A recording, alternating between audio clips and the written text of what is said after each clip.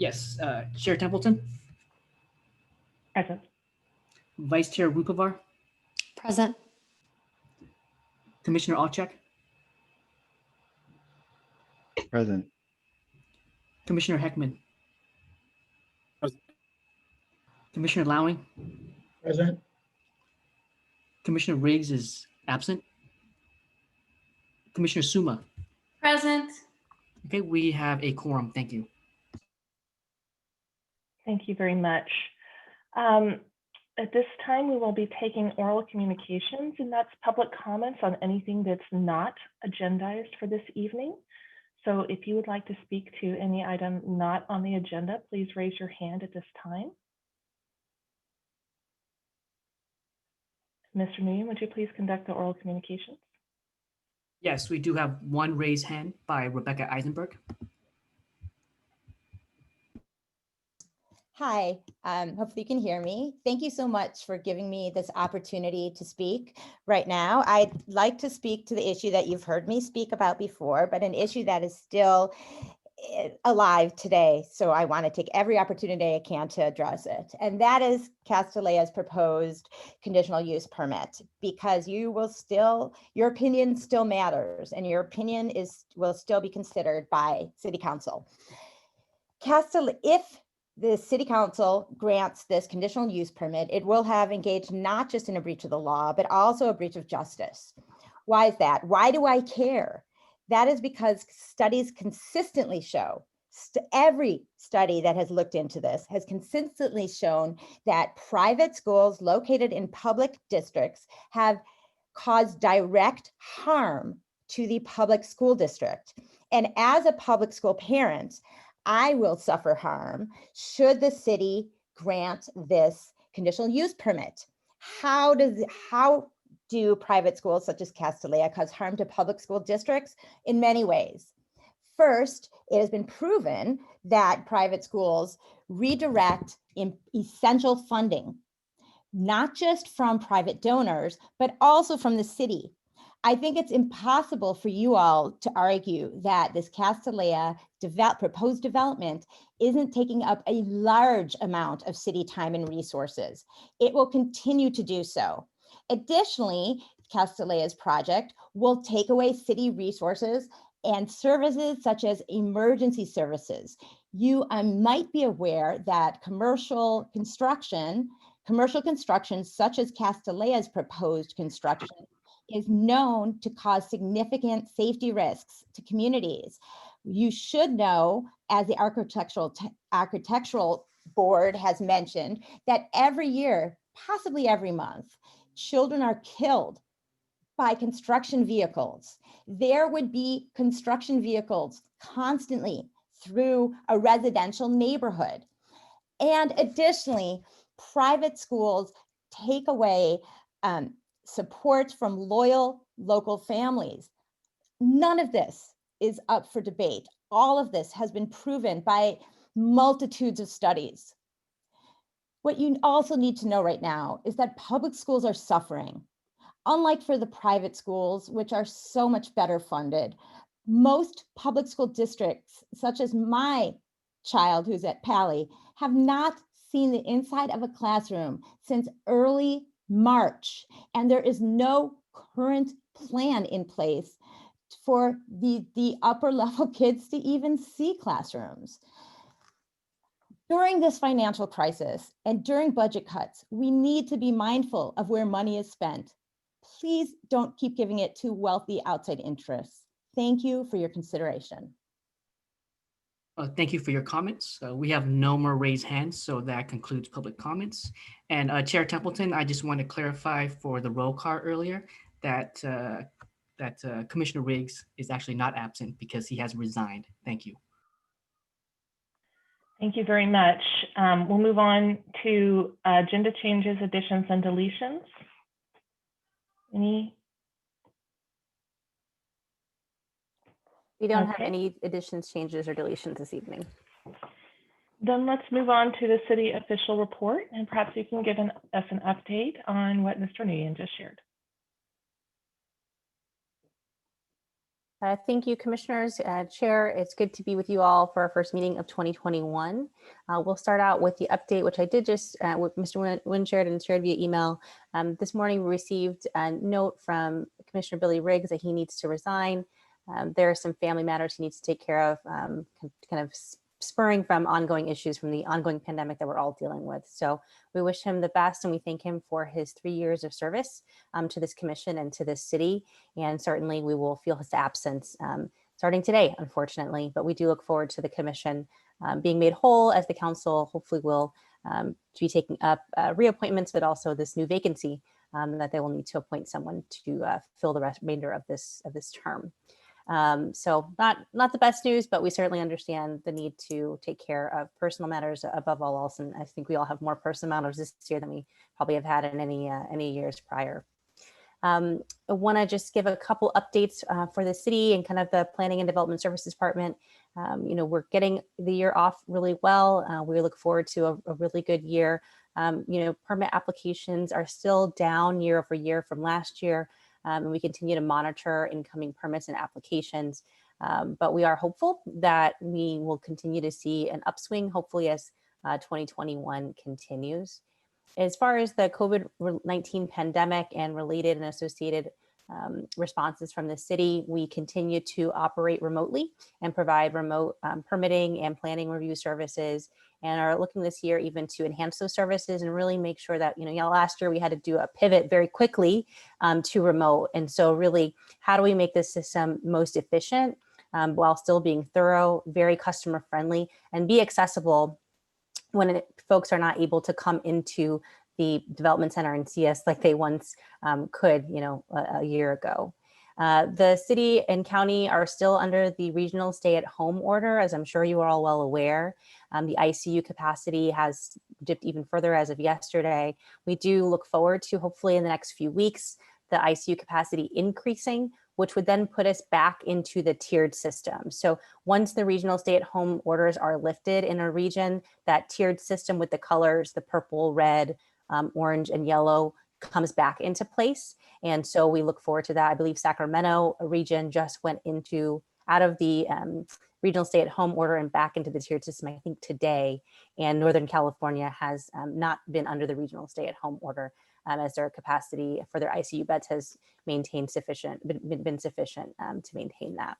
So those are a few updates coming out of 2021, and we look forward to a really good year.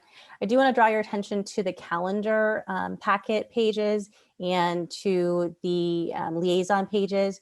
What we'd like to do for the calendar, you can see the dates there. You can see where we were probably optimistic virtual meetings through February. I imagine the virtual meetings will continue a good while longer as the vaccine efforts continue to roll out and ramp up.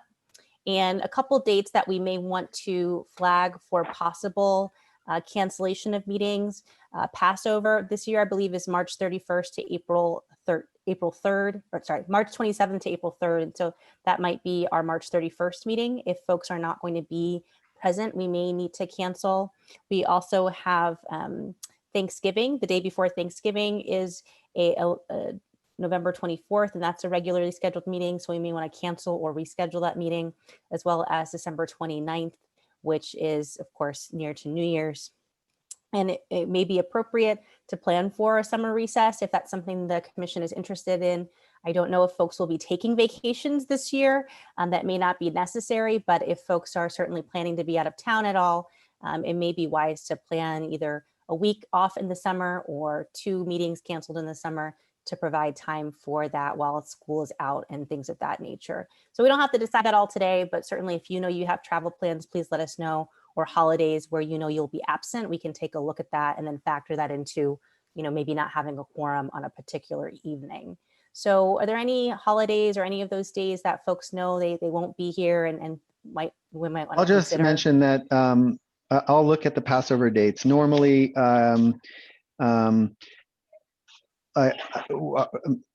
it's not uncommon for Jews to sort of formally get together on the first 2 nights of a Passover, but it's not that common that evenings are committed the entire Passover holiday. So if it starts on if the evening of the 27th is the first, if on, my guess is it's probably the evening of the 26th, if you think it starts on the 27th, which means that by the 31st, I'll just look into it and I'll let you know. So I Okay, just wanted that'd to be let you great. know that. So it's not like a whole week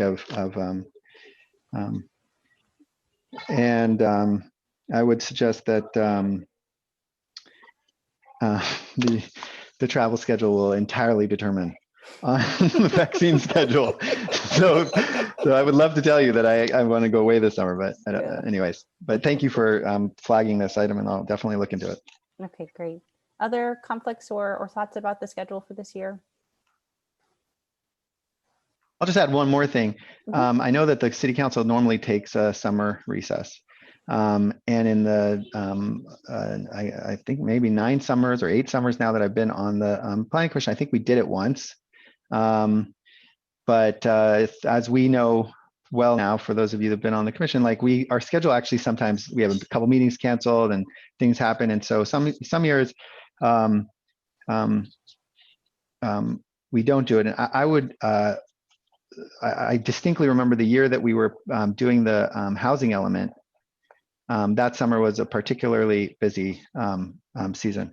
So maybe it would be helpful before we have a broader discussion about whether or not to take a 2 meeting, or basically a month off, would be to sort of understand, well, what are the expectations of the commission throughout the year. I mean, I think the chair and the vice chair can sort of manage that, but I would just suggest that we get a good idea for what the expectation is with respect to that item, because that can actually be very time consuming. Yeah, certainly. Good suggestion. Yeah, we do have that coming up this year, so something we can keep thinking about. Other comments or questions about the schedule? Sorry, go ahead. Yes, I would say that just based on my past couple of years' experience, the times that are the most awkward are the first week that school is out and the first week before school goes back, because you have a lot of other commitments if you have school-age children in the house. So that's something we can look at closer instead if we find that we have a very packed agenda in the summer. I would also say that maybe we should look at potential assignments for January. Do you have things going in front of City Council that would need PTC attention? Should we make some assignments for that? Currently scheduled for this month, and let me just pull it up so I don't end up misquoting myself. And I think what we did want to do and suggest to the commission was to work with the, if a new chair or vice chair are selected tonight, to work with them to set the schedule, but probably to continue the pattern that we had followed last year. But again, if you know that there is a month that is not going to work for you, then we can also make adjustments to that. So we can send that out kind of in the intervening time. Next week, we do have the housing element, kind of just an intro for the city council and direction for how they'd like us to put together the working group going to city council. And I don't believe we have any other items that have come before the PTC before going to council. And then I think the last meeting of this month, I don't believe we have items going to council, but let me just double check that. So we may not need a liaison for this month. Okay. So sorry, I misspoke. On the 25th, we have the parcel map with exceptions. You may remember the 2 homes that Stanford owns, where they're splitting the lots, or kind of belatedly recording the split that was supposed to have happened many years ago. That will be council as an action item on the 25th of January. Okay. And the rotation, if it continued, do we know who would be up next, or have we looked at that yet? Ben, do you have that handy, the rotation where it would pick up from last year? 1 moment. I'm sorry to put you on the spot. No. Just want to make sure that we have coverage. Yeah, no, it's a good question. I have it in front of me, and because I remembered I was assigned in January, and I had to recuse myself from that issue because it's too close to my house. So you might want to pick someone, you might want to change that. Yeah, that's a Great great point. point. Thank you. Yeah, you're correct. Looks like in January it was Commissioner Suma and Alchek. Or if you don't want to change it, Michael can go. Commissioner Alchek, would you be Alchek able can to go. go that day?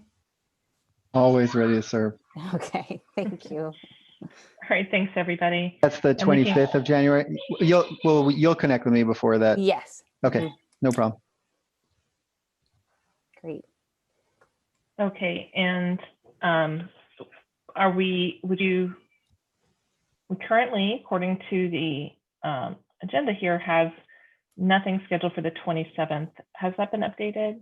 It has been updated. We will be having a study session with our Transportation Management Association, our local TMA, kind of a intro for some of you who haven't met and aren't familiar with the TMA, kind of a refresh of where they are. In particular, they serve a lot of low-income workers and service workers who obviously are really hard hit by the pandemic, and also just overall our public transportation system and shared transportation. We're trying to get people to, get in cars and vehicles and share rides. And so that's been challenged by the pandemic. So we'll be having a discussion about that. We also hope to be having another discussion about the ADU changes that were made. Council did adopt the ordinance, but they wanted us to take a closer look at some of the items to see if we wanted to recommend any further changes. And so we'll be bringing that back for discussion as well. And those will both be 2 study session items. Great, thank you. Any other comments from commissioners? Questions about that? Okay. Thank you for letting us know about Dr. Riggs. We will have an opportunity for comments later in the agenda, so we can discuss that more there if needed. But I second your comment about appreciation for his years of service, so thank you. Let's move on to action item number 2. Recommendation of the preferred plan alternative for the North Ventura Coordinated Area Plan, continued from December 9th. Thank you, Chair Templeton and members of the commission. We have Claire Campbell, our long-range planning manager, who's going to give a brief refresher. December 9th may seem a little bit of a while ago. So we'll provide a brief kind of refresher of what we talked about, just to kind of jog the memory. And then we have already provided written answers to the questions that the commissioners posed on the December 9th meeting. If you couldn't find it in your packet, it was towards the end.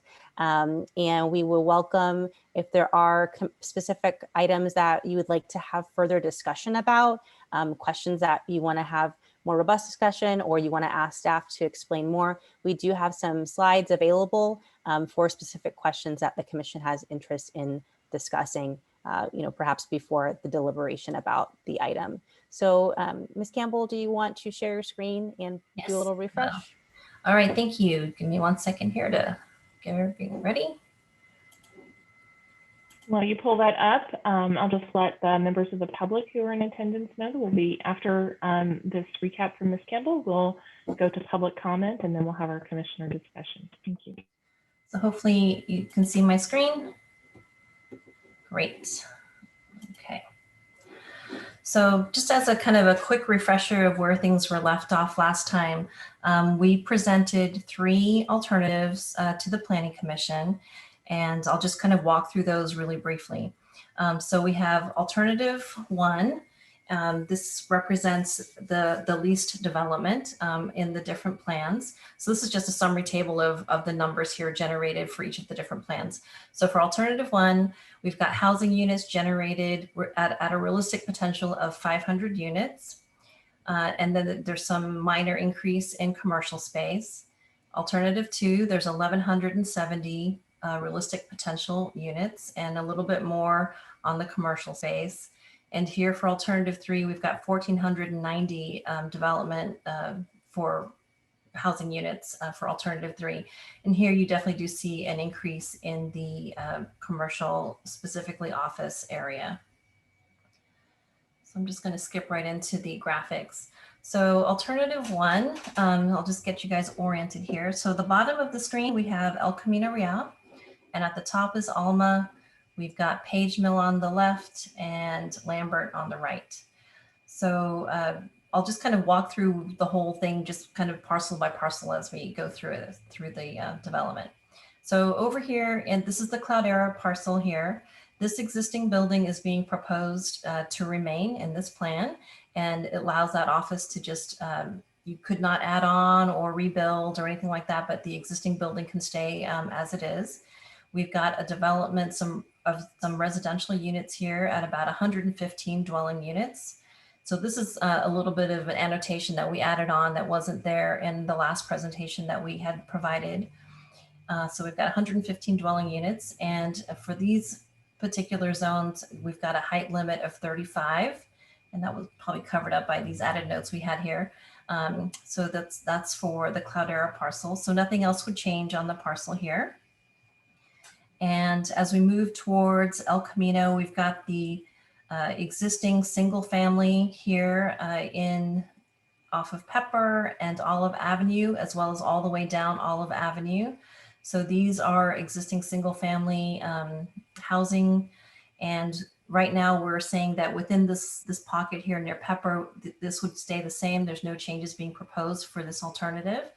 Along Olive, we are proposing that it could be rezoned to an R2 zone district down Olive. And these blue circles, these blue polygons here represent some additional commercial uses that are currently in place, and so no changes there. So now as we move down towards Page Mill and El Camino, we have this darker orange band that fronts along these two major roads. For the section that is near the corner and adjacent to the single family, these mixed uses are at a lower height. You can see that there's a 35-foot height limit here being proposed. And this is because of the adjacency to the single family, the lower residential development that is currently there. So we're trying to respect this existing, or be considerate of this existing zoning regulation that we have on the books to limit heights that are within 150 feet of existing low residential development. So here, as we move towards Lambert, we've got some mixed use development here, but we have higher height limits. So we're moving away from the single family development. So we're proposing here higher heights and an additional 20 feet for a bonus if you do affordable or workforce housing. So that's, this is along, so you're gonna see this orange band is similar in the different, the three alternatives with not too much variation there. So here, and on the dark orange, we've got approximately 500 dwelling units being reflected in that development. So moving on to the lighter orange. So these lighter orange areas are mixed use as well. And it does have a lower height of 35 feet for these areas. And it's an approximate 130 dwelling units being developed in these areas. And then moving back towards Lambert here in this corner, there is some, reflection of some minor improvements along the creek. And on the existing Fry's parcel, we have retention of the existing building. But potentially, we've got the redevelopment, or not redevelopment, but the addition of multifamily housing with the 35-foot height limit, potentially getting up to 85 dwelling units on this parcel. So I think that kind of covers all of the alternative one. And my team, please chime in if I've left out anything significant. So for alternative two, you're seeing very similar patterns here with the development.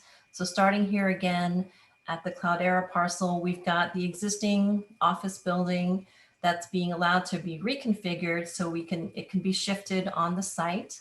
And then the addition of maybe some minor retail at the corner here to sort of enhance that experience for the pedestrian, or just something to bring some additional activity to that corner.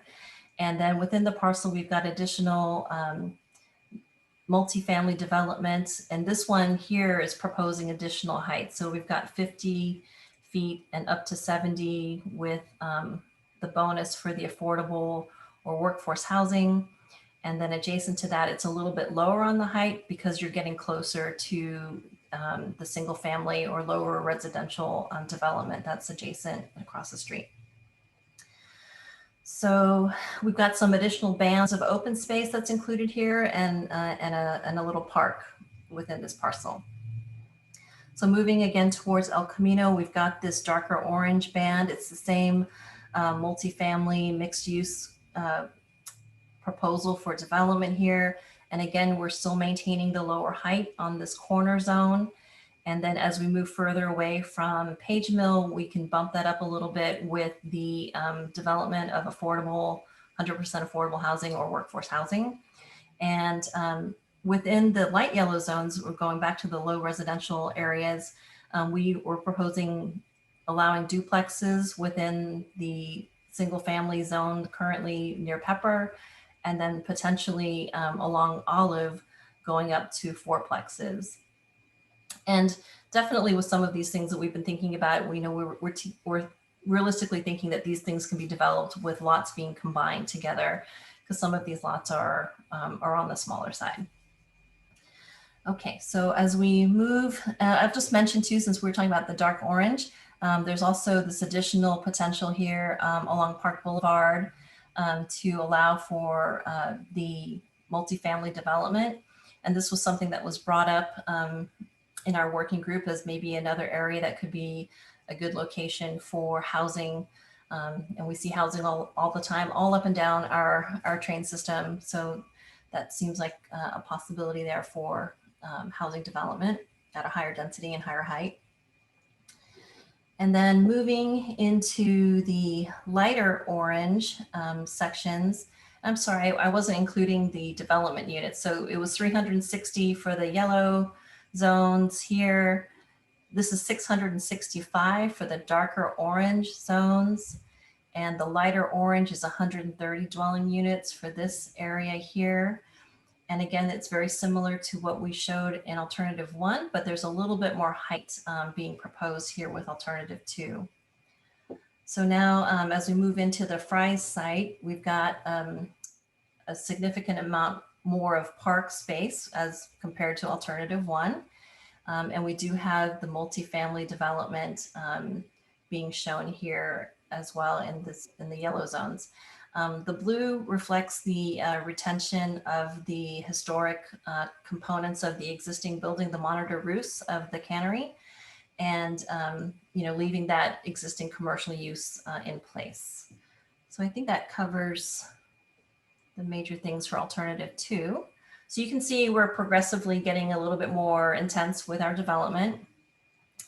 And then for alternative 3, again, we'll kind of just start off here in the corner. We are allowing for the expansion of the commercial use that's existing currently.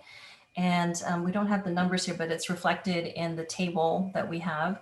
So definitely we would maintain and enhance the office space. And again, there'd be some ground floor retail being proposed there at the corner.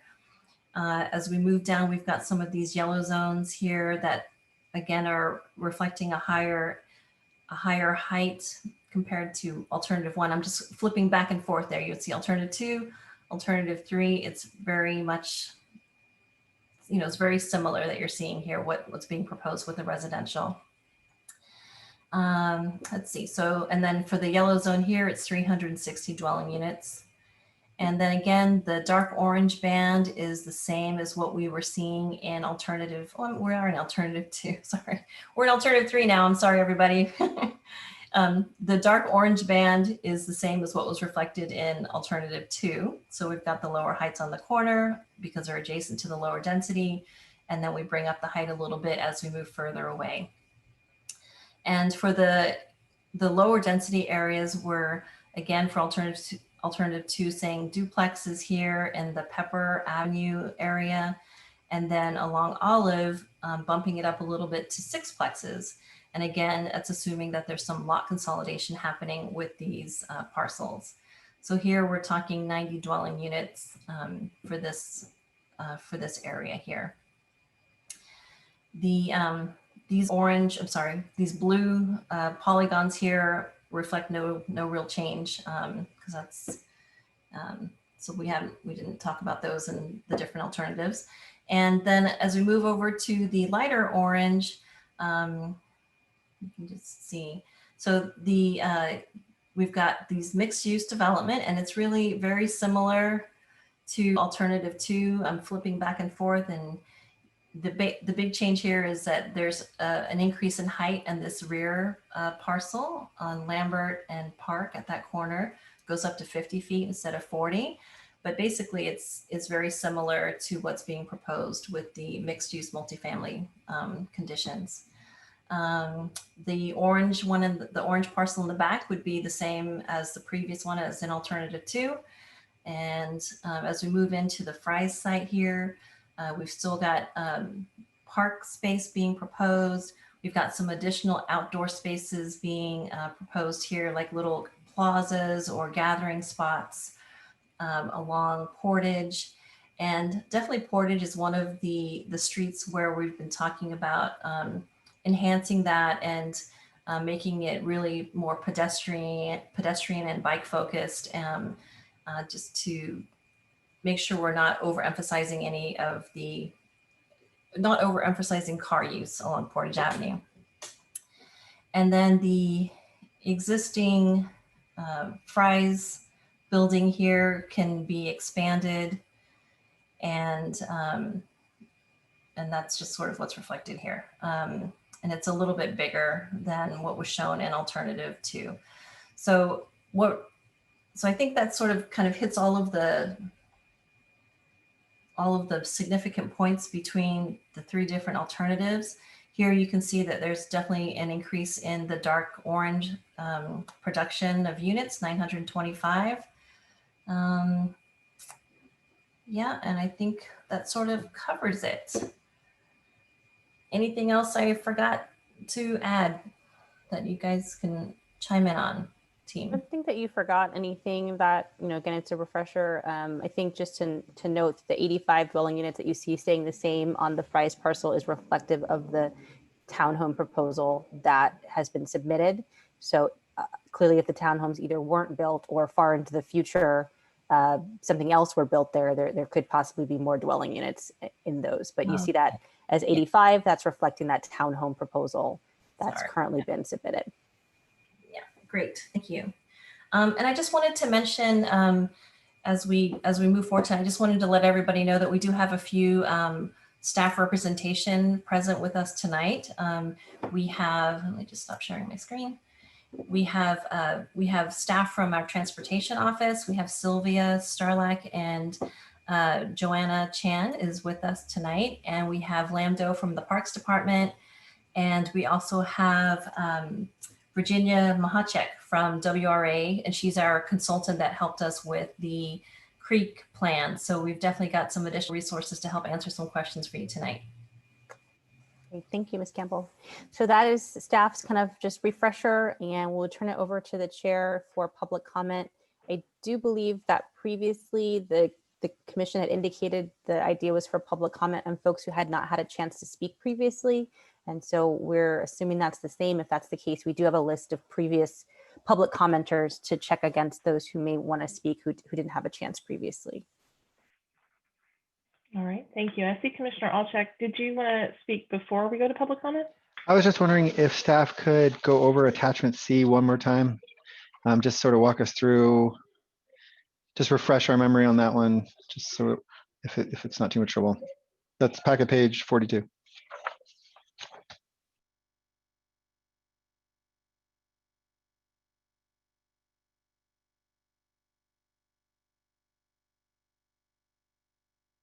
That's the strategic economics report, is that right? This says location of potential opportunity sites. Thank you, I was looking at the wrong thing. Jeannie, do you think you can help with that one?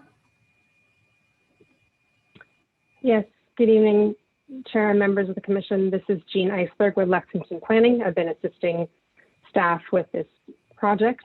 And so the location of potential opportunity sites, we talked a little bit about this last time, but essentially we came up with a methodology that's described in the staff report to identify opportunity sites. And so we did that by looking at sites that either on their own or when consolidated could be over 10,000 square feet. We identified sites that property owners had expressed interest in redeveloping, And so we identified sites that were essentially tier 1 sites. Those were seen as the most potential for turnover. And so those are the larger sites and the sites that had expressed interest. Tier 2 sites that maybe were a little bit smaller, that would require lot consolidation to get to be of a redevelopable size. And then finally, tier 3 sites that were less likely to redevelop. And then we didn't include sites as opportunity sites if there had been recent redevelopment on the project site, or they were small sites. And so in alternative 1, we're really only calculating build out, only calculating development potential off of the tier 1 sites. In alternative 2, we're calculating the development potential off of tier 1 and tier 2 sites. And then finally, in alternative 3, assuming that with a greater amount of development and density allowed, that more sites could potentially turn over. And so we included more of the tier 1, tier 2, and tier 3 sites in alternative 3. And then lastly, the asterisks are showing sites that have proposed development projects on them. Yep, that's so that I didn't, maybe I missed that the last time, and that's a part of my question was, is there any data you can share with us about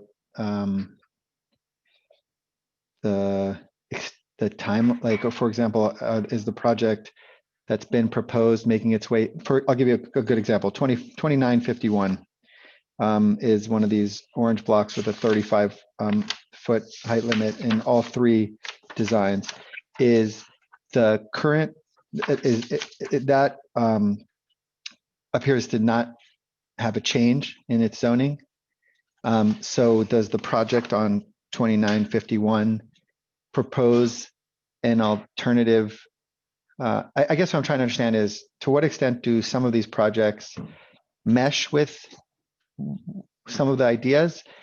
And if, for example, the zoning changed, is there a way for us to evaluate whether these projects would resubmit, or are they already baked? Like, that's sort of my question, because this is a lot more proposals than I anticipated. I think there's a range. So 2951, as you know, is coming before council for pre-screening and is not submitted a project application. So that's still very much in the vanguard stage, as opposed to, let's say, 3225 El Camino Real, where it's an entitled project, or even the 3001 to 3017, which again is an entitled project. So it's not likely, although it's not impossible, that an entitled project would come back to change their entitlement, but it's possible that they could do that before they construct the project. It could be more likely that something like 2951, which still has to go through the entitlement process, let's say the NBCAP is adopted while it's still being reviewed, it's applying for a PC zoning, and so it kind of already is a little bit different, but certainly we would make any effort to have the principles that are outlined in the NBCAP be incorporated and development standards incorporated into that PC. So if like open space and different goals that we have, we'd want to see those reflected, in that PC if that were to go forward. Does that answer your question? Yeah, it sounds like a lot of coordination. Certainly. Because it's hard. Yeah, that's it. Yeah. All right, thank you very much. Commissioner Suma has her hand raised. Yes, thank you. I just wanted to ask staff a question about the colors in this map, attachment C. And I think they show ownership groups rather than land use. Is that correct? That's right. So the underlying colors are showing consistent owners. So if you see, for example, on Olive, there's some orange dots along some mauve kind of purple colored parcels, and those are owned by one property owner. Okay, I just wanted to verify that I was thinking correctly about that. Thank you. All right, thank you, commissioners. Let's go over to public comment at this time. And to members of the public, if you'd like to speak, please raise your hand. And Mr. Nguyen will conduct comment in order. Thank you. Can I Thank you, Chair. confirm, Chair, sorry, excuse me, that we do want to hear from folks who had not spoken previously, or is the commission wanting to hear from any speaker this evening? You know, I don't recall how we ended it. Commissioners, do you have a strong opinion? We only have 20 people. I'm happy to listen to everyone's comment tonight, but I open to feedback from other commissioners. I can't see you, so go ahead and just jump in with your comment if you have a thought on that. I thought that there was a rationale that we, and I do remember there were individuals who I believe said that I thought there were individuals who said, I will wait till next time. And so I think there was a clear indication that you would have one opportunity to speak, not two. And so I would suggest that we follow that initial logic. Yeah, I was just going to add that the attachment, whatever it, I forget what it is, but the answers to our questions from staff might have provided some new information that if a member of the public wanted to comment specifically on that, since it's new information, maybe we should let them. That was my feeling as well. All right, anyone else? Thought I heard another voice in there. Okay, well, let's err on the side of that new information. Folks, if you have spoken before, maybe you can let the people who haven't spoken yet raise their hands first, and then you can chime in if you have additional comments or questions. Thank you, Chair. All right, so I see the hands are raised. Mr. Nguyen, would you please? Yes, and just confirm here, Chair. I think you said that you want the new speakers to speak first. Is that correct? Yes. Okay. Well, in that case, our first speaker will be Mary. Let's wait a moment for the timer to come on. Oh, there it is.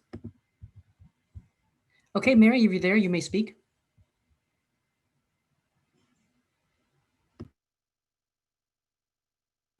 Can you hear me? Yes, we can hear you. Thank you. Okay. I mainly have a question. Is there a table with each alternative and the variables that exist for each alternative? Mary, this is Chair Templeton. We're not allowed to interact with you during public speaking. I'm so sorry. Yeah, the agenda is available online, and you can browse through that and look for those things. Okay. Thank you. Thank you. Okay, thank you. Our next speaker will be Justin Wang.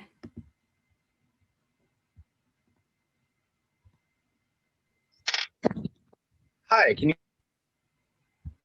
Hi, Justin, are you there? We heard you briefly there, but looks like you might have been cut off now. Hi, apologies for the technical difficulty. Can you hear me now? Yes, we can hear you now. Thank you. Thanks for your patience.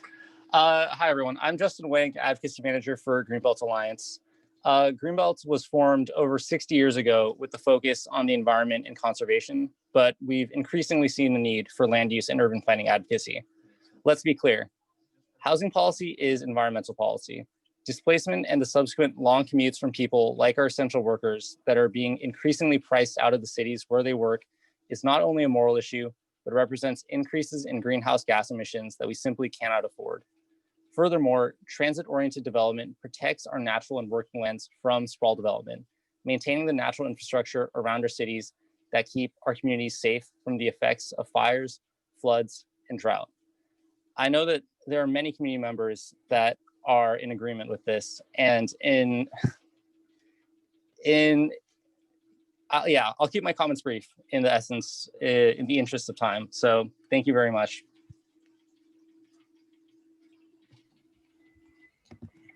Thank you, Justin, for your comments. Our next speaker is Jeffrey Liu. Hey folks, can you hear me? Yes, we can hear you. Thank you. Hey, yeah, my name is Jeffrey Liu. I live with my parents in Midtown here in Palo Alto. First off, I want to thank the staff and the commission for making time to discuss this today.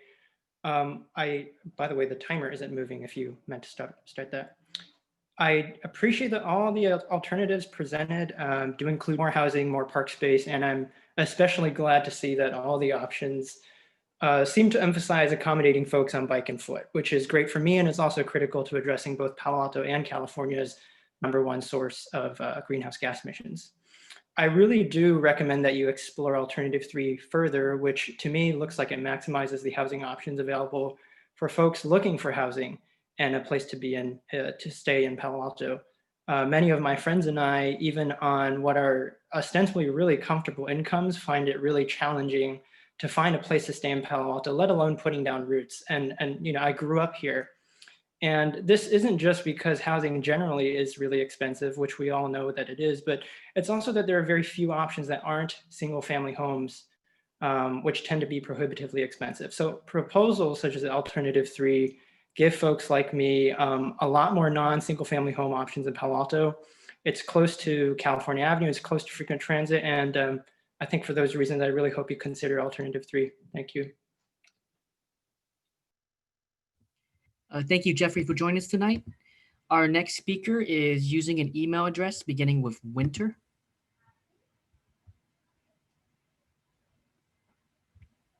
Yes, I have a few concerns.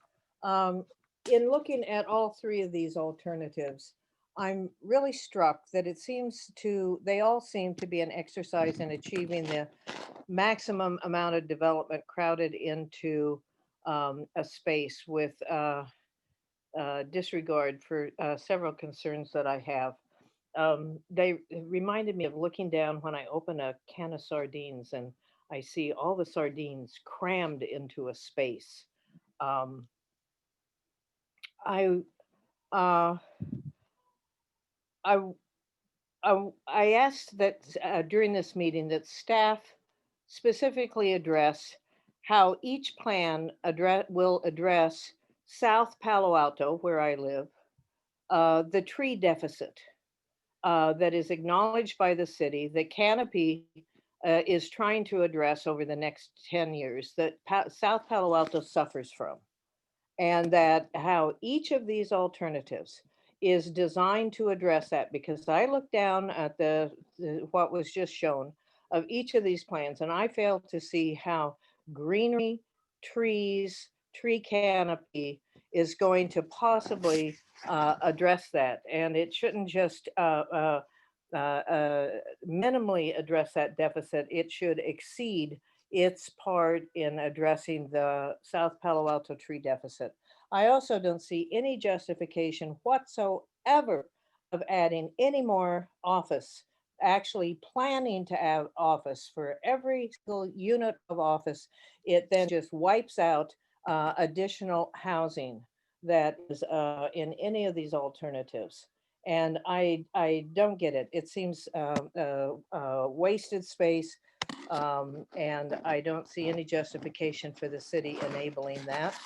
Also, the paltry amount of parkland in any of them, I'm happy to see the creek. I would like us to be able to better utilize and naturalize the creek, but we need more parkland. I mean, all of these just envision massive amounts of housing and other development, and the economic injustice that is already present in the Ventura neighborhood as the most underserved neighborhood in all of Palo Alto, while being the most economically diverse, and also demographically the neighborhood that is the lowest economically, lowest neighborhood economically, is unjustifiable. And I find this really distressing. I find a great deal of hubris on the part of the city and these three plans. And also, just on a personal note, it's very sad. It just seems to wipe out Griffin Music Store, which is one of our older businesses in Palo Alto at the corner of Park and Lambert. And it's just kind of disappeared. And all of these things, and it just upsets me. And that's what I want to say. And I think that there are better alternatives actually that have been offered, and we can do better and do better. Thank you. Thank you for your comments. We will now circle back to the speakers who already spoke last week. Our last three speakers will be Rebecca, followed by Gail, and then followed by Kirsten.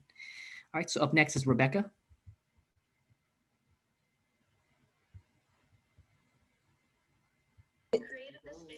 Hi, sorry, I'm listening to two meetings at the same time. There's also a Pally meeting tonight. Anyway, thank you for taking my comment. I want to speak on behalf of Alternative C. Alternative C is the clear best option because it maximizes both open space and housing. A win-win. There's not even any close option. Now, I recognize that there are a lot of people who may object to Alternative C because of the large amount of commercial office space. I agree with that objection. That said, the staff report is based on a flawed factual analysis, and I demand actually that the report be corrected. It is depending on commercial development for housing, especially for affordable housing, is a failed and flawed strategy, one that has been disproven and proven as ineffective already in Palo Alto. You need to investigate alternative sources of financing for housing. To do that, all you need to do is look at other cities nearby. I mean, obviously other cities use very effective business taxes that target large companies, not small ones, such as Mountain View.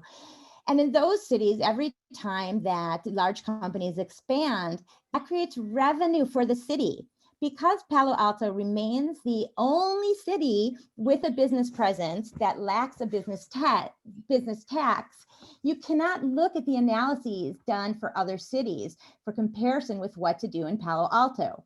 Yes, other cities have found that putting a moratorium on commercial development has been harmful to housing.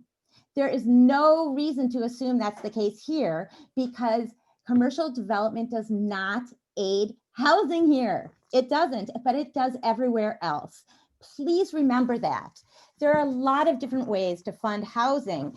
Many of those ways are actually explored in the well thought out, well-written, and extremely useful proposal Alternative M.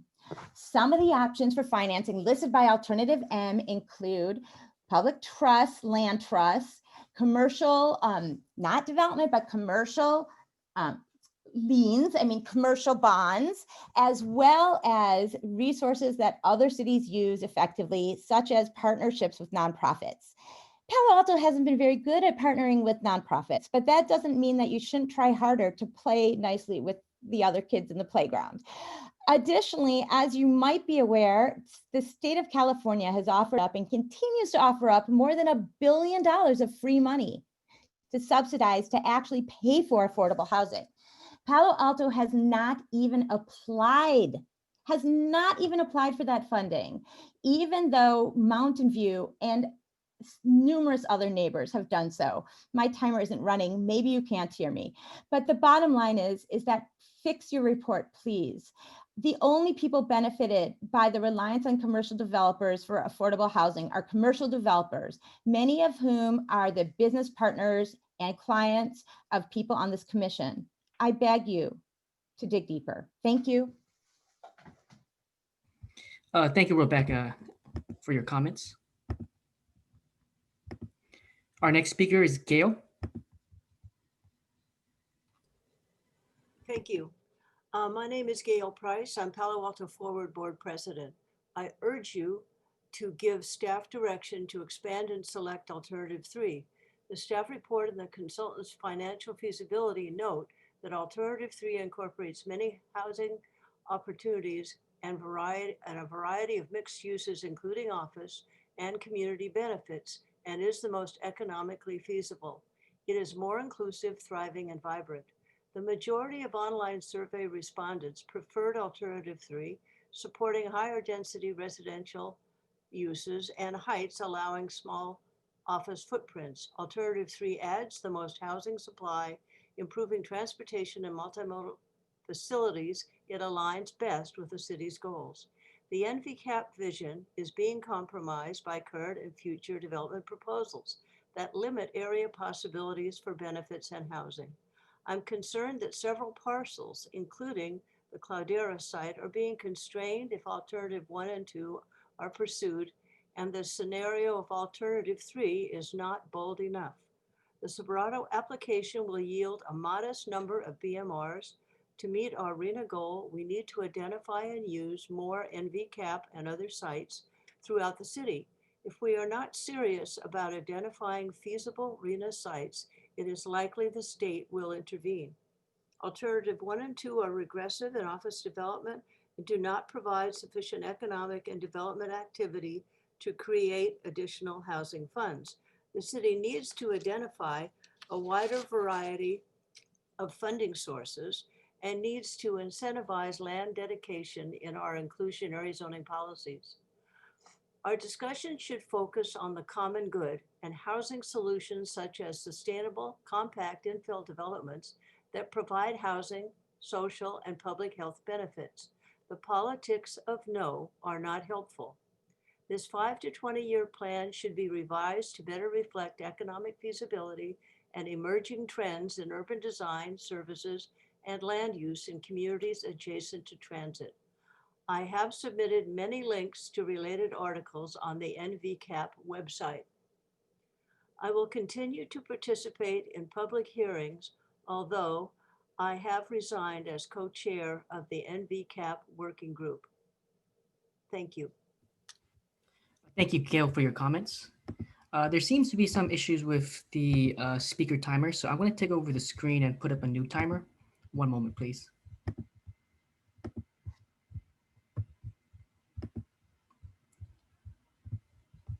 Okay, our last three speakers will be Kirsten, followed by A. Della Porta, followed by Cedric. All right, up next is Kirsten.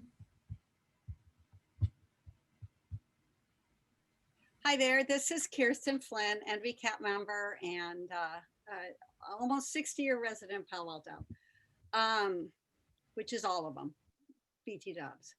So in my private life, I work as an interior designer, and I often come with people who have been living for a long time with a problem that is making them crazy. I call it the bathroom problem. They've been living with a tiny bathroom, and when they finally decide to remodel, they make a bathroom that you can dance in. They're oversolving the problem that's driving them crazy. Well, I don't want to oversolve our bathroom problem. I know we are desperate for more affordable housing unit. I personally want all of the units in option 3.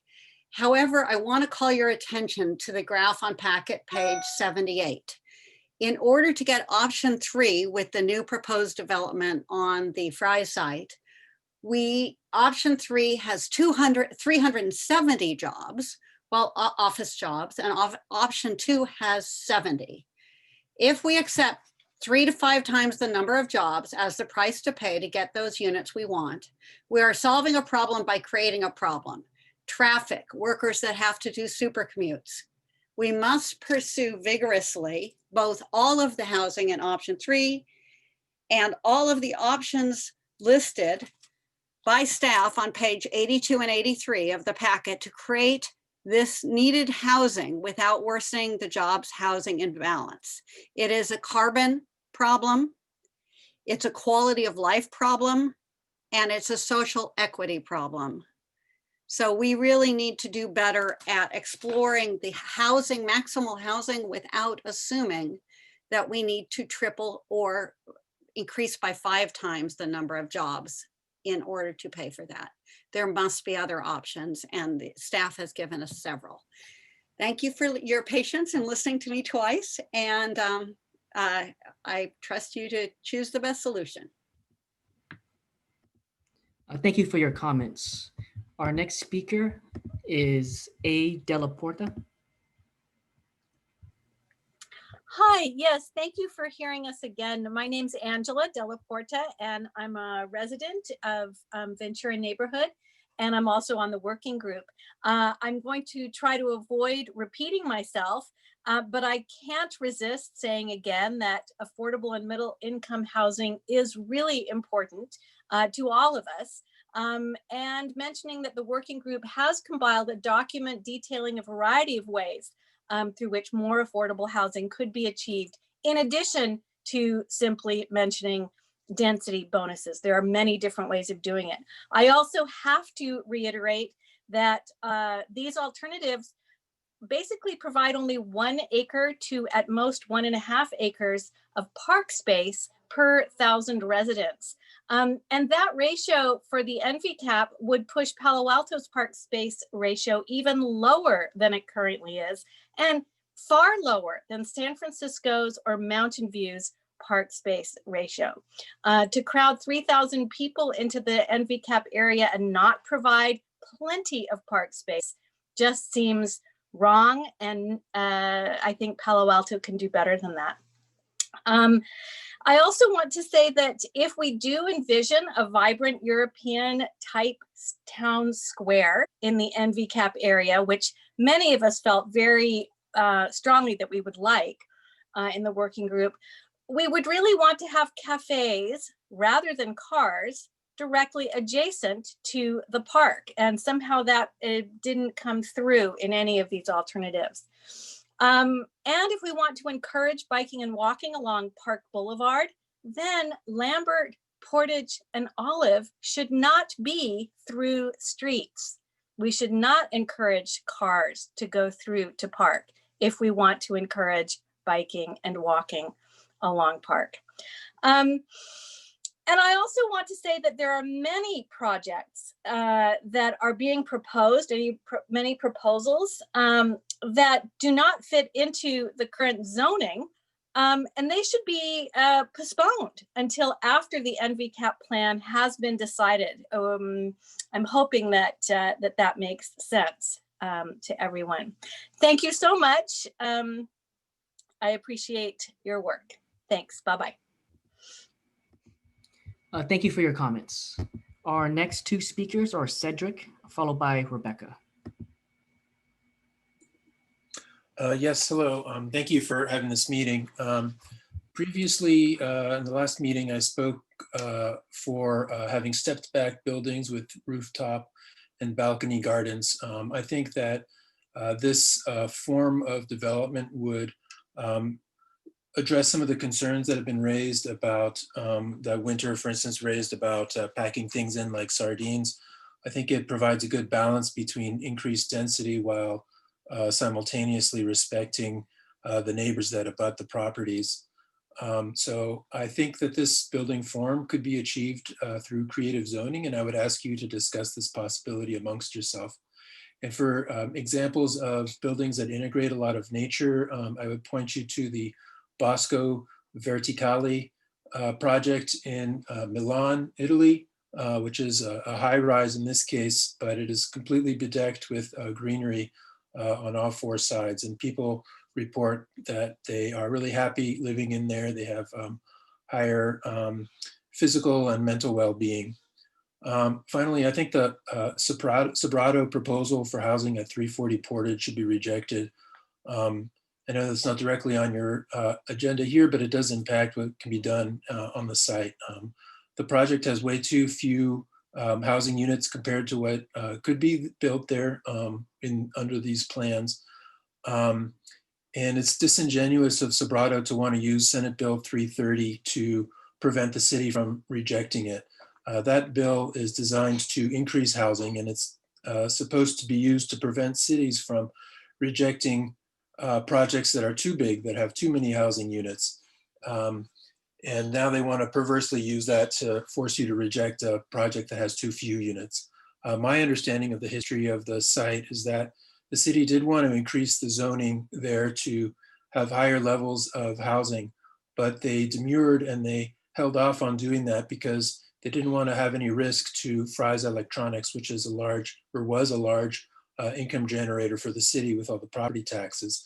So the Sobrato organization is well aware of that history. And they've been part of this process. They've said all along that they had no plans to develop. And then along they come and they propose this really paltry plan. So I hope that the city and you as a body will reject that project and support one of the more dense projects. I hope also that you would examine seriously the alternative M, I think it was called. I don't have any strong opinions on that one. I had trouble finding it actually, but I think that it should be considered that it was presented to you in good faith. Thank you. Thank you for your comments. Our last speaker is Rebecca Sanders. Yes, thank you. Thank you for letting me speak one more time. I'm Becky Saunders. I live in Ventura. I want to align myself with, I guess, almost everything I've heard here this evening. Kirsten Flynn's comments about the job in exacerbating the jobs housing imbalance. Wow, I mean, that is not what the NAPCAP is about. I also want to align myself with Angela's comments about lack of park space. You know, we're already crowded over here in lovely Ventura and we're already parked starved. So we'd love that not to be exacerbated. I think that's a fair asking for parity with other neighborhoods is something that's, I've got a beef with that. That's on my to-do list is parity for Ventura. Also aligning myself with Angela Della Porta's remarks about traffic, zipping along. We've already got cut through traffic up the wazoo, as they say, and I don't see any plans for eradicating that. It actually would just make it worse. Also, I just shout out to Cedric, my new best friend, for calling out Alternative M. I am delighted that someone else recognizes that maybe Alternative M is flawed, but it is, if we want to build housing for the people that need it, we have got to take bold strokes and not the piecemeal, just the way we've been doing business, because we will never catch up with our jobs housing imbalance, because it doesn't make sense for developers to build things that don't max out their profits. I get it. There's nothing wrong with making money. But if Palo Alto wants to solve its housing crisis, then we need to issue bonds, look creatively, look at some of those applications for getting some help, work with other people, work with nonprofits, just make it a wonderful opportunity to do something completely different. It is also scary, I understand that. So thank you very much for your deliberations this evening, and Happy New Year to you. Thank you, everyone. Thank you for your comments. We have a new raised hand from Palo Alto Forward.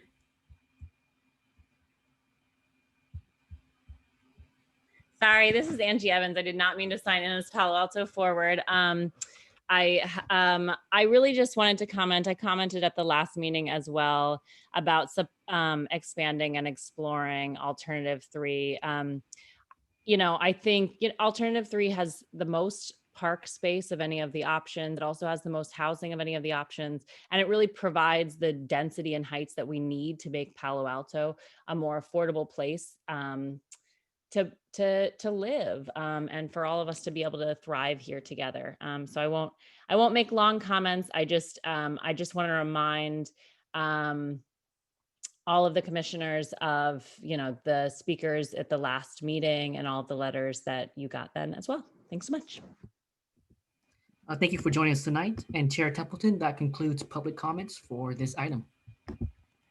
Thank you all so much for coming and speaking with us tonight. And for many of you for keeping it short and sweet, especially if you took your second bite at the apple. So thank you all. All right, so commissioners, we are over to you. Who would like to go first? Commissioner Heckman.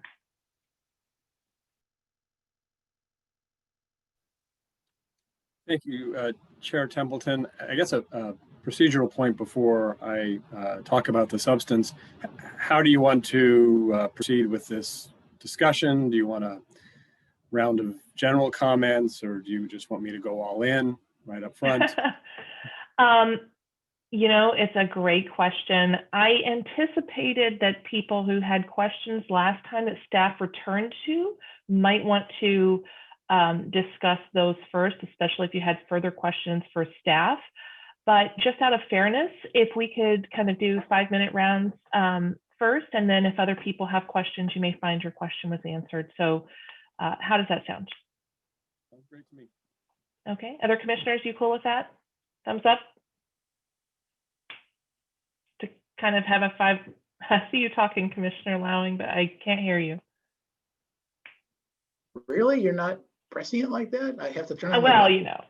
Yeah, I'm not quite sure I understood that. So did you just want a few questions, or do you want us to give substantive answers and keep it to 5 minutes? I am not going to speak to the quality of what you discuss or the content. What I would imagine is, first, if you had questions that you sent to staff that were answered in the packet or not answered thoroughly, that might be a good place to start to kind of get us back to where we were. But that's up to you. And I was suggesting maybe kind of have a 5-minute boundary or so that we can give everybody a chance to speak. Okay. Self-driven. I'll give you a ping if it's been too long. But I think you guys can. We have the gist. We've gotten down to a nice routine with that.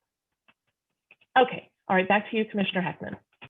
Thank you. So I don't have follow-up on questions. I want to give kind of the my general overview of my approach to this, and then it's sort of 2 parts, and I think I'll stop after the first part and get that in the second round.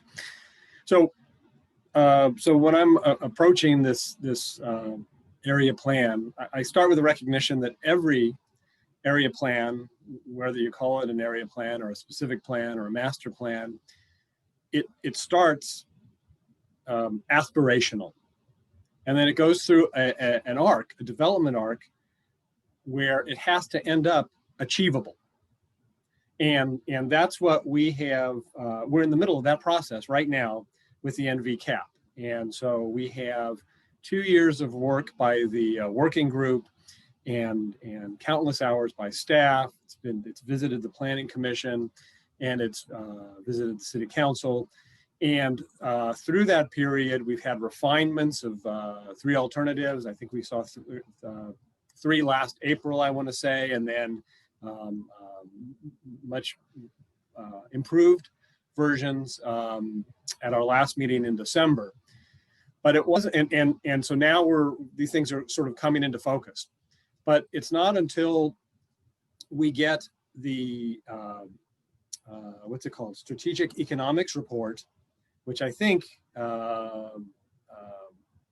we didn't see. The Planning Commission didn't. It came in toward the end of the year, and we saw it at our last meeting, and that was big news because it says you've got 3 alternatives, and 2 of them are not financially feasible, and only one of them, alternative 3, is financially feasible.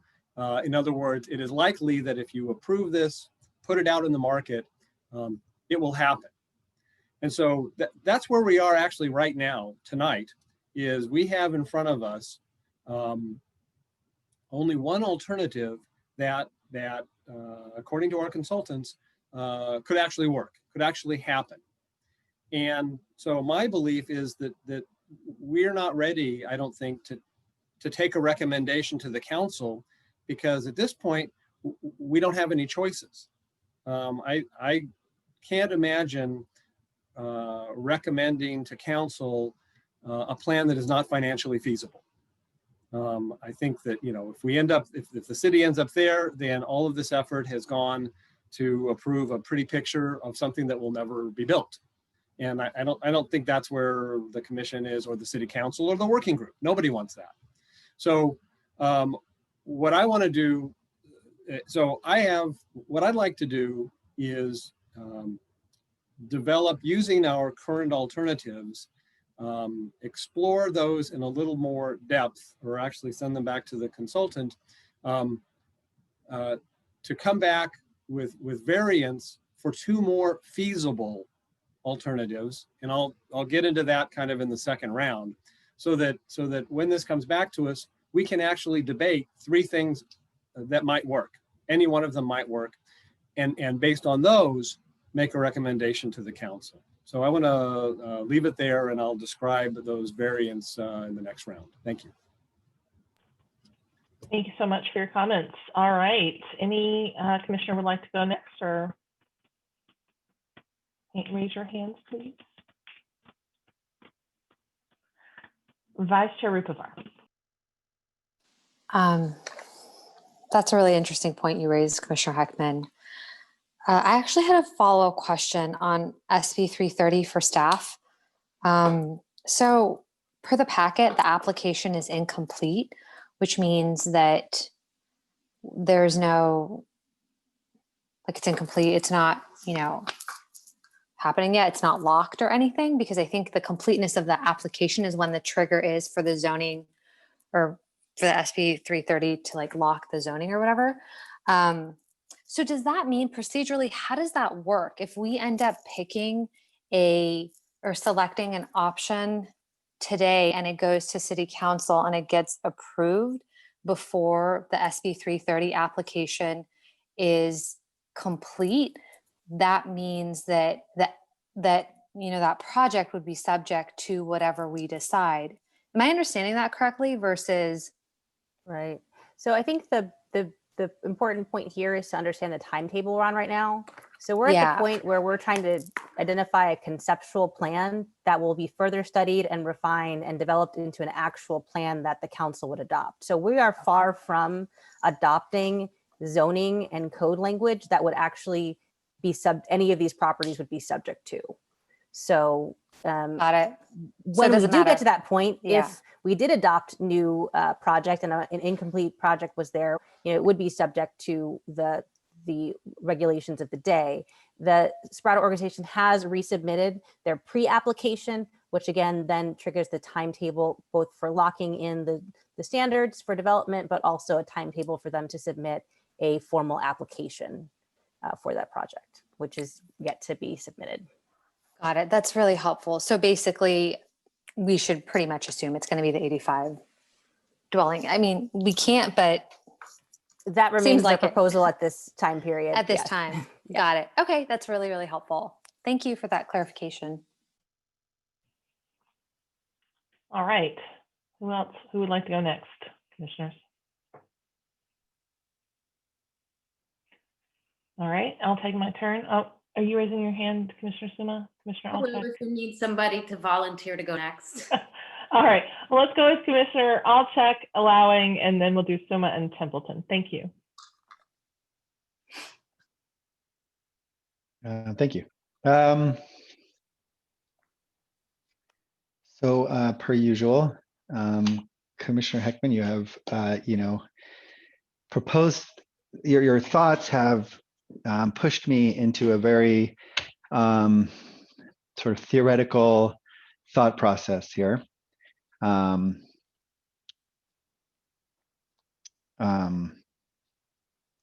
let me ask my question first, and then I'll get into some of my thoughts on what you just said. This is for staff. The alternative one has a picture in the north. That's not north. In yeah, maybe it is the northwest corner, or maybe it's just the north corner of the existing office building. And then in alternative 2 and 3, I think staff suggested that there would be an option for that property to reconfigure itself, which made me think of the way my son reconfigures his Legos. It looks like this for a minute, and then he takes all the same pieces and then makes it look like something else. What is there an incentive for a property that, in this case, I don't think provides housing at all? Is it because the current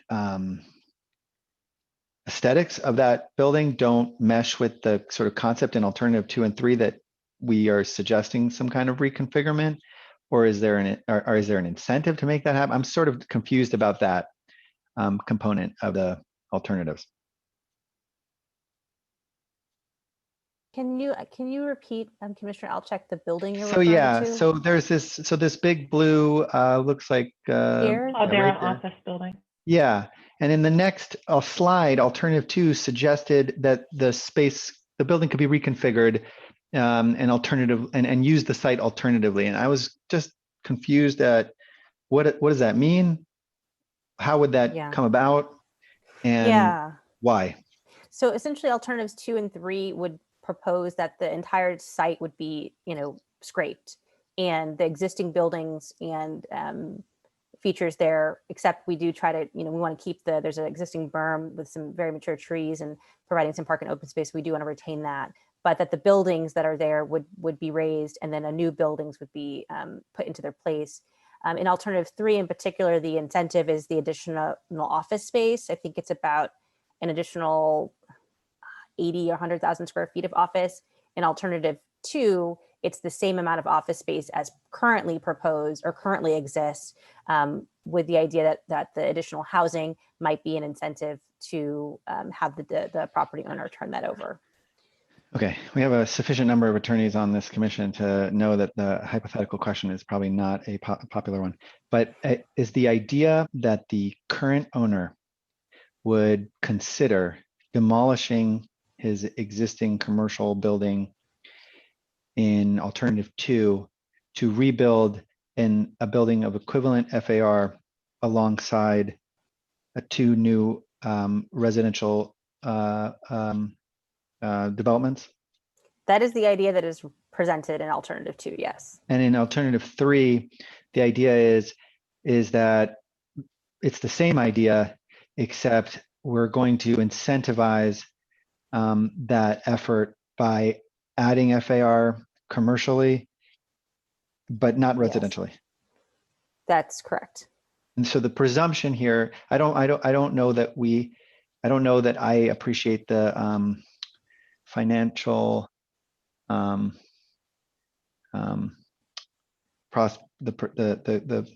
whether this is financial, the viability of that, I don't know that I appreciate the financial viability analysis on a parcel by parcel basis, but a presumption is that it's probably unlikely for someone to go through that effort unless there's some incentive, there's some threshold, and you have to give something that in alternative 2, the housing may not be enough. So alternative 3 is not a different housing concept, it's a greater incentive concept.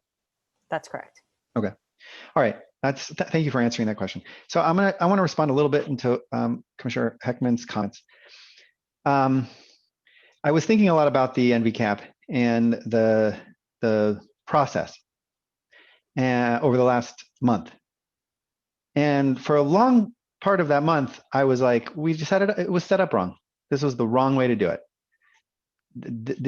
This group, this many months, the expectation, 3 alternative. This was probably, we set it up, not we, but the process, and then I was like, well, how would I have done it differently?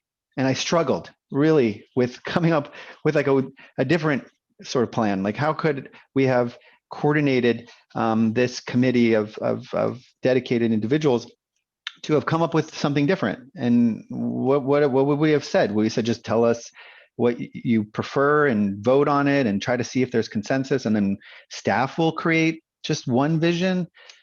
And what I realized was, it's like, they say, democracy is like the worst form of government until you consider all the others, right?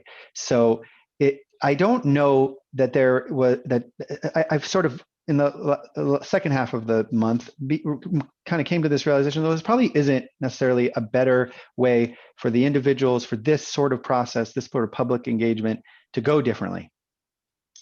I also think that we got the exact alternatives that the city probably wanted.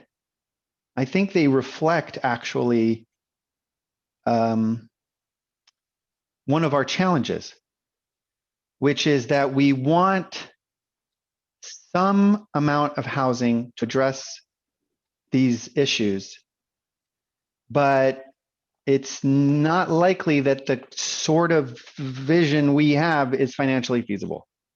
I almost I'm not suggesting that there was an intention here, but it's almost as if the staff presented the alternative you want, the alternative the alternative that works, and the version that somehow splits the baby. We're approaching 7 minutes. Sorry, in an effort to sort of demonstrate that what you want isn't necessarily feasible. And I'm concerned that if, for example, we asked staff to come up with 2 more feasible options, well, we know the direction that this we vaguely know the direction this has to trend towards. And I don't know that any of the NVCAP, I shouldn't say that. It's not clear that a majority of the NVCAP people, members would support that. And I would argue that it is almost impossible to expect the NVCAP to sort of make the tough decision in the face of, for example, community members who may feel that this vision is like the sardine can reference. There are strong opinions here, and to have individuals who are asked to participate in a process, make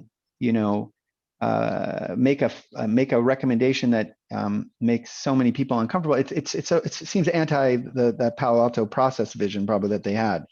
I guess what I'm trying to say is there's a part of me that believes that we could engage in a debate tonight and suggest what we believe this site should venture to do, and ask City Council, essentially. You've got visions here that work and visions that don't.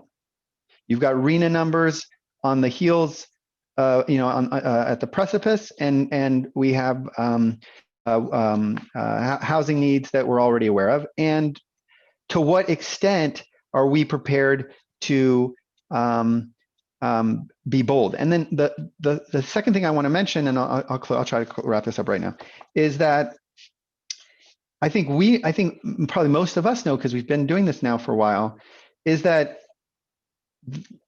yeah, I would argue Alternative 3 doesn't seem to have, for example, this music shop. But that doesn't necessarily mean that the music shop won't be there for the next 5 decades. And that's because what we envision doesn't necessarily get built. And one of the comments that we had last time was that this was a 20-year horizon. And one of my questions was, to what extent are the developable units that are not FRIs heavily weighted into the end of that timeline, which is really like sort of a gamble. So there's a part of me that feels like the solutions are not, the options aren't real options. And there's a part of me that feels like they couldn't be, because there's only one option in the city that we haven't tried. And that's, something we're uncomfortable with. So I'll end there, because I could feel the chairs. Thank That's you fine. for. We can come back to you. Yeah. And I do think you guys are all coming up with really good discussion points. I just want to make sure we give enough airtime to other commissioners. So before we go to Commissioner Lowing, can I just confirm with staff, because my understanding of the location of Griffin is that it's on the other side of Lambert. That is correct. Outside. Okay, so it's not, that was not an accurate statement from the member of the public, although I'm sure they intended well. Okay, so let's move on to Commissioner Lowing. Thank you so much. I'm going to try to combine both of the questions that I asked before procedurally and ask a few questions and then get on to the substance. I believe that the overview with slides referred to the original slides, but not to the revised slides, because the revised slides have actually lower numbers for everything, affordable housing and regular housing. So that's what we should be referencing at this point with the change made by the Fry's situation. It's my understanding that you now have 61,787 square feet of commercial space and 275 units kind of in process, and nothing's going to stop there, right? This is a question to staff. That just continues no matter sort of what we do at this point. Well, I would say that certainly some of the approvals are discretionary. So for example, any of the PC and the PHZ proposals, that would be discretionary approvals, but they are not prohibited from pursuing their applications, and staff would certainly process those applications that are submitted. Okay, and did you add that to the existing development in the new chart? In terms of the potential and realistic development numbers? The 61,787 in commercial, is that in the 855, 200? Just trying to figure out the total amount of commercial that's already there with the plant stuff that's in development. Oh, I'm sorry. You're saying of the existing development. Yeah, I mean, this is in process, not existing, but so did you not put the in process with the existing? Chair, I don't believe that we did. Do you have that answer? We did not put the in process with the existing. Yeah. Okay. So in addition to the 855, there's also 61,787 of commercial that's going to happen there no matter what, with the contingencies that you correctly addressed. Yes. Right? Yes, that's correct. Okay. So, excuse me. So I want to make a few comments. As one letter from the public noted, and the staff also report noted that, the NVCAP is really a rare opportunity to proactively create a master plan for the entire neighborhood.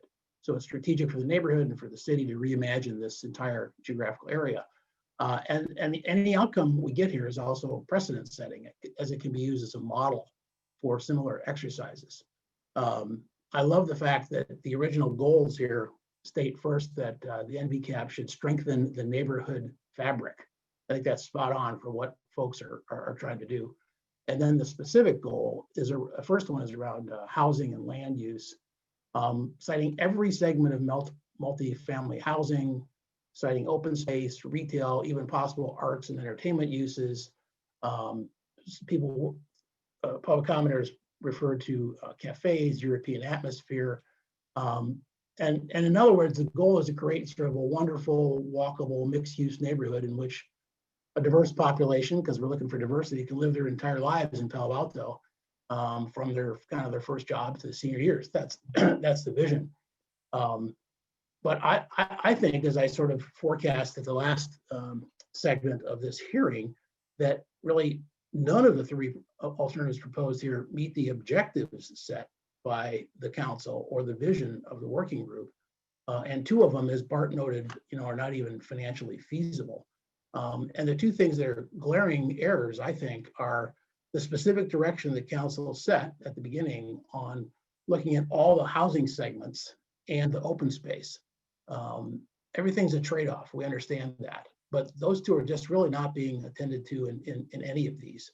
And then on top of that, the new Sobrato development plan radically changes what can be done in that area. That in itself forces some kind of a reboot on the project. So, I mean, looking at just one pivotal new number as an example, the revised graph, which that's why I asked you about that. An alternative two, just to pick an alternative, is BMR housing reduced to only 130 units. That's not acceptable. That might not even cover the current residents who cannot, by our plan, be displaced. Or we can step up to alternative three, the revised version, and we can get a whopping 20 more BMR units. We can go from 130 to 150. And the price we pay for that is 87,000 new square feet of office, as I calculated it. So also not acceptable.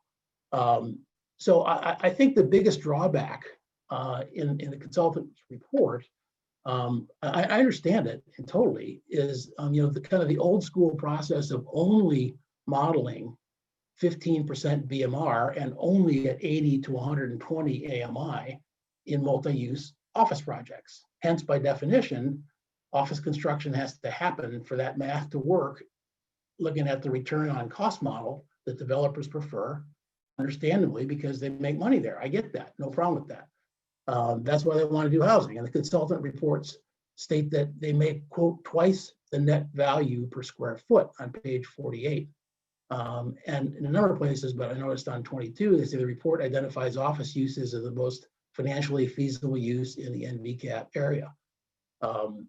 And also mentioned that, no surprise, the developers that you talk to, want more office space. Again, I get that. You want to make more money. It's just that it doesn't meet our objectives.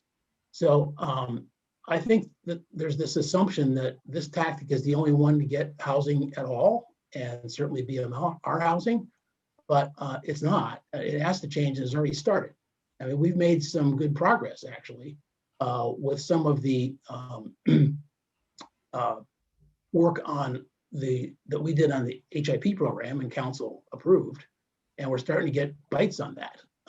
We've just also gotten a housing only project on San Antonio when we looked at changing the CS zoning. We only got 15% BMR, but at least we get all housing and no office.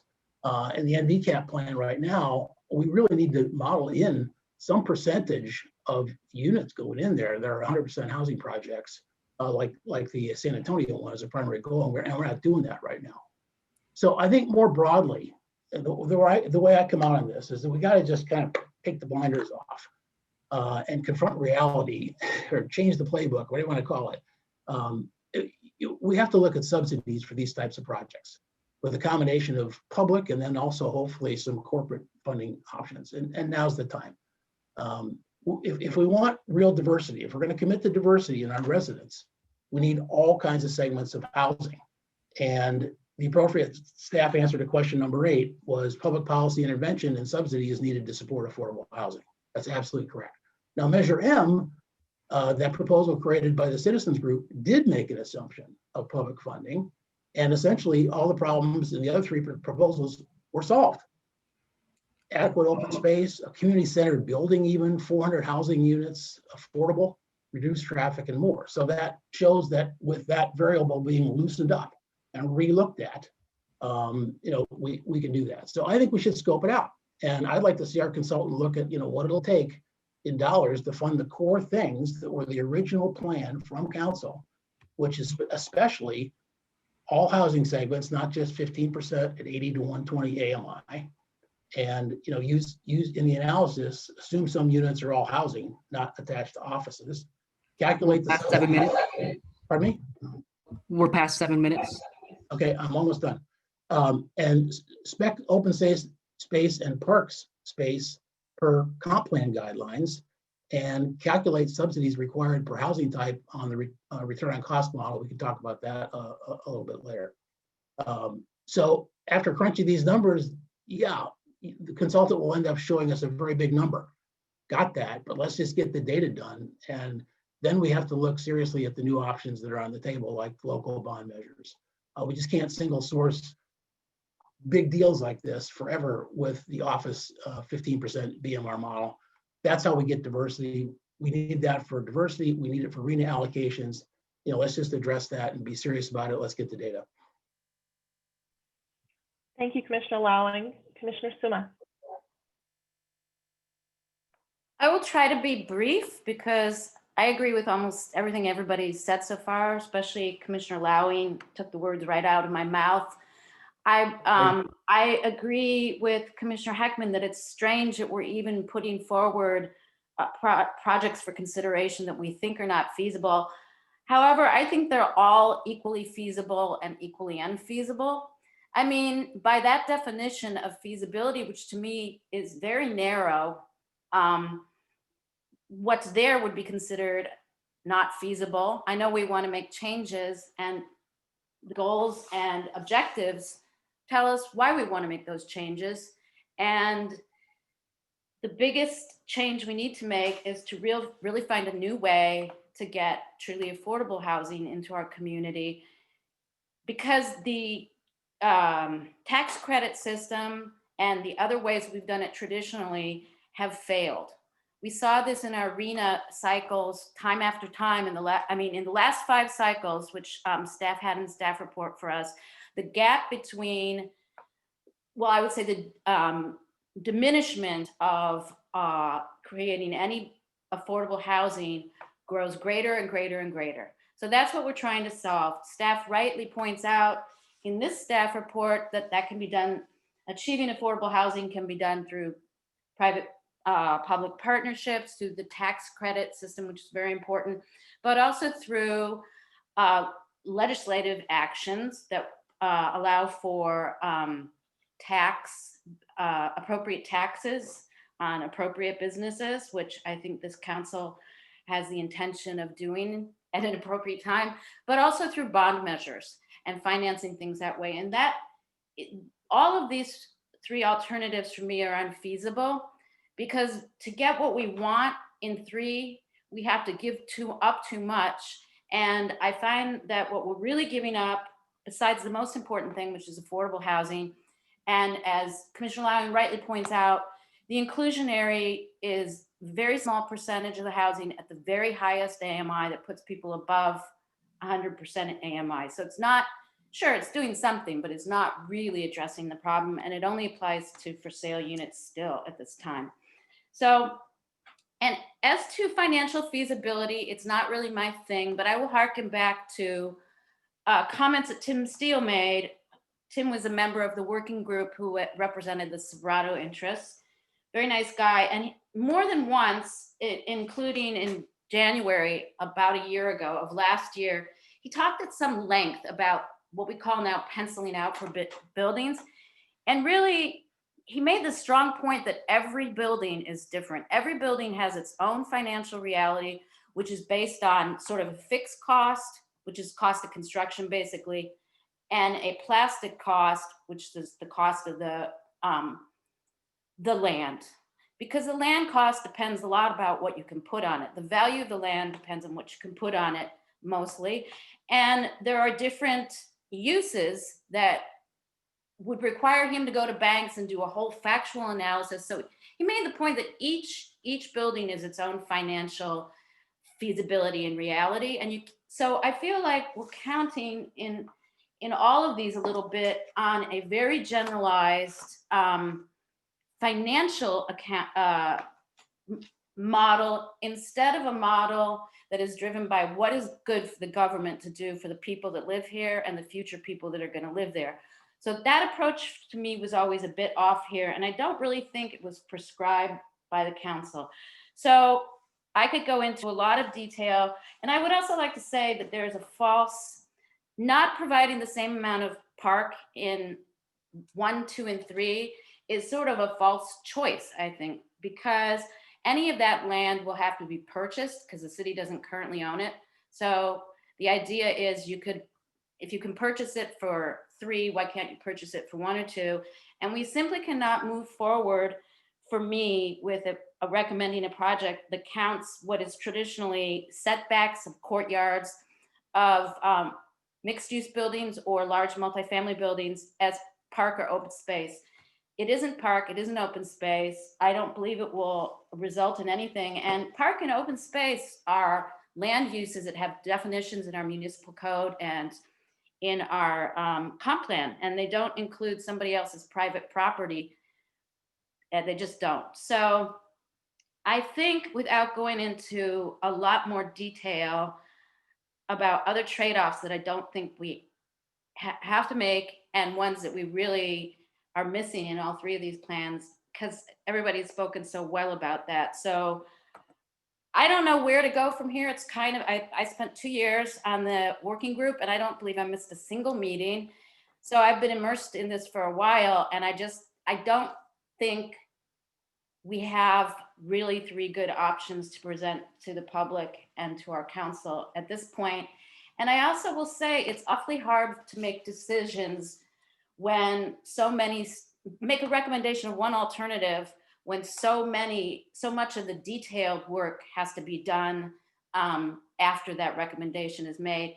I don't know what time it is, but I'll just make one last point, and that is, and I've said this many, many times, we need to understand what multifamily density, what zone we need. Obviously, RM 30 and 40 is not getting us to where we need to be. I think we know that, but we don't know what that is, and we don't know the development standards to go along with it. I think by far the way you make taller buildings or denser buildings that people are object to is when they have really negative impacts on their neighbors. So the development standards, to me, that affect other people and the people living and using the building are more important than the density per acre of units.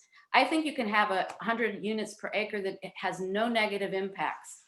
And so we need to get there with those specific development standards. And I feel like there's too much left to chance to make a recommendation at this point. I hope that wasn't over 5 minutes. You're fine, Commissioner Smith. Thank you. It looks like Assistant Director Tanner had a comment. I just didn't know if there was a chance to respond to some of the comments, or if, I don't know, Chair, you haven't made your comments yet. Yes, if you'd like to absolutely. go. If you can feel free to do that now if you wish. So they'll kind of be not in any particular order. So do apologize for that. I think certainly we can, if the commission decides to send this back for more work, we can work on that. This project remains underfunded. And so, you know, we have done most of this work as staff with a little bit of help from Gene, well, I shouldn't say a little bit, a lot of bit of help from Gene Eisenberg and some from Strategic Economics. But if we are asking them to do more work, I don't know how, something else, a future study of some kind will have to be negated to afford that. So, you know, we certainly can do some things to look at different options that do provide more financially feasible options. I would say, I think Commissioner Alczyk's note that more financially feasible is going to go the direction of alternative 3 and away from the directions of alternatives 1 and 2, based on if that's the direction, right, to develop more financially feasible alternatives. And so we can do some work with that, but I'm not sure what type of analysis we would be able to do. But we do have quite a bit of work from Strategic Economics they've already done to provide us some guidance on what makes projects financially feasible that we could apply, both for this specific NBCAP project, but even the BMR analysis they did to provide understanding of what kind of development standards and other things would make development more likely in different scenarios. So happy to talk about that a little bit more if we need to. I think this conversation that the commission is having is excellent. It's very much like the conversations we had at the working group. I'm thinking about trade-offs. And so if we are looking for alternatives that have, you know, let's say more housing, if that's something the commission decided, trying to balance that with open space, where we're already under providing open space, as you've heard, in terms of the goals we want to achieve. And so then if we're providing fewer units, then, you know, maybe there's fewer, lesser amount of open space or lesser amount of other amenities that we might want to see. The idea for the park space is that there would be land dedication, and again, in alternative 3, that the incentive of the additional office space is sufficient to incentivize the dedication of that land to become permanent park space for the city. Certainly we could look at more than 15% below market rate, but again, that goes back to the previous Strategic Economics report around development standards, such as decreased parking and changes in some of the other standards that would allow us to get to maybe 20% affordable inclusionary housing. Or if we wanted to reach to lower levels of affordability within the BMR program, we may have a smaller percentage, but again, it's reaching a family or a household that needs greater subsidy. And so that's something else that could be considered by the commission for sure. I think those are my only comments that I had, but I just wanted to provide some of that for you all. And again, I don't envy you having to think about all these trade-offs, but, you know, we've been doing it for a little while, so it is a very, very rich discussion, and certainly a challenging and multifaceted project. Thank you, Assistant Director. So I'm going to make my comments, and I have some questions for staff as well, and then maybe we can take a break and come back for round 2. Does that sound good for everybody? Okay. So I'm going to intersperse my comments with my questions. I have a very random list of my own, Assistant Director, so bear with me on this. Why are the buildings along Lambert so high? They are 50 feet and directly across from residential, you know, single family homes, similar to the part at El Camino and Page Mill or Oregon. And over there, you said they couldn't be over 35 feet because they were adjacent to houses. Can you help me clarify? Yes, so in alternative 1, you do see that 35-foot height is maintained, and then alternative 2 and 3 would be something that would depart from that. And so again, that would be a decision to consider whether that was something that was desirable. So it could be that that's a change. Okay. Yeah. Okay. we already clarified about the businesses on the south side of Lambert, and houses there would not be affected. Okay. I just want to echo the comment from a public commenter about trees. We definitely want to have trees in this plan. One of the most beautiful things about the Ventura neighborhood is it has plenty of gorgeous trees everywhere. So I am confident that that was the intention of the design, but it's just not necessarily depicted here. I echo the comments around the frustrating apparent trade-off between significantly increasing the office space and only netting a small number of increased homes when you compare 1 and 2 to alternative 3. It does call to mind the question that Commissioner Heckman brought up about how real are alternatives 1 and 2 if that apparent trade-off for 3 is so significant that that's the only way to make it work. So it's I'm a little frustrated with evaluating these 3 alternatives. They don't feel like apples and oranges, especially in terms of feasibility. And that part is confusing for me. I'm sure it's confusing for the members of the public, and I'm sure it has been a frustration for the NVCAP members as you've proceeded through this process. Let me also pause there and just say thank you to you, Assistant Director Tanner, and everyone on staff who's been working on this, and to our own Commissioner Suma, who has been working on this for years. So I really appreciate all the work you've put into this, and want to make sure to take time to acknowledge that tonight. The parks question is, it's not just a matter of trading off or getting parks land dedicated, you know, in exchange for the office space. I understand that it's a practical method by which you have planned for these parks, but another member of the public brought this up, and it's worth echoing. We have been hearing it at the NVCAP for years as well. I just want to make sure to put it here in front of the commissioners. The Ventura neighborhood is definitely severely underfunded with city infrastructure. I lived there when my children were born and spent a lot of time at one of the small parks that was there. It is also at the time home to many unhoused people in Palo Alto, and part of the park wasn't usable, and it was a very strange time, you know, for us that wanted to make use of the park, that it was smaller and it was overcrowded with a variety of different types of uses that perhaps it wasn't intended for.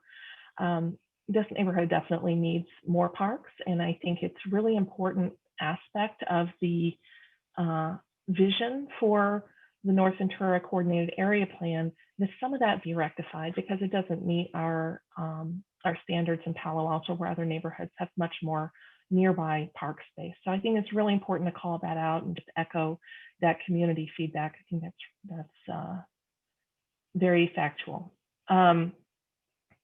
I really appreciated the comments about aspirational versus achievable for Commissioner Heckman. Thank you for that. I don't think that we have, I'm not sure we're as far along in that arc as you felt we were, mainly because I don't find that any of these 3 options are particularly inspiring for, you know, to meeting that aspirational goal. And that's really frustration. I don't mean any disrespect to the North Ventura Coordinated Area Plan members or staff, merely that, you know, just to acknowledge that you had a tremendous number of constraints. This is a large parcel, you know, or set of parcels from Palo Alto perspective, but I think that for the visions that we had been talking about early on in the North Ventura Coordinated Area Plan conversations,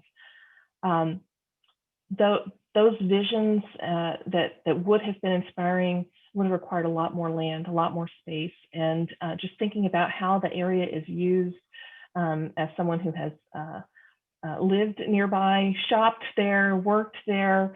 I think it's absolutely integral to understand this space alongside California and Park. I don't think you can pull it out separate. And I personally, from a design perspective, feel like that is where we're getting stuck, is because we're myopically focusing on just this block of properties.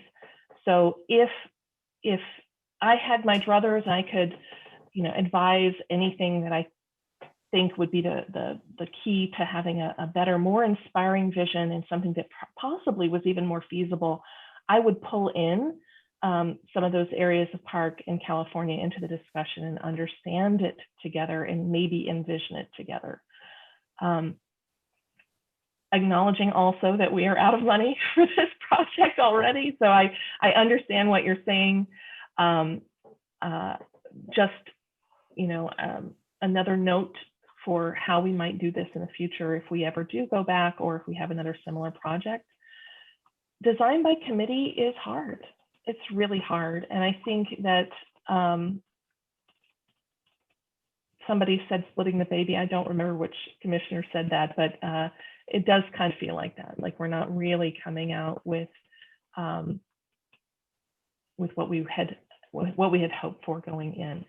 So my suggestion would be to increase the scope of what this space is part of. And I think in our original, like very, very way back, we did have California Avenue in one drawing. Somehow the adjacency was relevant in early boundaries of this. I think that's got to come back. Bottom line, if I were to iterate on something, I would iterate on alternative 3. I feel like alternative 3 is the one that has the most housing potential. I think the problems there are the park space is insufficient and the office space is excessive. So that would be my starting point for this. Like what do we do next discussion would be to improve the flaws, and they are significant with alternative 3, and see if we could address those. All right, so Director Tanner, did you want to respond to any of my comments before we go take our quick break? Yeah, just a few, and I'll be quick so we can get to our break. I think one thing that's important is to remember where this project started, well, not where it started, but where we were a year ago, which is that we presented to the working group, consultant prepared financially feasible proposals. There were 3 of them. They were not satisfactory to the community. We then spent the bulk of the spring and summer working to understand the desires of the working group and prepared 3 alternatives, and then asked if they were financially feasible.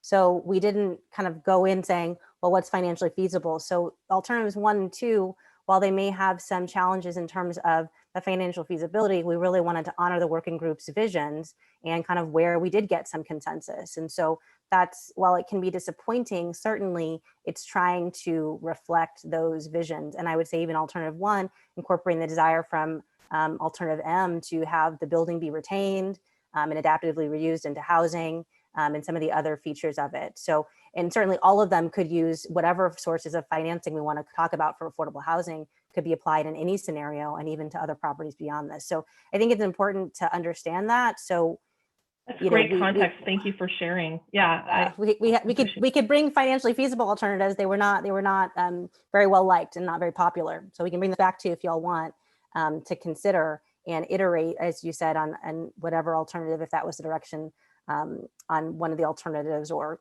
this or that alternative put together. The other thing I think that's important to understand, the office development, it isn't for love of office development that those are proposed. It's that there are existing offices on those parcels and on many parcels. And so some of the places we see turning over are like the San Antonio project, 2 one-story. I think one was a contractor's office and a karate studio. I mean, they were commercial uses. They were not high rent office spaces that we see in the NBCAP. And so if we're saying we want those properties to become housing and parkland, with no new office as alternative 1 proposes, or only the same amount of office space as alternative 2 proposes, that is a challenge as shown by the strategic economic study. And so we can certainly put housing on every single acre of the NVCAP, and I would love that, but it may never come to fruition. And I don't want to say never, but some of those parcels might not turn over. Probably the El Camino Real parcels that don't have office space but have some commercial spaces would be likely to turn over. But some of the more interior spaces with office uses existing would be less likely to turn over, certainly in the near term. So those are kind of the comments that I wanted to make. I really appreciate that. You know, I am stuck in the aspirational side and not yet on the practical. And I totally understand that is where you live and breathe and you understand all of that. So I appreciate you sharing it. You know, I do think that it sounds like under existing conditions of how our housing is financed, those are the constraints. And that is somewhat of a challenge for our, you know, our leadership at every level of government to figure out what levers can be pulled there. I think it's a challenge of the financing, but also just the outright ownership, right? So even if we had a bond or a tax or both, and we had the opportunity to purchase land as a city to turn into affordable housing, we need willing landowners. For the BMR program, even if we had it at 20%, we need a willing property owner who says, yes, I will construct this building and operate it. And so that is, again, kind of that reality that is kind of a little bit of a lead balloon to the aspirations at times, but that we try to say, okay, well, if that's the set of constraints, how do we bend it the most to the goals that we have? And certainly, you know, I don't think these plans are perfect. They can certainly have improvements, but those were some of the things we're trying to tackle and understand how we could shift those dynamics. I appreciate that. Yeah, I think that is exactly the conversation we want to have tonight, is to poke and prod, you know, at all of the work and the research and putting the pieces together that you have done collectively on the NVCAP. So thank you for that. On that note, I see I have gone way over. Appreciate your indulgence. Let's take a 5-minute break. Commissioners, please be back at 8:09 and we'll start the meeting back up at 8:10. Thank you.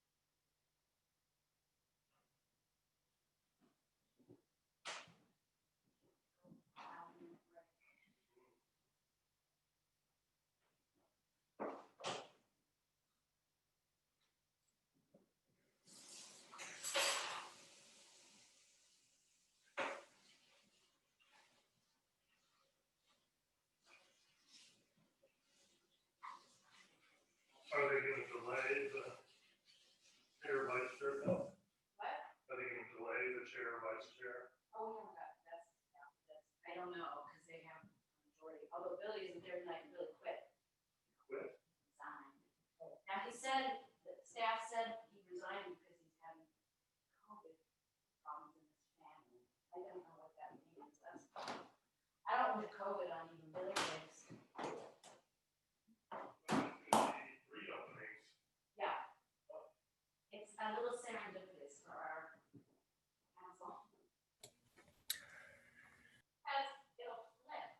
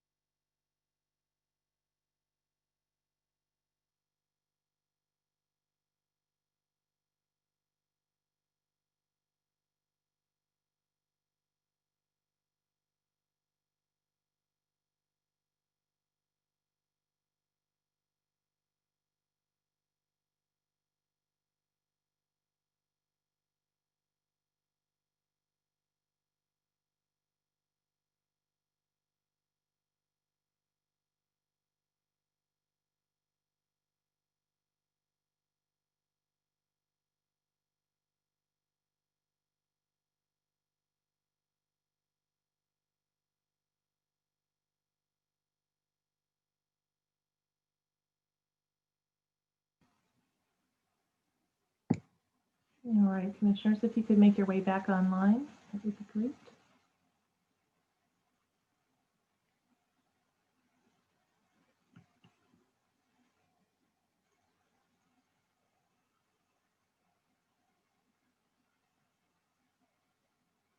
All right now, thanks. City appreciates your sobriety. Oh, Commissioner Sumi, you're unmuted.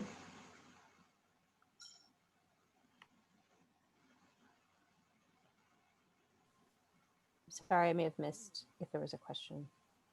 Nope, we're just coming back online. Thank you for being here. And I think we have most people. Commissioner Heckman, I assume you would like to go next. All right, I appreciate that. And let's see, we got everybody. Yes, I think we do. Okay, so the floor is yours, Commissioner Heckman. Thank you, Chair Templeton. So as I mentioned earlier, what I would like is I would like this commission to be able to deliberate 3 financially feasible alternatives and make a recommendation to council. And right now we only have 1. I have 2 more that I'm about to suggest that are really variations on the theme that we already, the alternatives that we already have. What I'd like to do is describe these 2 alternatives, and then perhaps Ms. Tanner can tell us if at least one of them is very simple, and it may be within staff's expertise or information that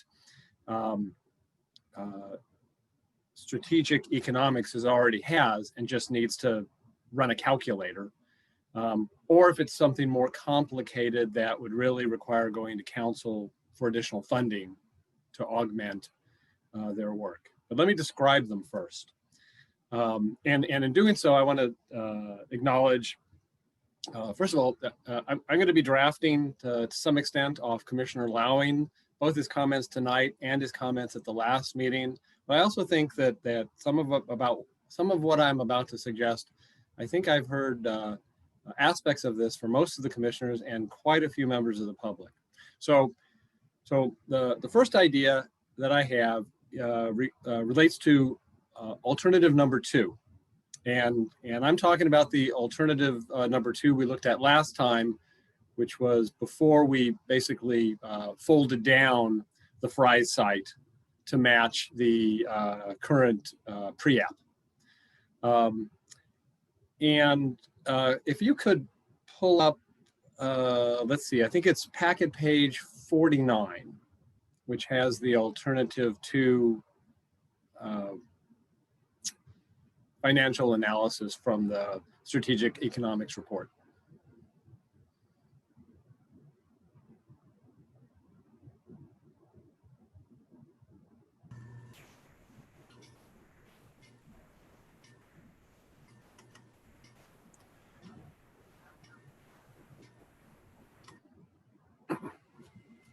I can bring that up. Figure 3, is that the one? Pardon me? Figure 3? Hold on. Yes. Okay, I can bring that up. Yeah, it's figure 3, right.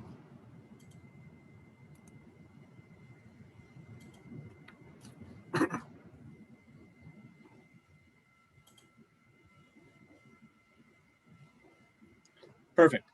All right, so first of all, I'm starting with alternative 2 because I understand from the staff report in December that a plurality, I think, of the working group preferred alternative 2. And the problem from my perspective with alternative 2 is that if you look at the feasibility across the board, the second to bottom line, it's all unlikely, except for the first, which is somewhat likely, which is the townhouse. And this is where I first riff off Commissioner Lowing, because at our last meeting, he pointed out that with the information we have here, we can't really tell what it takes to flip these unlikelies to highly likelies. And if you just move down to page 51, which I think is going to be figure 4, there you go. With alternative 3, you see we flipped all of those to highly likely. So my question is simple. I think that the difference between unlikely and highly likely is a matter of dollars. That if we can bring the development cost per unit down in alternative 2, we can flip every unlikely to a highly likely. And if we do that, then alternative 2 is financially feasible with public money. And so the request I have is that staff come back to us with the figure that how much public money would it take, well, how much public money would it take to flip alternative 2 to highly likely so that it is financially feasible. And I'm not asking staff or the consultant to sort of break that down as to, you know, what the sources of money would be, this much from bonds, this much from taxes. I'm looking just for a gross number, because I think that's what we need to understand. And the council needs to understand that if we want to do alternative 2, we can. It'll take whatever, $26 million of public money, whatever that figure is. So that's the first feasible alternative I'd like staff to come back with. The other new feasible alternative is a variation on alternative 3. So I heard repeated many times by members of the public and some of the members of the commission, the 3 biggest complaints with alternative 3 were, in no particular order, too much office, which I don't necessarily agree with, too little park, and too little housing. So I would like to see a version of alternative 3 that adds 2 components. One, instead of the current amount of park, I would like to see enough park so that we at least meet the city average. I know the comp plan is 4 acres per 1,000. I don't know if that's what we have right now in the city. I'm going to guess we don't. But if we, for example, have 2.6 acres per 1,000, then we should have that in this newly envisioned neighborhood at a minimum. And so I would like whatever that citywide average is, folded into this 60 acres. And the other thing I would like to see is that right now we have, and again, drafting off Commissioner Lowing, 15% affordable, but it's all 80% AMI and above. I'd like that to be 20%, and that new 5% all below 80% AMI. So the very low category. I'd like to see the full 5% there. I'd like to see those 2 components folded in. And because I know that when you do that, that's going to flip all of these highly likelies we're looking at to either likely or unlikely, then I want to know how much public money we need to make that happen. So I'm not suggesting we change the number of offices or the number of residents other than adding this new 5% of the very low. Just add those 2 components, squeeze them into the plan, and then look at how much public money we need to make that a reality. And so again, with that one, we call it alternative 3.1. It would be, it's 3 with the increased park, the additional beamers, and X dollars of funding needed to make it a reality. So those are my 2 ideas, and I'm open to reshape them. But I thought if we had those, come back to us. Now we've got 3 we can debate. We can send them on to council, whichever one, you know, a consensus agrees on. And then council, you know, once they choose one, then the refinement of that one will really occur. Right now, we're not as granular as this plan will get in the long run. Can So I that's ask my idea. Commissioner Heckman, a couple questions to make sure I got the notes right. For the 20% affordable instead of 15% inclusionary, you want all of the 20% to be 80% below AMI, or you want the extra 5% to be serving the below 80%? Only the extra 5%. So you will leave the current plan for the BMRs, the 15% already there. Those don't get touched. We're just adding 5% more, and it's all very low. And then the other question about the public subsidy, if you can say a little bit more about, is it how much public money is needed to like build that whole building if the city were going to build the entire building, or is it how much public subsidy like is needed for those affordable units, or both, or looking at all of it? It's for the whole project.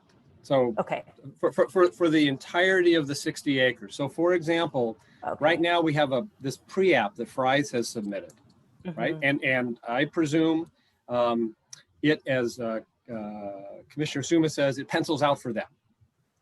But maybe with the right amount of public subsidy, something different would pencil out for them that would be more in tune with really what we want for that site.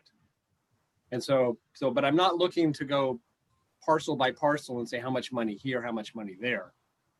I'm looking at more of the big picture approach that I think strategic economics took when they're looking at cost per unit. What do we have to do to drive the cost per unit down to the number that makes it highly likely?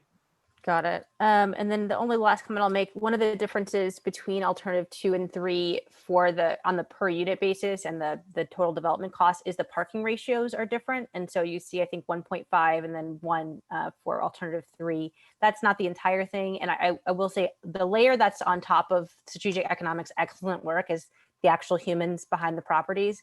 We did do some outreach with the property owners. We will continue to engage them in this discussion because they are essential, and kind of what are things that despite whatever our calculations may be, what are their calculations, which strategic economics did great interviews and has a lot of contact with developers, but as we might imagine, we don't have their actual pro formas or their sense of what they feel they want to earn for their property. So that's just another variable that is a little bit harder to capture, but we do our best to do that.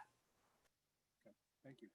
Commissioner Heckman, am I right to understand your request as kind of spreadsheet tinkering and not necessarily a major design effort? Are you trying to scope this in such a way that you feel that we could do it without, given our budget constraints? Is that what? I'm hopeful. I don't know. I think my suggestion for the dollars for alternative 2, that is something I believe that's a spreadsheet exercise. I think my suggestion for alternative 3 is a little more complicated because it does involve at least a little bit of conceptual redesign. Where are we going to put the extra acre plus of park, right? How we're going to move things around a little bit to make that happen. So that's more than a spreadsheet exercise. I'm not going to put our park person on the spot, though I know he is here. There are any number of ways to address the park situation. So I'm sure that would be something that the NDCAP has already discussed. Assistant Director Tanner, do you have any comment on the feasibility of returning with that if that is something that Commission wanted? Like, how flexible are you with the budget, and is this something we can do? I want to say yes, because I always want to say yes. But what I can say is I know strategic economics at least has their estimation of the cost per unit and the inputs that are impacting that cost per unit. And so changing, like, for example, the BMR rates and things like that is spreadsheet exercise of, how does that change the overall project costs and things like that. So I think we can get that work done. I think we can get the reimagining of the parks done. I think for alternative 3, we would need to think about that, and then that would give us a different unit count via the spatial rearrangement and then, going through that. I think what may be a little bit harder is just thinking about getting really precise with like the public subsidy, but we can certainly say like, here's the cost per units under these scenarios, here's how they're adjusted based on this. And then, basically understanding what's the delta between the cost that we project and, how that backs into the profits that folks expect, and so there's a little bit of math there that thankfully I won't be doing, but I think we can probably do and figure that out. So I want to say yes, but we'll need to check with our team on that. All right. Well, thank you for bearing with us as we get creative and trying to help. I think everybody here is very well intentioned and excited about the potential of this set of parcels. So I see two more commissioners with their hands up. Commissioner Olszak, followed by Commissioner Suma. Okay, I have some sort of general thoughts that I want to share. But I will preface that by saying that in the absence of convincing any of you, I would support this suggestion. But first, let me suggest that it seems to me that the voting public in Palo Alto is not yet comfortable with proposals that both address our housing needs and are financially feasible. And this is not, I'm not being cynical here. I sincerely believe that the majority of the members of the voting public in Palo Alto would likely prefer a coordinated plan that looks like alternative one. And frankly, I don't think that's a problem that we are tasked with solving. I think that in the absence of something more aggressive, in the absence of an alternative 3+, we are obligated to recommend to council that they consider adopting alternative 3 at a minimum. I think that's the conclusion of tonight, that we recommend that council consider adopting alternative 3 at a minimum. I think that is our responsibility, to provide perspective on what can realistically achieve the visions and goals laid out in our comprehensive plan, specifically our housing element, this housing need that we keep discussing. And I just want to say, recommending alternative 3 for all of us, that doesn't mean that each of us believes that the consequences of the so-called feasibility is acceptable personally. I think what that recommendation does do, though, is it brings to the forefront the real issue, which is that we can't retain our cake. We can't have our cake and eat it too. This is the greatest hurdle. We know that addressing the housing need will require sacrifice, and yet we keep asking for some miracle alternative that will do the following. It will provide housing to those who are the very most in need, not just the very, very low income. It will reduce the housing and jobs imbalance without adding a single job. It will cast no shadow, create no traffic. It will harm no tree, no infill tree. It will not break the sacred barrier of 50 feet. And yet it will be economically feasible. If this sounds impossible to any of you, I would suggest to you that we are in tune. And the irony is that staff's comment tonight about the budget, in my mind, is the most underappreciated. There is no amount of funding, no sum that will give them the resources to bring us the miracle alternative. And the money we have spent, the investments we've made, which so far have yielded the following, in my mind, very clear message, which is that the desires of the consensus of the community and the working group are not realistic, but we're happy to spend as much time as you're willing to pay for to talk about it. I don't think the gap is bridged by a public funding element to alternative 2.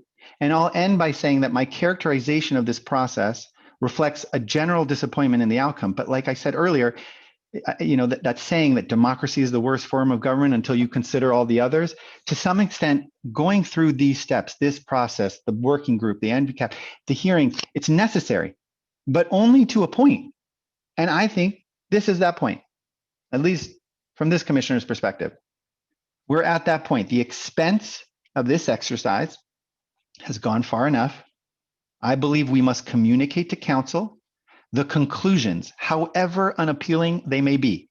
We are at a fork in this road. There are no direct flights to our destination from the Palo Alto airport. The only option is the one that requires sacrifice, and often, unfortunately, an unevenly distributed sacrifice.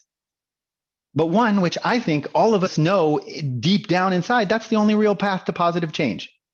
The only real path to positive change is to acknowledge that it can't look the way it does and achieve the goal. I don't need to go through the exercise of asking staff to bring 2 more options that are feasible. I know what they will look like. I will refer to them as 3+.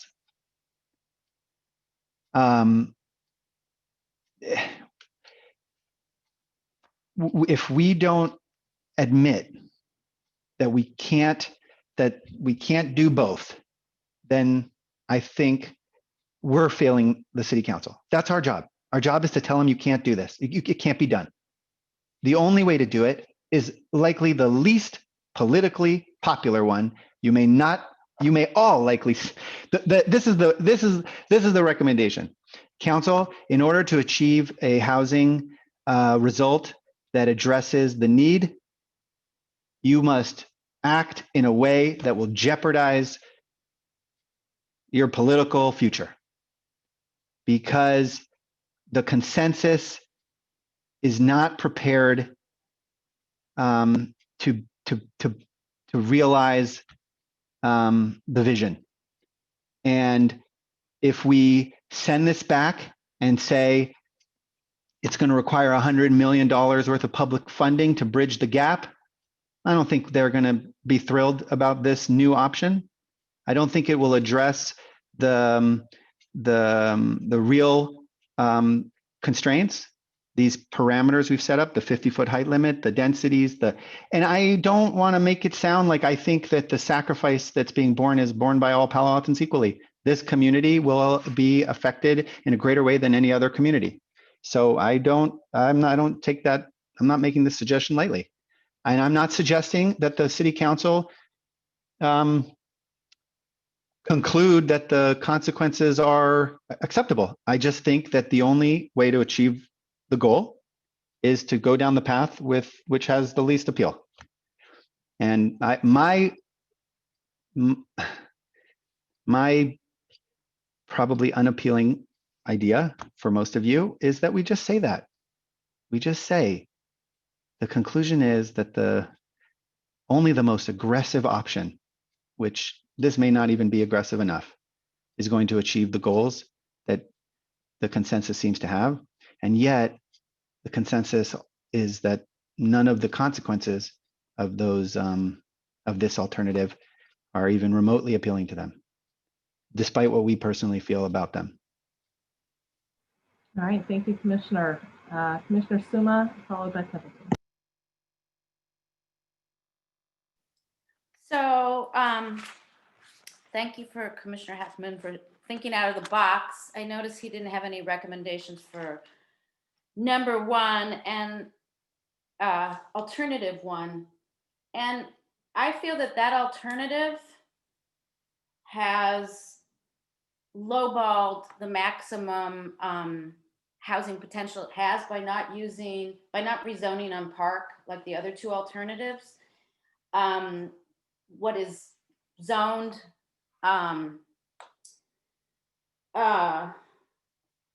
office, light industrial, and is really just general office uses now anyway, so it's not really providing the light industrial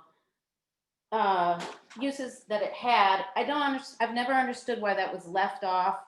And the other thing I wanted to say is that a lot of members of the public have said this. I'll say it again. Alternative M did provide another out of the box thought about how to get some of what we want out of this neighborhood, but also how to restore it to the neighborhood and keep it as a neighborhood that it is.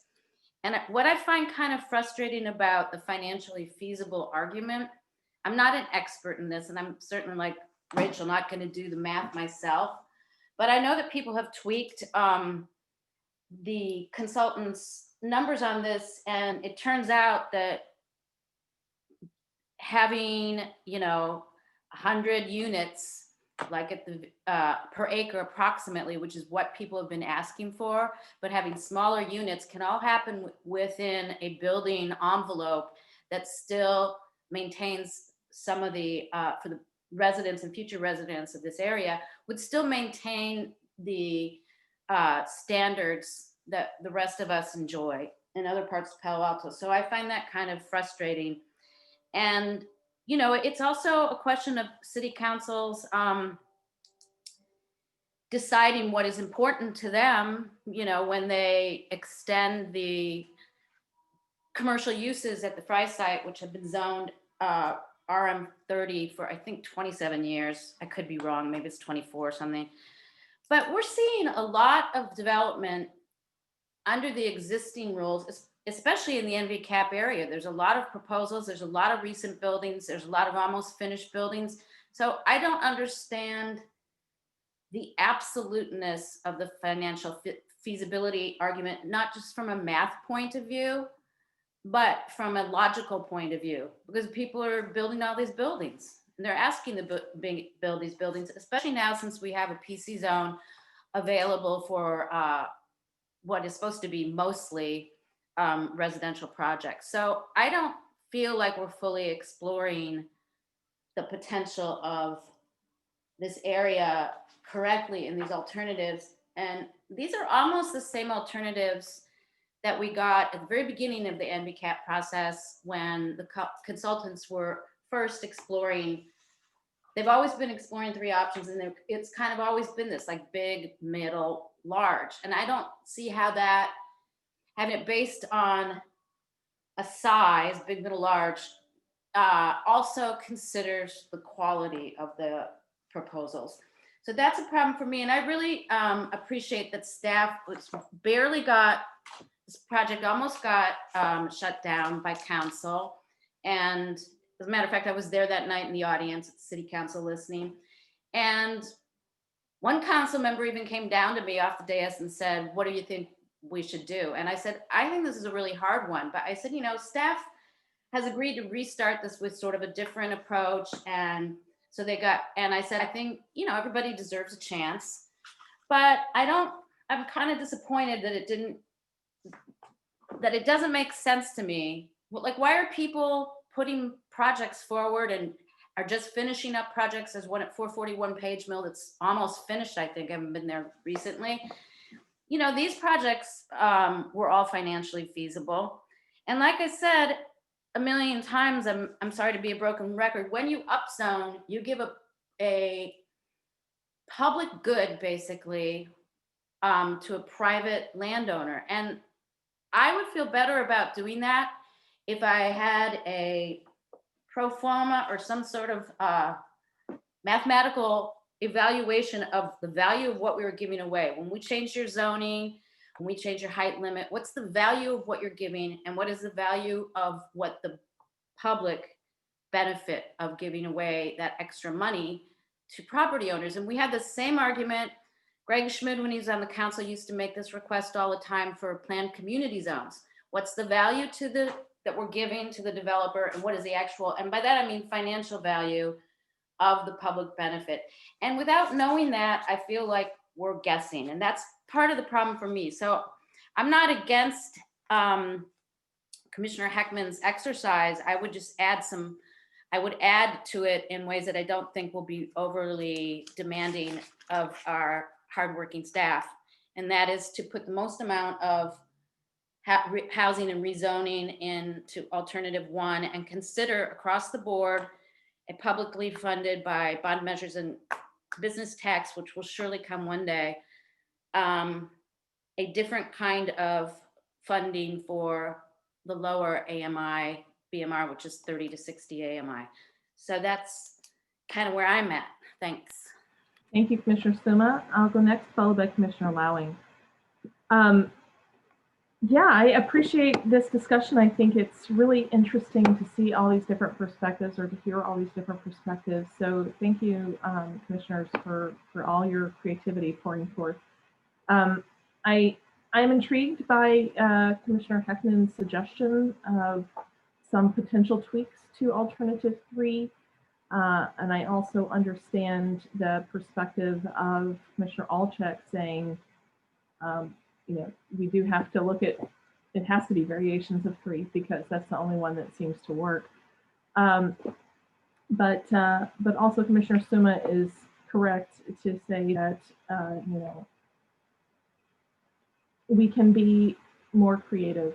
And I would add innovative in how we're approaching the housing options there. This commission has heard from all sorts of innovative housing designs. I'm thinking back to the one that had homes on the outside and shared kitchen facilities on the inside. We did a study session a while back on that. That was really interesting.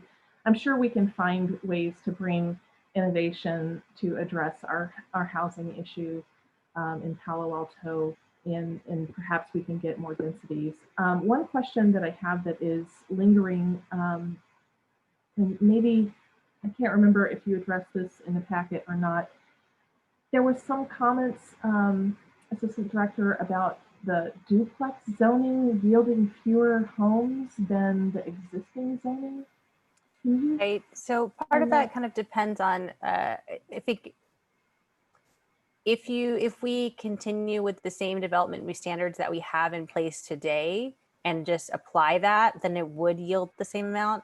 If the commission and ultimately the council wanted to create, a different type of zoning or upzone those parcels to have something more, then it could produce more. So essentially today, like if that parcel wasn't, wanted to do a duplex today, one, it's not allowed because the lot size for 2-family use is too small. But even let's say, okay, we said, yeah, you can do that. The way that we have interpreted the state law regarding ADUs counts a 2-family use similar to a single-family home. And so still allows only 1 ADU and 1 JADU on that 2-family lot. So again, those are things that can change through this process, but would be something that we want to know would need to be changed if we wanted to have duplexes, let's say, on smaller lots, or allow 4 units or some more than just the 1 unit or the 1 unit plus ADU and JADU. Okay, thank you. Thank you for clarifying that. Yeah, I was thinking about the comment from Commissioner Alchek about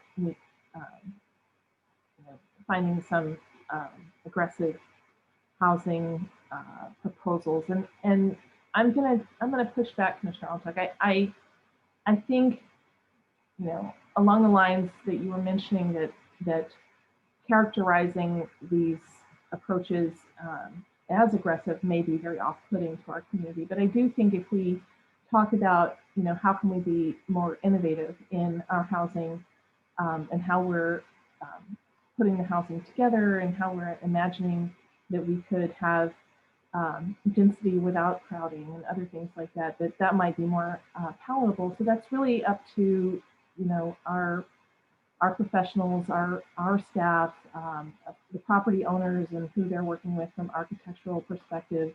Like how can they come up with something that works for them and works for our community? I think it's possible, and I hold out hope for that we can find a way to come up with something that would work. And I would say this to the members of the public that are excited about and interested in following the NVCAP discussion. Think about places that you have been that have the kind of density or clustering or services or mixture of homes and retail that were pleasant. And is that something we can do here? I think every member of the NVCAP has imagined that from whether it's sidewalk cafes in Paris or Santana Row, whatever it is, people have imagined all these different kinds of things that to them might be acceptable and still meet the objectives that were set out for the NVCAP. So I do think that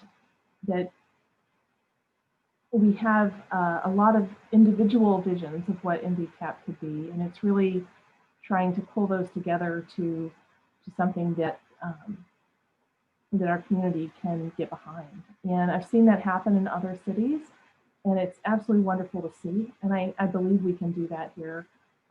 We have a really unique opportunity. So I'm hopeful that we can recommend something for council to consider, and it may be a few iterations. So I encourage the commission to decide, are we ready to send it to council? Do we need to ask for another consideration or iteration, and how that would look. But I do think it's possible. So I'm hopeful. All right, so next is Commissioner Lowing, and then I think we'll have heard from everyone twice. So after that, maybe we could start entertaining motions or something like that. All right, Commissioner Lowing.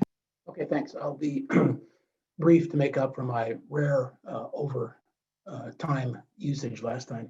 The reason we can't recommend item 3 right now to council is because it doesn't meet the objectives, as we've said. And the core ones, to be repetitive, are we have to do something radically about affordable housing in our town, and we should be doing it here as well. We can't pass up this opportunity. And we shouldn't be dependent for this 15% only tack on to offices. So just using this one tool as the primary way to decide how we're going to put offices in there is part of the flaw, which is why I encouraged earlier that we should clearly look for some 100% housing only projects. That might still only get us 15%, but at least it's that. I'm not opposed to the fact that there are more offices, Commissioner Olczak. I'm opposed to the fact that they take up space, or you could have a park or a house or a cafe or things like that. So it's a physical thing as well as at some point in time, we can go back and say, one thing that's been proven here is that with just doing the office funding, it can't happen. And that's what I'm suggesting, which is why I think that Mr. Heckman's approach in getting these new studies is correct. But at that point, we have to go back and say, therefore, council, you have to change the objectives one way or the other, because we can't get it this way. The only other thing I'll throw in is that sometimes these things don't have to be funded out of the area and around this project. For example, there is a park fund. It's always underfunded, but it doesn't mean that you have to raise money for the Ventura area in order to invest city funds in the under-parked parks in that area. So there are other sources that don't have to be tied to specifically raising money for that area. That's not to be confused with the fact that there are park funds that have to be paid into from that. So there's sometimes funds that can be building parks right away. I think that one of the things that we saw in the last time the consultant brought us this 15%, when we talked about 15%, can we go to 20% on BMR? We found that the numbers were quite sensitive. In a couple of cases, I pointed out that it means for $1 million, I think it was, that project could be done, but you have it showing up as red. So I think there's a lot to be gained from looking at the sensitivity there, as Commissioner Heckman is suggesting. So I'll leave it there, but I'm happy to move Commissioner Heckman's suggestion that we do those 2 additional studies. If you like to improve the language or make the motion yourself, that's also fine. Thank you. Thank you, Commissioner Lowing. So, Commissioner Heckman, are you prepared to make a motion? I guess I question whether we need a motion to do this. It seems to me that this is really, it's almost like a pair of questions to staff. One question about, about money related to alternate 2, and the other question related to this variant on alternate 3. And so I don't know that we need a motion as much as I think we would want to hear that at least a consensus among the commission think this is worthwhile. If Commissioner Lowing and I are the only ones, and the other 4 of you don't think this is a good exercise, then we shouldn't send staff down the path to do it. Well, let's hold that thought. I see that Ms. Campbell has her hand raised. She might want to add some input on this before we go hold the commissioners. Ms. I Campbell. apologize. Thank you. I apologize. I kind of hit my hand and then I was trying to unhit the hand. And I just wanted to just give a quick reminder, and I was going to do this a little bit later, that we do have our consultant for the creek. So I just wanted to point out for everyone tonight, if you did have any creek specific questions, it would be ideal to get those out tonight while we have her with us, because we may not be able to bring her back. Thank you. Great point. Thank you. Okay, so separately then, either Ms. Campbell or Assistant Director Tanner, would you like to respond to whether you'd like a motion or some other kind of feedback from the commission tonight? While it may be a complicated one, a motion would be appreciated just to memorialize that the will of the commission is to make these updates to try to understand kind of like these iterations of those particular alternatives. And my understanding would be perhaps part of the motion, whether we're returning to the PTC for recommendation or if those would just go straight to council once those are proposed. So just to memorialize it would be helpful. Thank you. Commissioner Suma and Ms. Campbell, if you two have legacy hands up, if you could please put them down. I see Commissioner Alchek has a comment. Yeah. To the consultant, what is it? Is it Ms. Mahachek? Is this the creek consultant? I can't not take a bite out of, I can't not take a bite out of this apple. I do not have a question top of mind with respect to your area of expertise.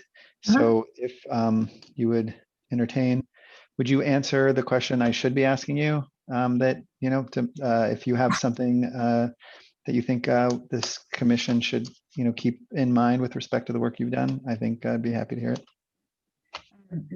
So you want me to pose and answer a question?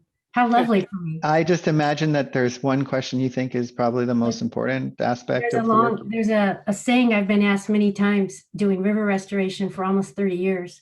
And, you know, that things are always pretty complicated, but there's a simple part people would say, and it's a bit of a joke, but if you know the story of Los Angeles, it's not funny. It's that idea that water doesn't flow downhill, it flows towards money.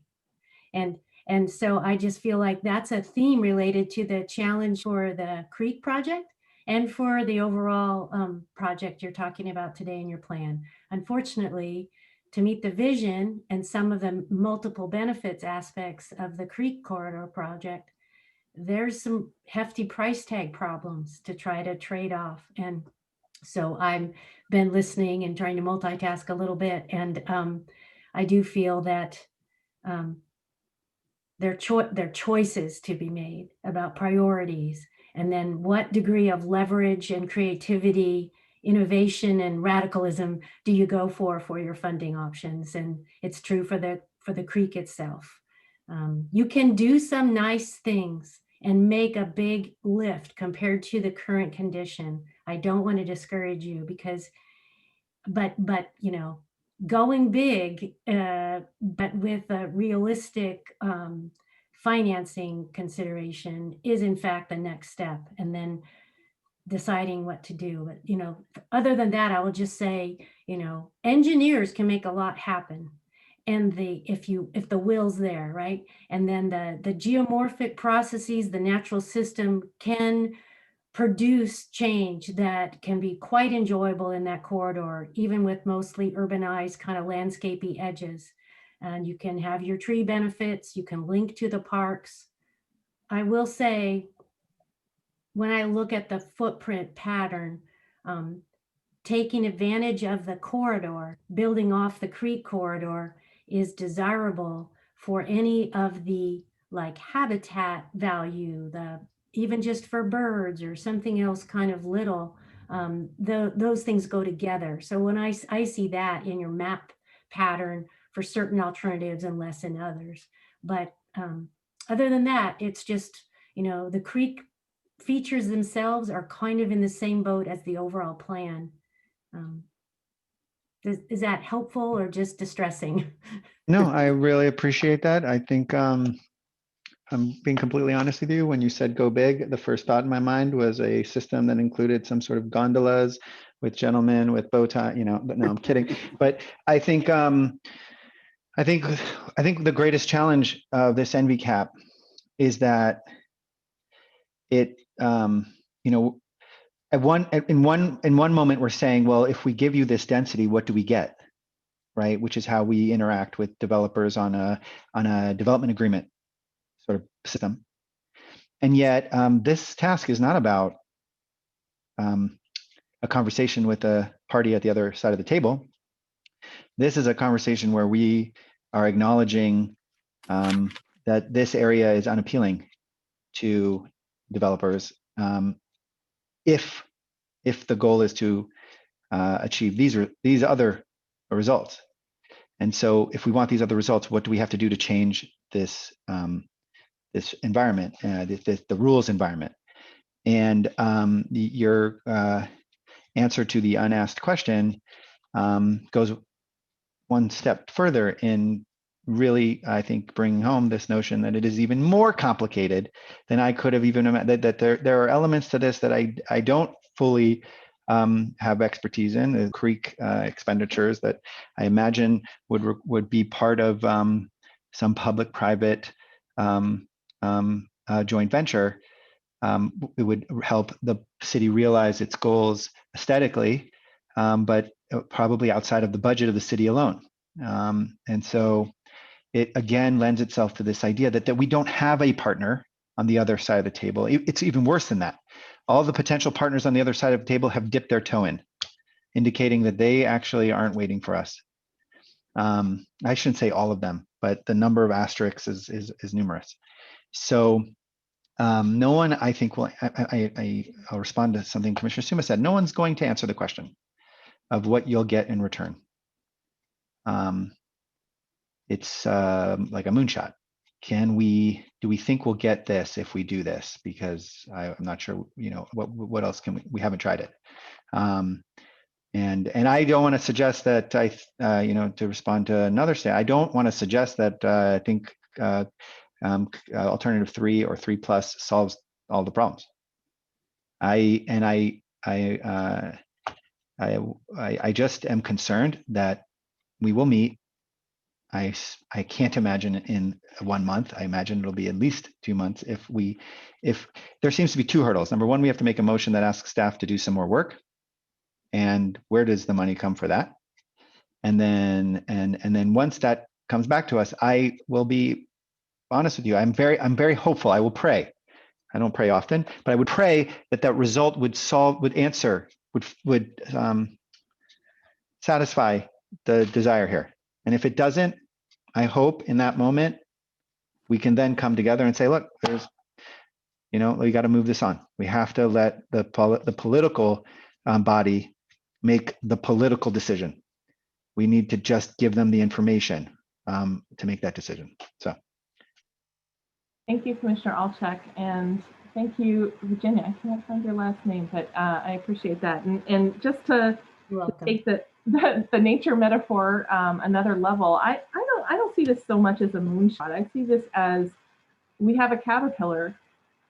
It's going to turn into a butterfly. It's going to. We don't know what kind necessarily. We don't know if we can control the process necessarily, nor that we should. But I do think that there is some beauty to be found in the kinds of transformations that are possible. So my intention is to support the motion should it come about, Commissioner Heckman.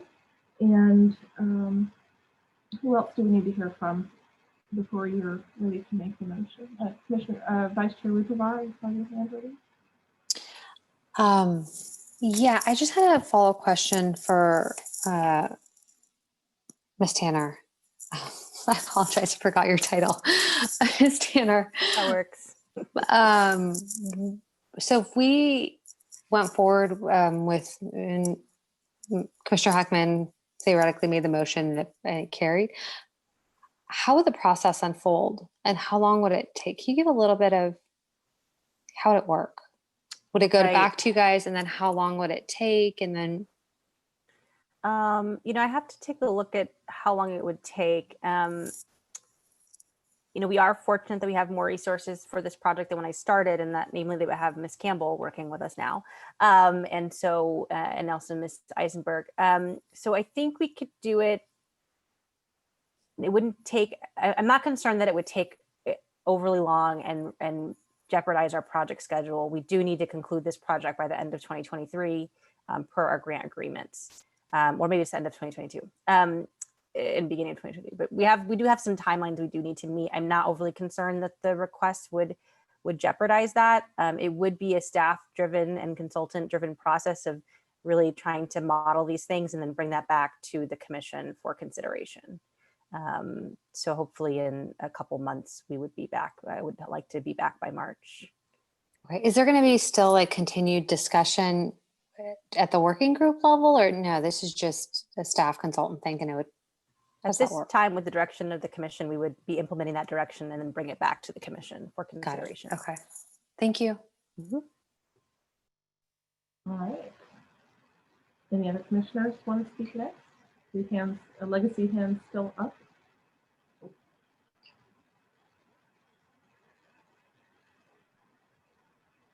Commissioner Lowing.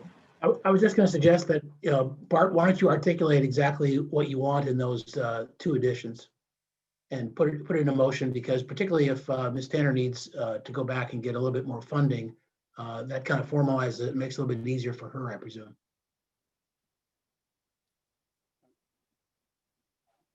I'm happy to make a motion. I was waiting for all the other commissioners to chime in.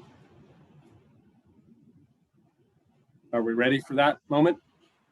We've heard from everyone except Commissioner Suma, and I think she did early on address your idea. Commissioner Suma, would you have any additional comments?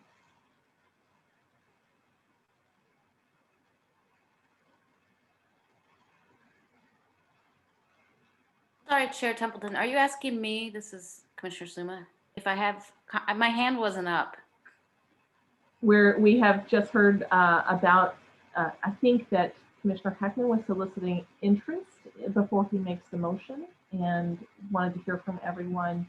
Oh, I'm sorry. I thought I supported his suggestions, and it sounds mostly like it would be a tweaking numbers, not too much new work.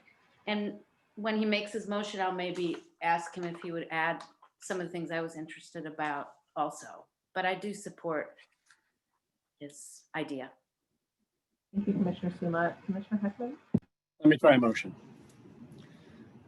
I move that staff return to the PTC with 2 additional financially feasible alternatives to the extent they can be done without additional funding. The first is alternative number 2 in its current configuration, but with public funding supplied to the extent necessary to make every one of the housing categories likely, so that alternative 2 becomes economically feasible.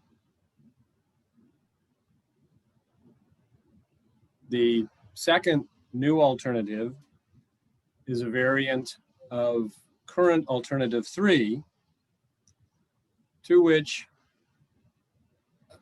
staff would increase the amount of open space to at least the citywide average, measured on acres per 1,000 residents, and increase the housing contemplated in alternative 3 by adding an additional 5% BMR to bring us to 20% BMR overall.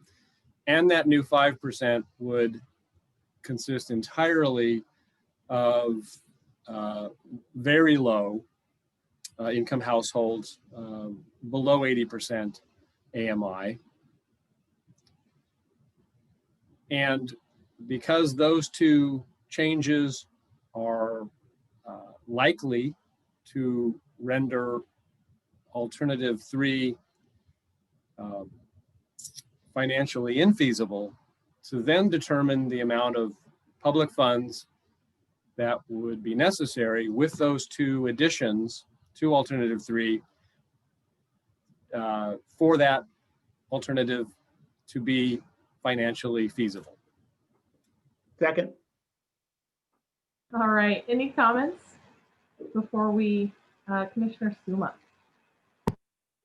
Wanted to ask the maker and the seconder if they would be interested in adding some of the requests I spoke about for alternative 1, which leaves out some very obvious housing sites, especially along Park Boulevard on the train track side, and also the Fry's site to maximize the housing there. Because I think that alternative, it really is unnecessarily, I guess the way to put it would be to maximize the housing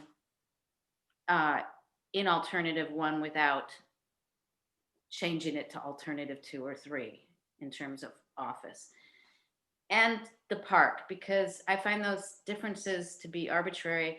And I would like staff also to consider just adding something, which is the idea of affordable housing that staff also talks about in this report, and it was preferred in alternative M, that has different source of funding, primarily bonds and funds from what we expect will be a future business tax.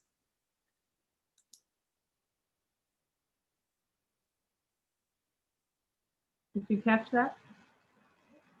Through the chair, I think that's a little complicated to be an amendment to the existing motion. It seems like that might be better as a standalone motion to follow this one. Okay. All right. Commissioner Alchek, you have your hand up? Yeah, I have a question, and then it will inform my question to the makers of the motion.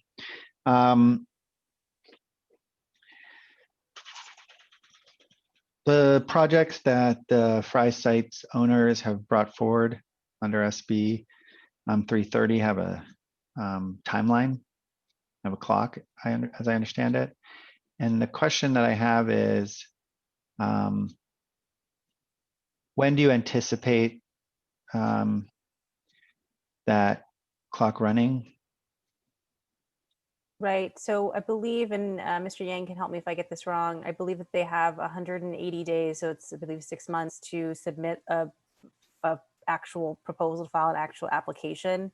And then part of the streamlining provision is the number of hearings that project is then subject to. So it's a maximum of 5, including any appeals. So for example, if it had 3 ARB hearings and then a city council hearing and then room for some type of appeal that could also go to council, that'd be 5. And I don't know if those 5 hearings have a time limit. They may have a time period they need to occur in, but I'm not sure, Albert, if that's part of SB 330.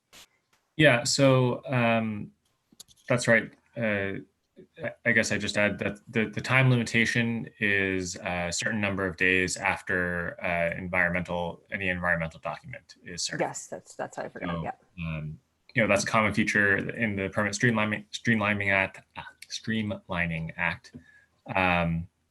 But Which has not been submitted. That document has not been submitted. No, that hasn't been submitted. We haven't even. But you expect that they would submit it 6 months from November 18th. 6 months from earlier this week, if what they submitted recently ends up being a complete pre-application. Understood. So you think that there is, you think they're likely to utilize the entire 6 month period that they have before submitting their application? It's fine. It doesn't matter. So here's my question to the maker. The question is that if this application comes in for the 85 units, that conflicts with the notion of alternative 2 dramatically.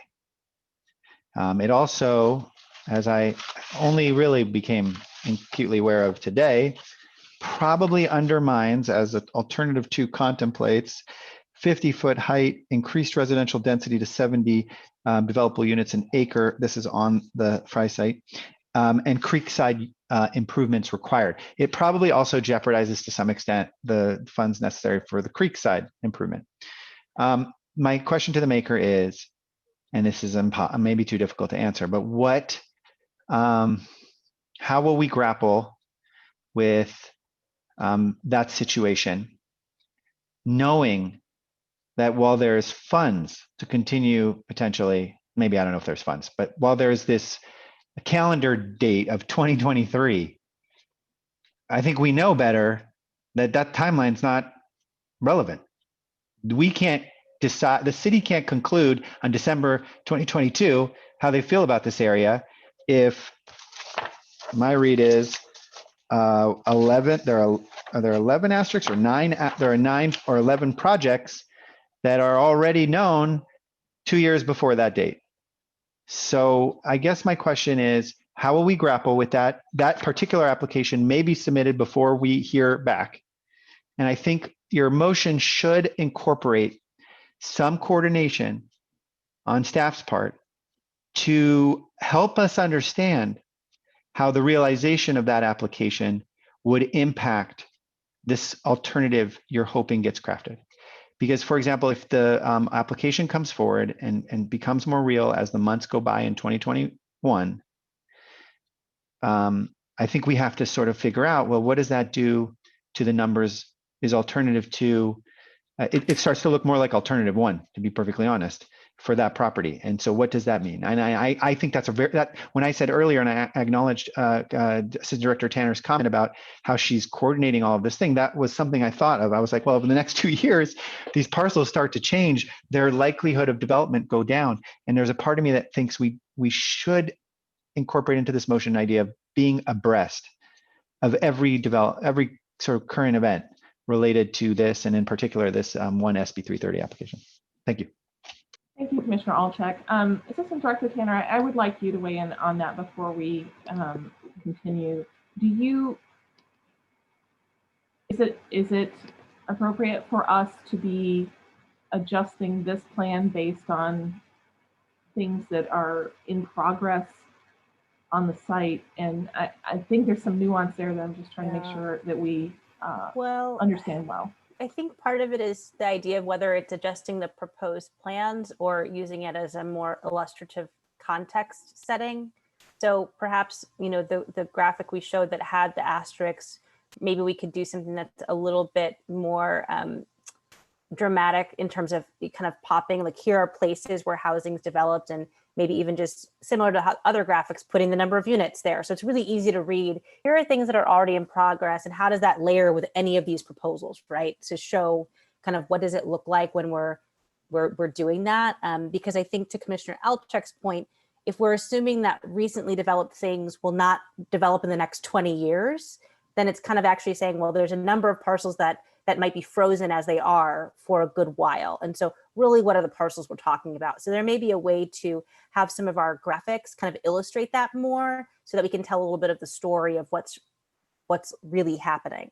Now, the caveat being that it ain't over till it's over, right? And so these projects have submitted some things, they've gone to pre-screenings. Until the building is, the ground is broken and the building is occupied, you know, there's a lot of things that could happen. So that's the one caution I would say, or maybe my optimism is that, you know, we don't know what may happen. Mike Spike's been entitled, it's not yet built, you know, we hope it does get built, you know, but there's lots of things that you know, may go forward as ideas now and then may not come to fruition.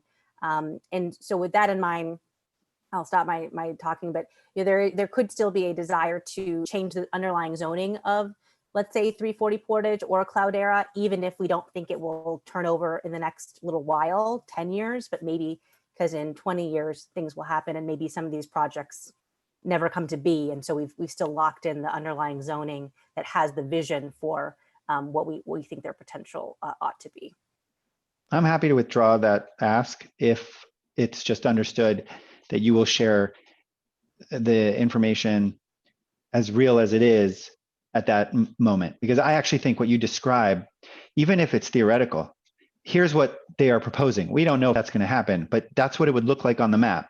And the impact would be, we would lose these Creekside funds, we would lose these number of units, we would lose this element of the whatever. So when you're looking at it, alternative 2 now looks like this, you know, or alternative 1 or alternative 3, and it's theoretical, we don't know, but at least it helps, I think, us gauge the impact of time delay on the idea. Yeah, I think that's a great idea to help communicate more effectively, you know, how the real life, what's going on now impacts the plans for the future. All right, so do we need to modify the motion or should we take a vote? I'd like to speak to the motion. Please do. And in part respond to Commissioner Alchek just on a couple of aspects. First, actually, I want to clarify the motion. In describing the 2 alternatives, I said this, but I didn't explicitly repeat it in making the motion. The version of alternative 2 and alternative 3 that I'm asking be worked on are the versions that were presented in the last staff report, December 9th, before the revisions to account for the FRIES pre-application. I wanted to make sure that was clear. Because if we look at the staff report for this meeting, their answer to question number 1, which was the update of the development potential, it's dramatic. Just to highlight the one that jumps out the most to me is the realistic potential for alternative 3 drops from 1490 units down to 1,000 units, just folding in this FRIES pre-application as I understand it. So my hope, and I said it earlier, is my hope is that there's a deal that the owners of FRI might think is actually more desirable to them. It just wasn't on the table on November 18th when they submitted their pre-app, and they had available to them basically versions 1, alternative 1, 2, and 3 to look at. And they said, no, we're going to do it this way. Well, I'm hoping that one of these 2 new alternatives, which will be financially feasible, maybe they'll be attracted to it and they'll buy into alternative 2 with public funding, or alternative 3 with public funding. That's what I'm hoping, because I think we got nothing to lose because they're already in process. Thank you. Thank you. Commissioner Lowing, did you want to speak for a second? No, I think I'm good. That has the risk, Commissioner Heckman, of overstating what we can get done, because it is what it is. But I understand your reasoning there, so I'm on board with the second. All right, thank you. Any other comments before we take a vote?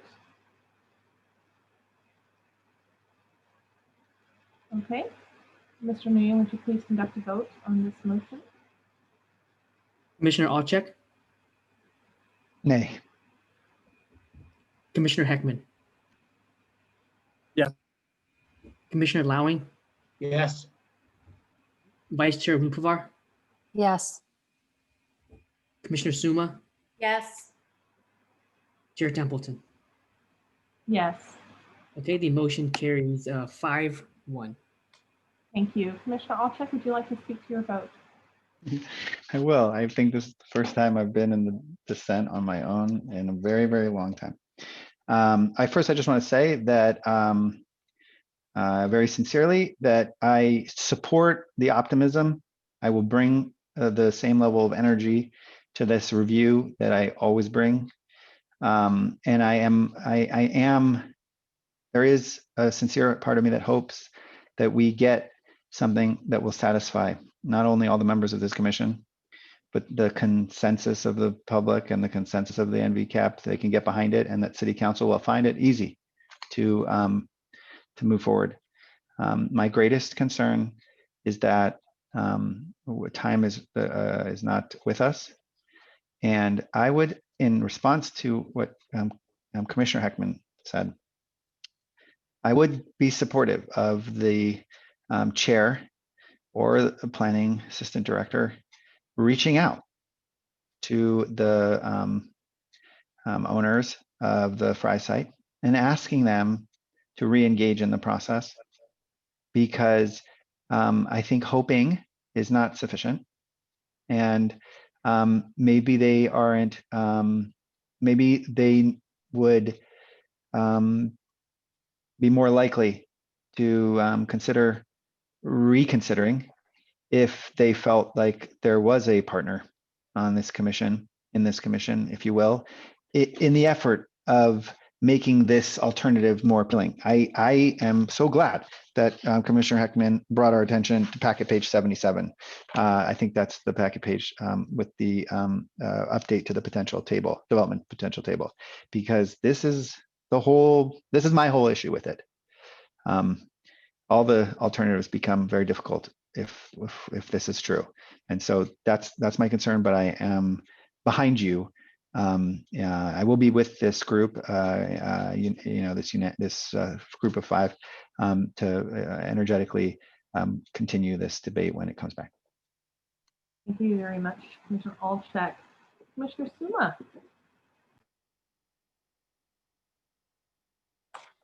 I wanted to make a motion, and I don't know if anybody supports it, but I would like to see alternative 1 come back with, I guess I would keep the heights the same, but I would like to see the housing maximized in this alternative because I think it's a little bit lowballed.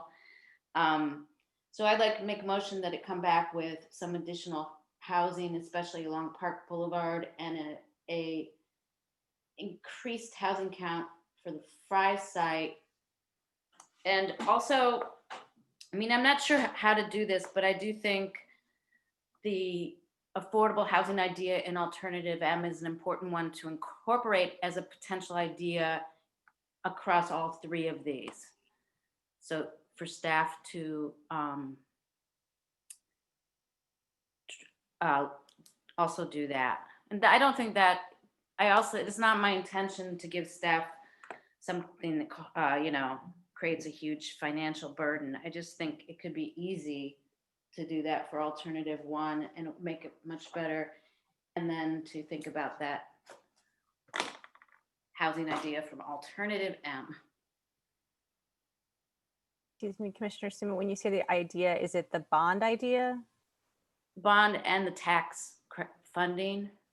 It's a future idea, but it would be sitting there for someone to use if there was a time when we had a business tax and that sort of thing. And I felt like it was a brilliant effort on behalf of members of the public and some of the working group and neighborhood members that worked on it. It's very sincerely given. And it was the only one that really stood out with having all the housing or most of the housing benefits of any of our alternatives without having negative impacts.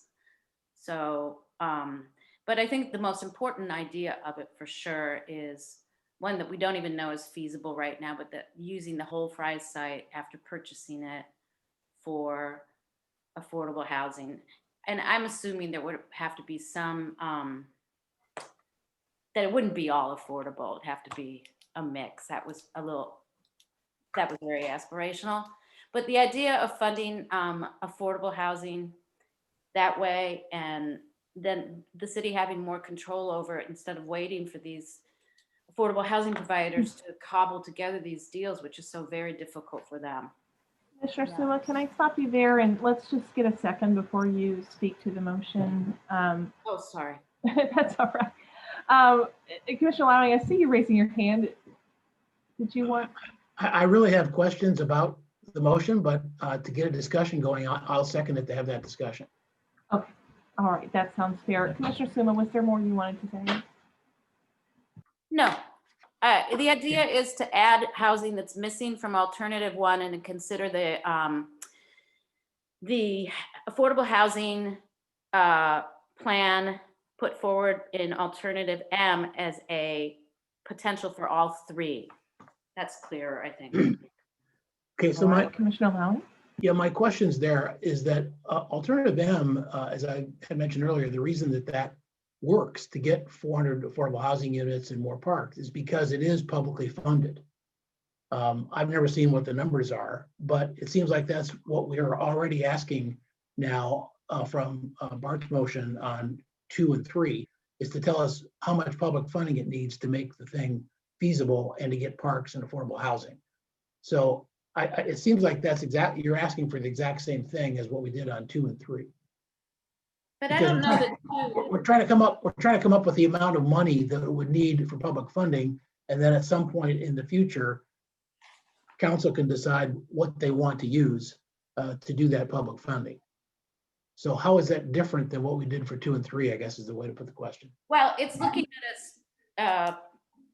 at a specific site, and it could be applied to other sites, of course, for a different idea of funding. I don't think that Commissioner Heckman's, it wasn't just looking at public funding for 100% affordable sites. It was looking at the nexus between what would it take to get what we wanted in alternative, the public funding it would take, an additional to the financial feasibility numbers, right. Nexus between that, but not specifically for affordable housing projects. I didn't think it would cover that. No, but let me try it a different way. Alternative M got everything that was in the objectives from the council and more. And they did it by some amount of public funding that was sort of a plug number because I haven't seen the financials. So that's kind of what our discussion was earlier, is what would be the plug number of public financing that we would need to get to make the housing, more affordable housing, et cetera. So it seems like it's the same methodology, and I'm not, that's done. I mean, it's almost like we just have to ask the creators of that document, how much money did you need for public funding to make that happen? So I'm just confused about what kind of analysis that staff would do with their consultant on a whole different proposal. If I may, Commissioner Lowing, I have a similar question. So I'm hoping that Ms. Assistant Director Tanner can speak to that. Like, is there study being done on alternative M, or? As I said previously, Alternative M is one of several alternatives developed by working group members, which we then use to build consensus over the summer for the alternatives that we presented. And so none of those alternatives are being studied further. If the desire is to put together a financing plan for the cost to, I think what is different about this alternative one is the building is remaining, and we're not able to do a study of the cost to adaptively reuse that building into housing. That is beyond the scope of what we can do. It would be, I think, more expensive than demolishing the building to adaptively reuse it into housing. And so we won't be able to do that. I think it wouldn't be more, quite frankly, than forwarding to the council recommendation for a bond or tax, generally speaking, to develop funds to close the gap to support more affordable housing. We're not the budget office. We're not equipped to design the level of funding for a bond. I think figuring out the cost per unit and kind of the gaps is something we can do, but not with a specific project in mind, because we don't have that level of detail or information. Now, it was not my intention to ask for that, because of Okay. course that's pie and up in the air, crazy. It would have to be really studied specifically. It was more to consider the concept of funding by that method in general, as a general concept in this area, in the MVCAP area.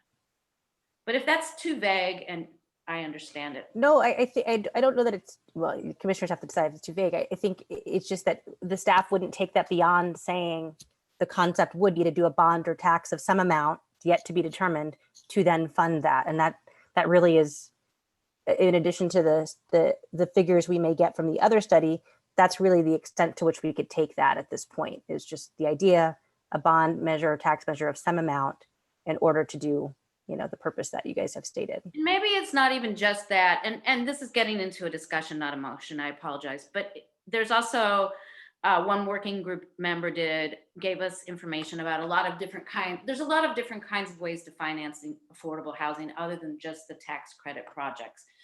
I'm trying to incorporate that idea into all the alternatives. But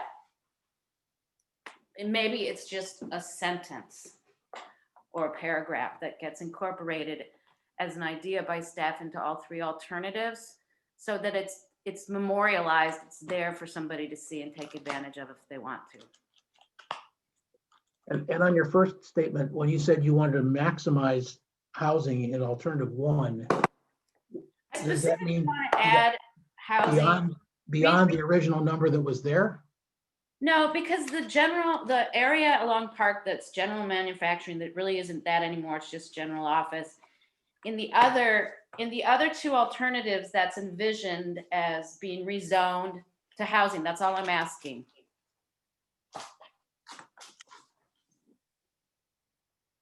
It's the dark orange along the railroad tracks. It's a little wedge that is in 2 and 3 and not in 1.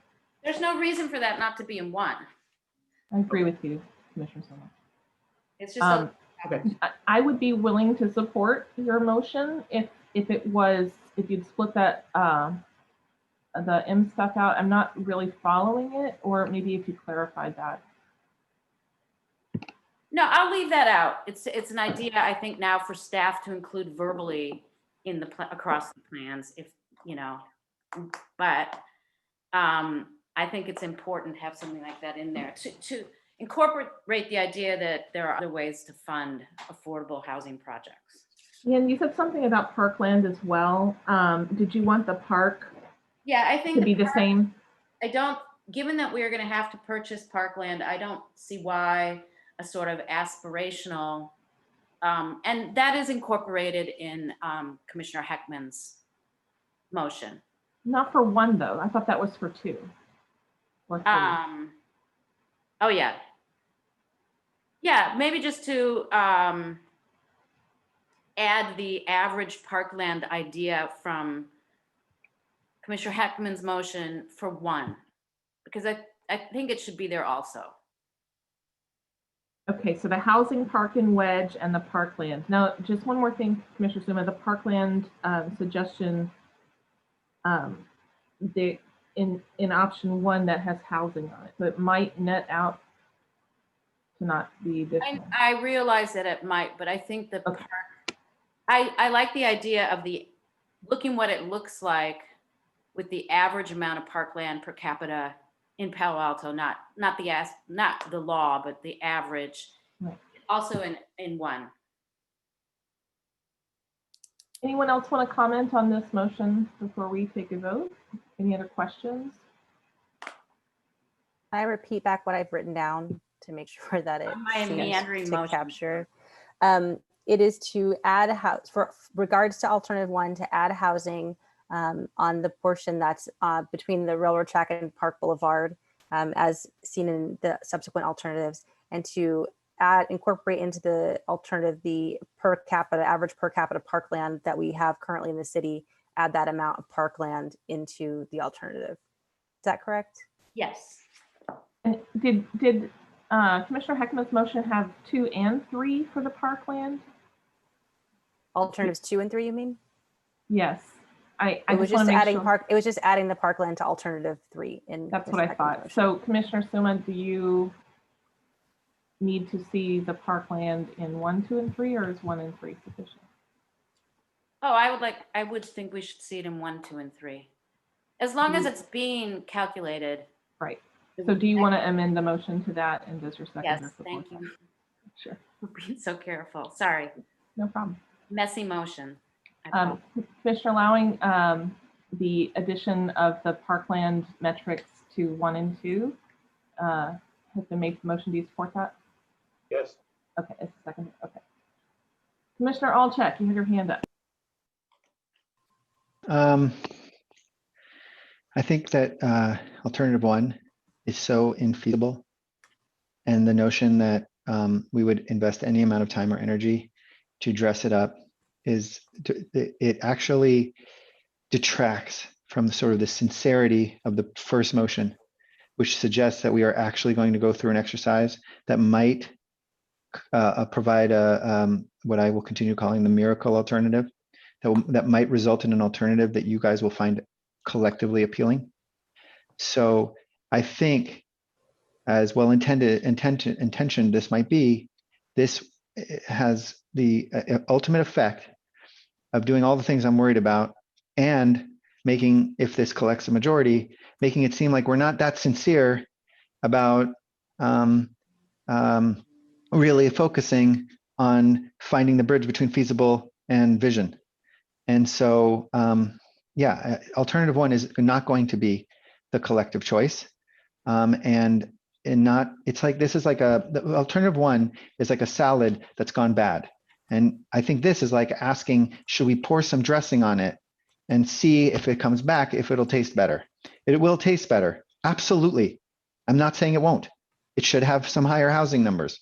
It won't be our choice. I don't think that's an honest reflection of the consensus of the first motion, that this, with those changes, would result in capturing the collective vision. So I personally think we have to respect the fact that any time that staff spends on this is expensive, and we should be very careful what we're asking them to bring back. And that's how I intend to vote on this motion. Thank you, Commissioner Olczak. Commissioner Heckman?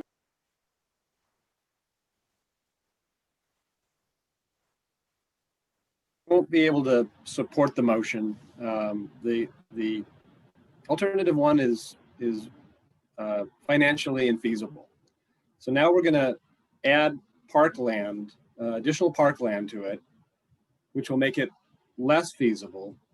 And we're going to add additional housing without a funding source up along the tracks, like in alternative 2, which is infeasible. So what is missing from the motion is this larger layer of money that would make it financially feasible.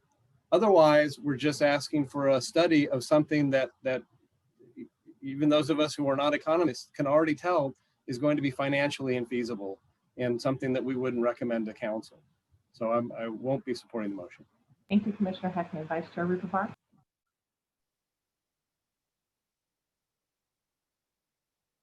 Vice Chair, you're on mute. Sorry, it's getting late. I also will not be supporting the motion. Again, I think it's for two reasons. Exactly what Commissioner Heckman said, it's financially infeasible, and therefore it makes no sense for me to waste staff's precious time and resources, given the limited amount they have on studying this further. All right, thank you, Vice Chair Rupivar. My comments on this motion are, it's very practical, plug and play spreadsheet, and graphic changes will take 5, maybe 30 minutes. And it will enable us to compare 1, 2, and 3 on a little bit more even footing. And I think that those discrepancies will be more evident. And I also anticipate that this is information that council may wish to see, and as they understand and try to process the different alternatives as well. So I think it will be time well spent. I don't think it's a significant amount of time. And so I'll be supporting this motion. Okay. Any other hands up? I think I see some legacy hands. Speak up if you need to speak, or we will go to the motion. All right, Mr. Nguyen, would you please conduct the vote? Commissioner Olczak? Nay. Commissioner Heckman?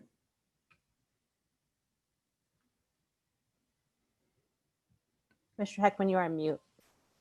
Nay. Commissioner Lowing? Yes. Vice Chair Rupivar? No. Commissioner Suma? Yes. Okay, Chair Templeton? Yes. Okay, the motion is 3-3. Mr. Yang, can you perhaps explain to us what happens? Yeah, so the motion fails. All right, thank you very much for a lively discussion on North Ventura. Is there any other discussion or before we close out this agenda item? So it sounds like we will have an opportunity to discuss this again in a couple months with staff, and I'm really hopeful about that. Thank you all for coming out and commenting from the public, for your letters, for the discussion that we've had tonight with the commissioners and with staff and with our consultants. It's really exciting to think about the possibilities here, and it's worthy of our time. So thank you for engaging so wonderfully with it. We will now move on to our next agenda item, and that is approval of the minutes. Were there any edits to the minutes that were sent out from December 9th? I see Commissioner Heckman nodding. Yes, I had minor revisions that were distributed to the commission.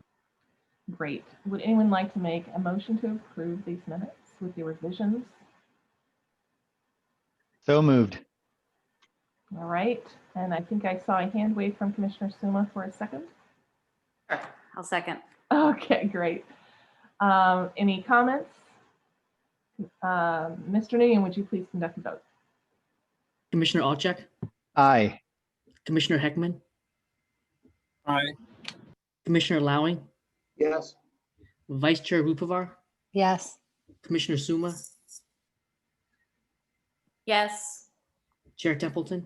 Yes. The motion carries 6-0. Excellent. Thank you very much. Let's move on to committee items. Any? Please raise your hand. Going, committee items, second call. Committee items, third call. Okay. We will move on to the next agenda item, which is the election of the chair and vice chair. So we are in a unusual situation this year, and I'm gonna share with you what I have learned with staff, and then perhaps staff can augment if I have left anything out that they want to shed light on.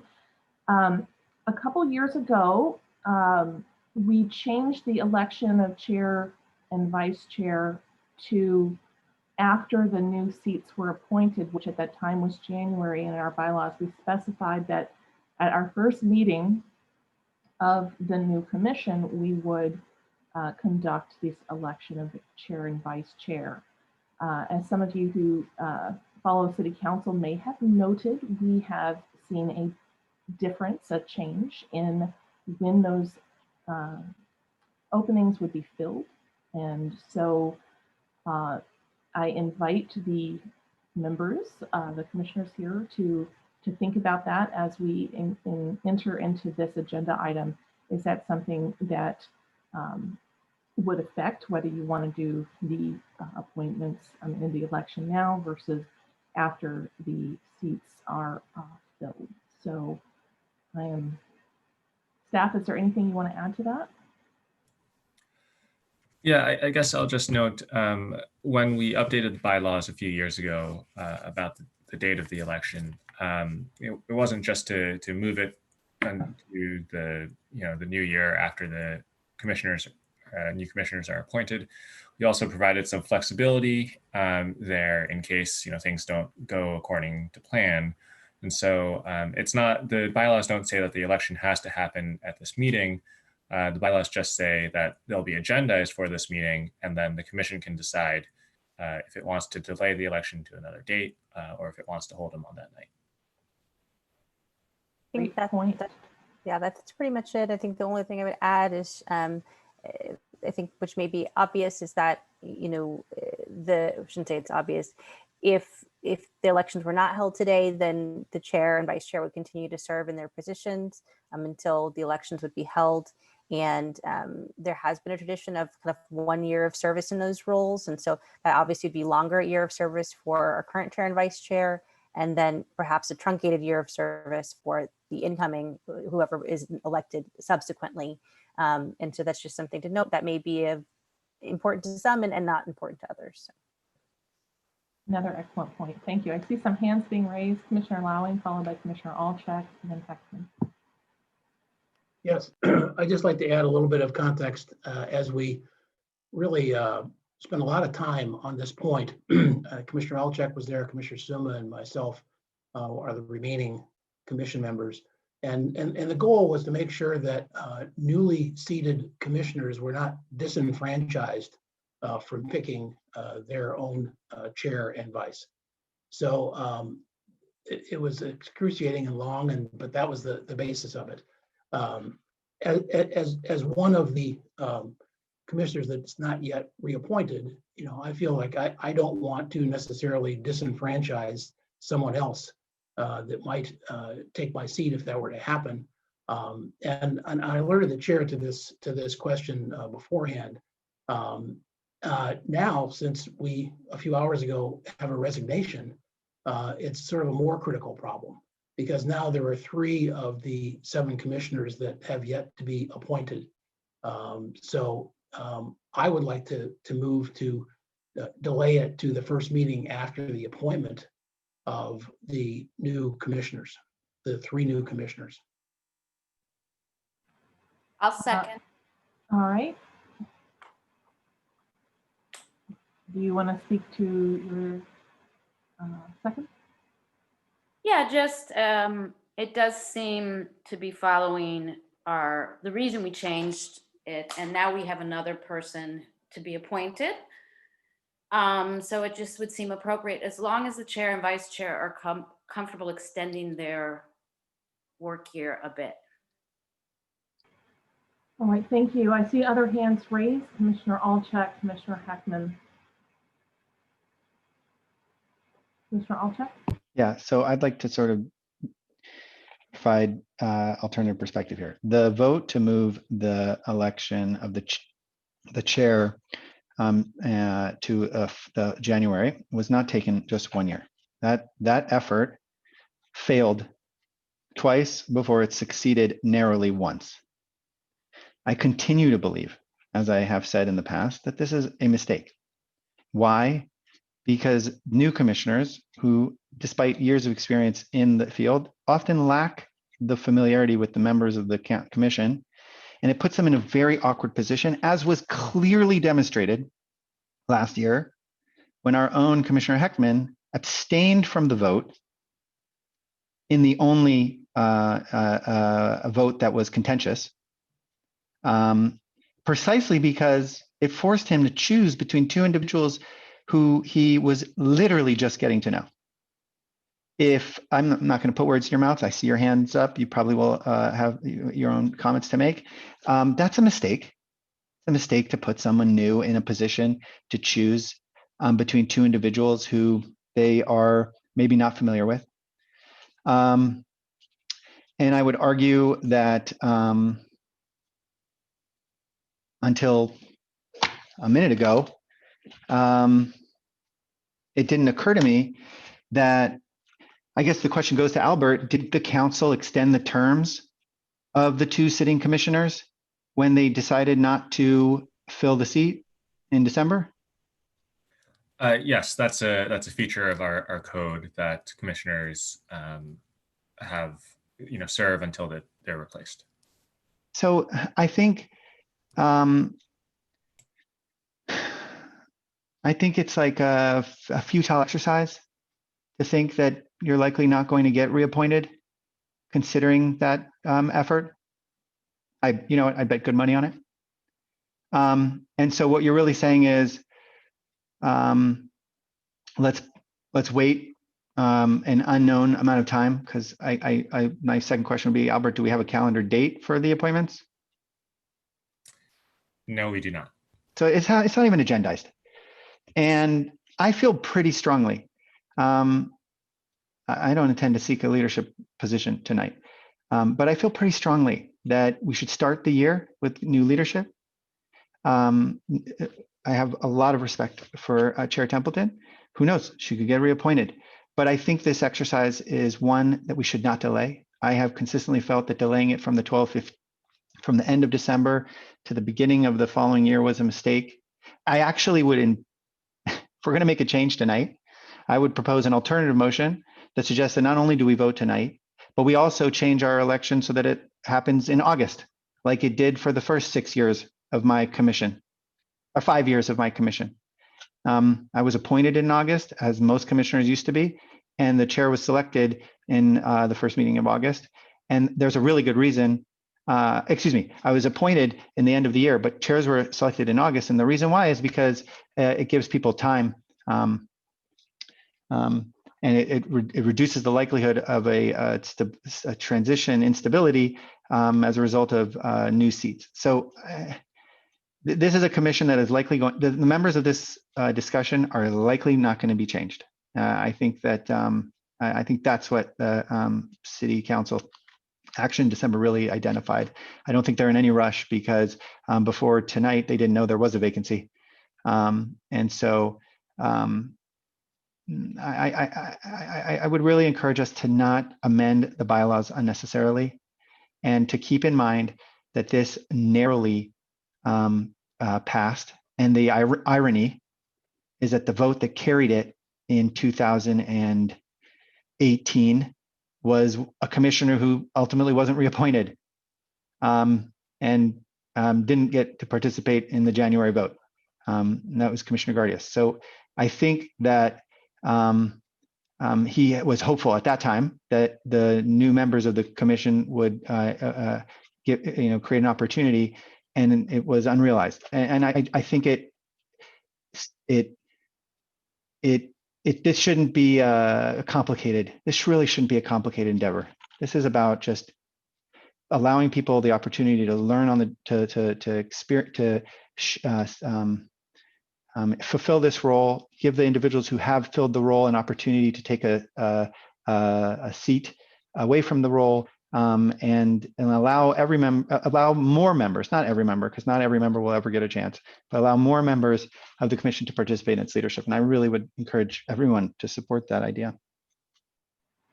Thank you, Commissioner Alchek. Commissioner Heckman?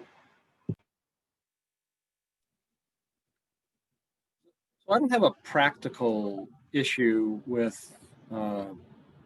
extending our current leadership, which I think has been just terrific. Everything I could hope for in the last year. But my concern is that we as commissioners have to serve as examples to the citizens of Palo Alto as to what our laws mean and how to interpret them. And when I look at the language in our bylaws, what it says is, and this is the new version adopted in 2018. Many of you participated in that. But the plain language says you have it at the first meeting or at a date certain, an alternative date certain. And we don't have that. And that concerns me that we're playing a little loose with the language that was approved back in 2018. And frankly, I think the City Council has done us no favors by not telling us when the appointments would be, when that process would be completed, because then we could have a date certain. But as I understand it today, we can't have a date certain. And so that's my concern, is that the motion as it sits does not meet the four corners of our bylaws. Thank you, Commissioner Heckman. I see Commissioner Suma's hand up. Did you want to speak again? Yes, thank you. Please go ahead. I believe our attorney just told us it did meet our bylaws, so I don't know if that needs any further clarification from our attorney. The other thing, and there's no intention here to, divert us from a legal process. It was just to respect potential incoming commissioners. And I will note that it is common practice. I mean, the council elects its own mayor and vice mayor and the new council, the first meeting. I think there's also an expectation that a lot of the applicants for this role would have familiarity with the Planning Commission and have watched a lot of the meetings and have, I trust the new people to be able to do it as well as anyone, but we should probably just vote. But it was really out of respect for the potential new appointees as commissioners that I thought this would be a good thing to do. I'll take a moment to speak on this, and Vice Chair, if you wanted to speak, you feel free to raise your hand. I have faith that that any one of the 6 of us that are sitting here could be in a leadership role. That is not a question for me. I think it's,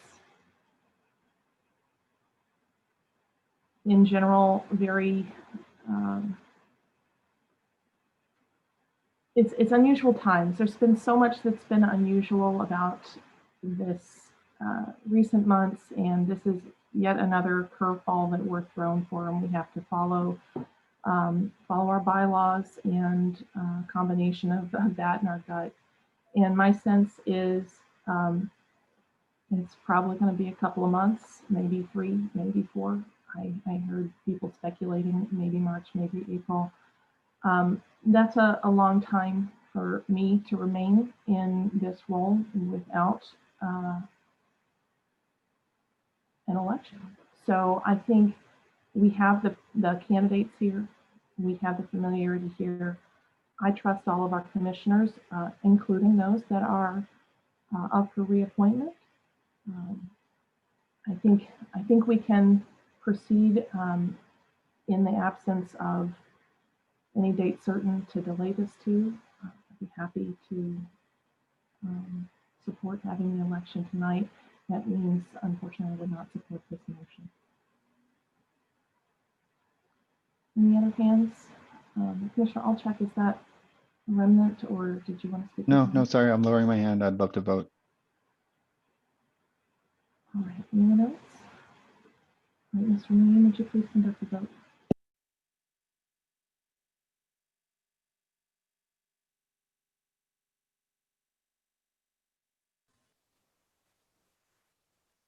Finn, if you're there, I think you might be on mute if you're speaking.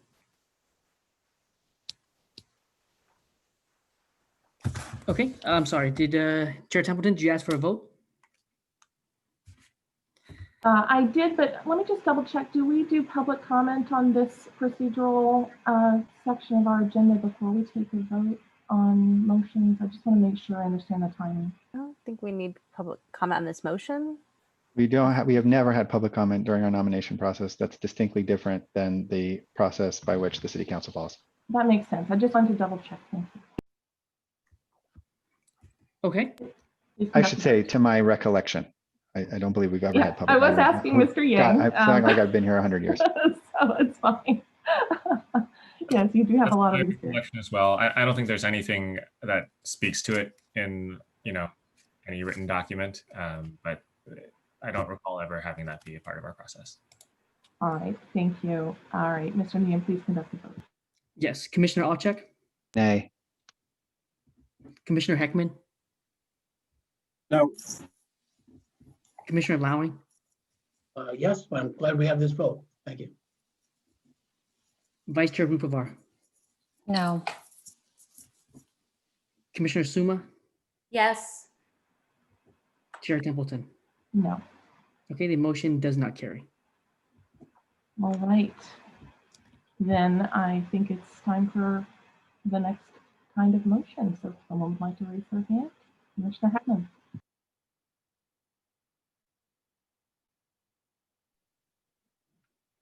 This being my first time through this process, is this where nominations are made? Yes. Okay, then I would like to nominate for the chair, the current vice chair, Vice Chair Rupavar. Any second? I will second that nomination. And Vice Chair Rupavar, do you accept that nomination? So thank you, Commissioner Heckman, for the nomination. I've really enjoyed, serving as vice chair. I was actually hoping to seek reappointment as vice chair again this year, and plan to appoint you, Commissioner Heckman, as chair. So I will respectfully decline. Thank you so much. And can I, nominate Commissioner Heckman as chair. I will second that nomination. Okay. Thank you. I see Commissioner Lowing's hand is raised as well. Yes, but the deed has already been done. What does that mean? Nomination of Commissioner Heckman. All right. Well, So, Commissioner Heckman, do you accept the nomination? In light of Vice Chair Rupavar's declining the nomination, because I do believe in this concept of ascension. And so I think the slot was hers. She's declined, so I will accept the nomination. I am filled with joy and pride at how this conversation is going. I'm a little verklempt, so forgive me. But any other nominations, please raise your hand. Okay. Mr. Newman, would you please conduct the vote? Hold on a second. No? It would be appropriate to just allow the makers of the nomination to speak to their vote. Oh, you're right. See, I'm a little overcome. Please feel free. Sure. I mean, I think the fact that there's no other nominations is a testament as to everybody's faith in, oh, am I on mute? No. As to everybody's faith in Commissioner Heckman.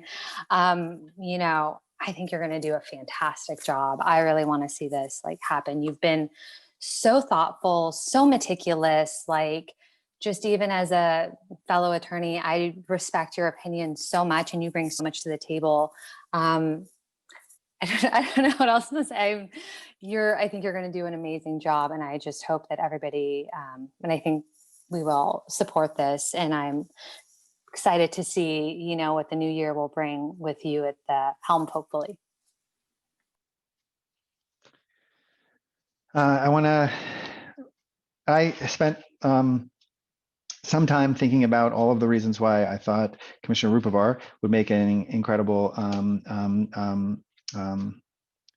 chair of our planning commission this year. And before I speak to Commissioner Heckman, I want to acknowledge that the way that Commissioner Templeton and Commissioner Rupavar, or I should say Chair Templeton and Vice Chair Rupavar worked together this year, was you guys did a fantastic job. And you had just suggested with some Yiddish terminology, your pride in this moment, and that I think you should take greater pride in the fact that the two of you demonstrated just how well a commission can run, how welcome all voices could feel, and not without very complicated issues before us in this challenging year. And so, despite having prepared some having thought during the break about comments about Commissioner Rupavar, I want to suggest that I think the nomination of Commissioner Heckman, which I seconded, is very easy to support. I think Commissioner Heckman has impressed all of us. I won't speak for all of us, but I believe he has impressed all of us with his genuine, thoughtful preparation for every meeting. I'm sure privately some of us are a little embarrassed at how your acute sense of detail with respect to our minutes makes us look. If none of us ever have anything to say about the minutes, are we even reviewing them? But in all sincerity, I think that you have approached your work very impressively. I am so happy that you were appointed to this commission, because I think you're doing a superb job as a member of the community, engaging in these issues and being so thoughtful in your comments. I have consistently been persuaded by things you have said. I think you do a really good job of respecting everyone on the commission with your thoughts. And I think that you in a leadership position would be exactly the sort of tone that would be exactly, this is the 2021 sort of idea that we need in the wake of the 2020 moment that as a group we have not suffered tremendously from, but that I think our community would like to see someone like yourself at the helm. And I would add that I will absolutely like to see some continuity, and I think if Commissioner Ruvar is open to the idea, I would support that too, because I think that experience could lend the continuity, if you will, of leadership that would significantly help you as a second year commissioner. So I'm thrilled. Thank you. I see Commissioner Lowing's hand is raised. I'm sorry, Chair. Yes, go ahead. Jump in here. Please do. I looked into this a little bit further, and we actually should be taking public comment before the commission votes on either of these. I really appreciate that. We will, can we have Commissioner Lowing's comment and then go to public comment? Sure, yeah. Okay, thank you for looking into that. I remember watching the change of guard in the city council and that they took comments. So that's why I asked. I appreciate that. Okay, Commissioner Lowing? Yes, without repeating all the accolades, I just love how hard you work and how I can depend on you to have done the work, as can all my colleagues. And it doesn't matter what the percentage of agreement or disagreement is, you are up to speed. So you are an expert by the time we sit down and work on these things. And it makes it so much easier for all of us compared to folks that, don't perform. I don't mean people right here. I'm saying if people don't perform at that level. So I really appreciate that. And all of your experience lets you hit the ground running with no learning curve, which is fantastic. A few months ago, I had a little bit of concern about you, but now you upgraded your laptop. So I'm much more comfortable because we can actually see you now and hear you now. So I'm good to go. The tech is critical, Commissioner Heckman. So yes, I will add my thoughts as well. One of the downsides of supporting you for chair is that we might have to hear your comments last. And I have really enjoyed your feedback and analysis over the course of this past year. I think it's absolutely essential to have your voice here, and I'm looking forward to continuing working with you. I know we have several former chairs here, and we can all attest to how hard it is to let go, but how much easier it's made by letting go to the responsibility of somebody who is up to the task. So I'm really grateful that you're interested in this role, and I'm looking forward to coming with the gavel if that is possible. Any other comments from commissioners before we can go to public comment? All right, Mr. Nguyen, would you please go to public comment? Yes, one moment, please. Let me just get the timer up. Okay, our first speaker will be Mary, and then followed by Rebecca. Mary, if you're there, you may speak. Is that me? Yes. Well, first of all, I am so impressed with this commission. I'm really a neophyte to these kinds of proceedings, although I often go to the city council meetings on Monday evening.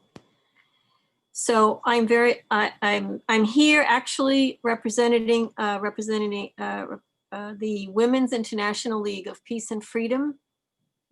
Roberta Alquist could not make it tonight, and she asked me to make a report on what happened here because we are on the Affordable Housing Subcommittee of the League. Thank you, Mary. Did you want to speak to the agenda item we're on, election of chair and vice chair? No, I don't have, no. Okay. I just thought I should tell you more about who I am. So, but I don't have any other further comment. No, thank you very much. Well, thank you for coming and thank you for sharing that you're observing this meeting. I appreciate that. Okay, our next speaker is Rebecca. Thank you so much for the opportunity to address this commission. I believe that Commissioner Heckman is unqualified to serve as chair of this commission due to unavoidable conflicts of interest.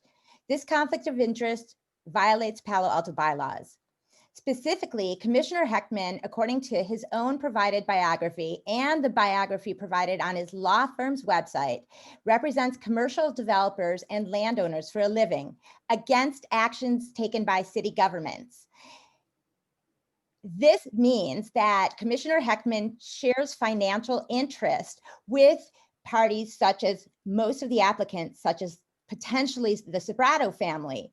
Because the city of Palo Alto does not require commissioners to file Form 700s, as I believe they should, and as most cities do, we are not aware of the extent of which Commissioner Heckman is financially in bed with the applicants before this commission. Although it violates the bylaws for the commissioners to be biased, actions including tonight and statements made by Commissioner Heckman suggest that Commissioner Heckman's bias is significant. For example, Commissioner Heckman, like Commissioner Alchek, refused to name the owner of the Fry site by name, even though it is public record and not secret or private information that the owner of the Fry site is the Sobrato family. Similarly, Commissioner Heckman misrepresented intentionally the nature of the investment in the Fry site. The Fry site is zoned residentially, not commercially. In other words, the Sobratos have no legal right for commercial development, even though Commissioner Heckman has inferred, has implied strongly, even stated that they do have the right. Also, Commissioner Heckman has, like Commissioner Alchek, has argued strenuously on behalf of the financial interests of the Sobrato family. Tonight, both of those commissioners used the words financially infeasible when they really mean harming the profitability of commercial developers like the Sobratos.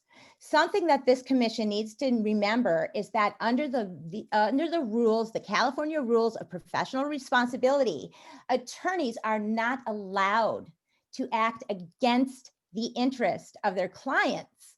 Similarly, attorneys are not allowed to reveal the financial interests of their clients. For that reason, Commissioner Heckman will argue that he doesn't even have the right to disclose how deeply embedded financially he is with commercial developers, including potentially the Sobratos. This harms our community. We deserve a commission free of financial conflict. Therefore, it is harmful to appoint Heckman, and I strongly support the allowing Chair Templeton to continue. Thank you. Thank you for your comments, Chair Templeton. That concludes public comments for this item. All right, commissioners, any other comments before we take a vote? All right, Mr. Noonan, would you please conduct? Oh, does I see Commissioner? I was just going to suggest that the assistant attorney can opine on the commissioners filling out the Form 700.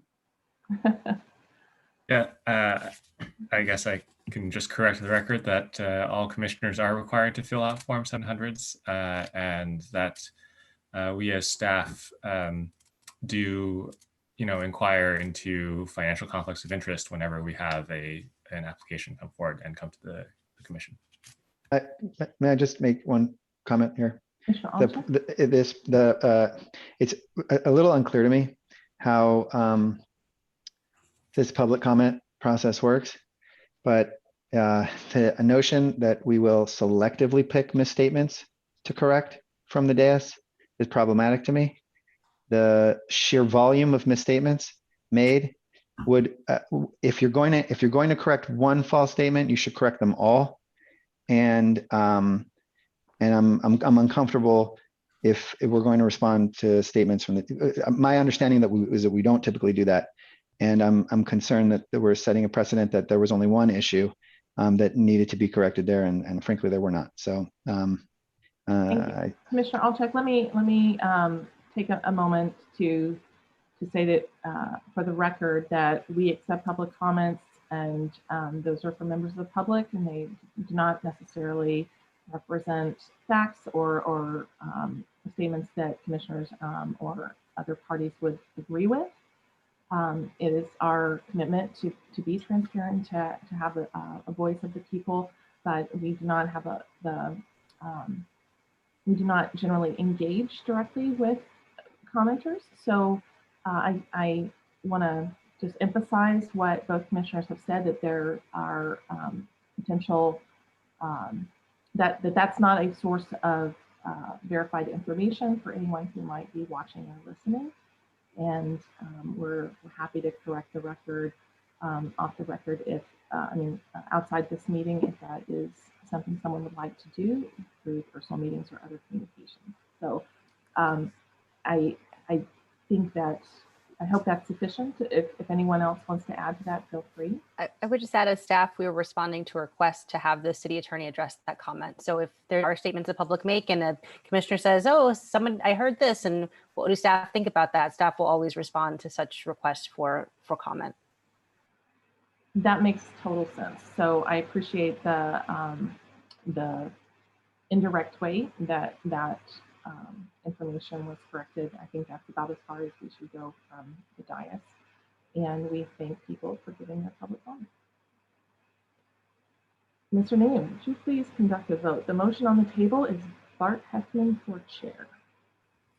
Yes. Commissioner Alchek? Aye. Commissioner Heckman?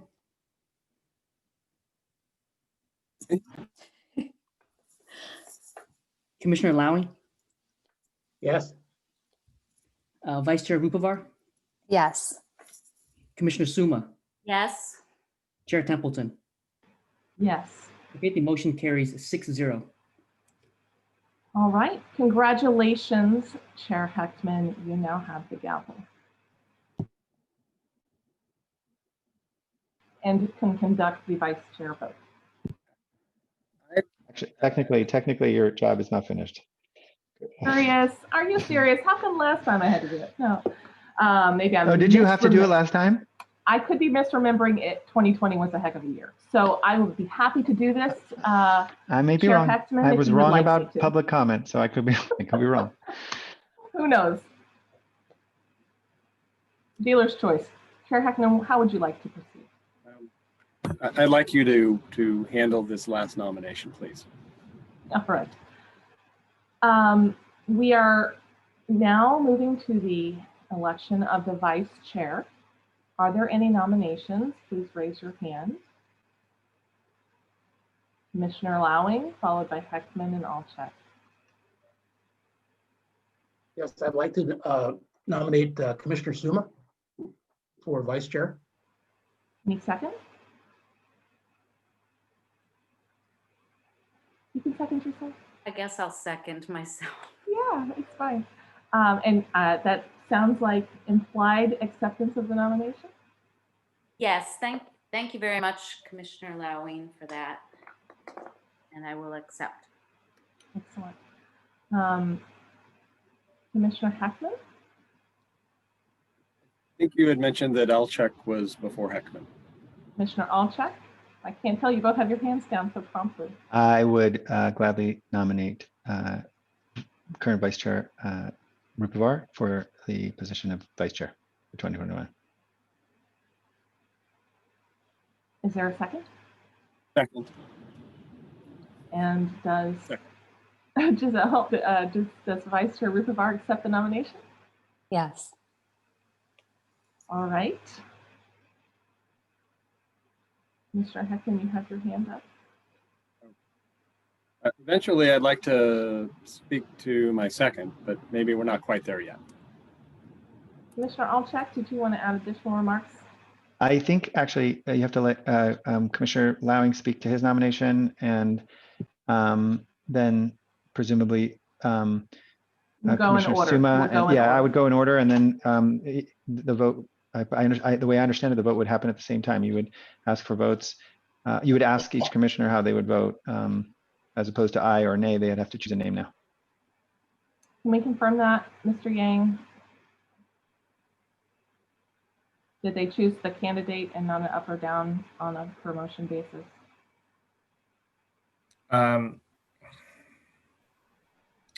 we go by, we have, I guess, I think what you would do if we were in person is have people write down onto a ballot, and then, have staff count the votes. Let me think about how we do that in a We virtual. did not do that last time.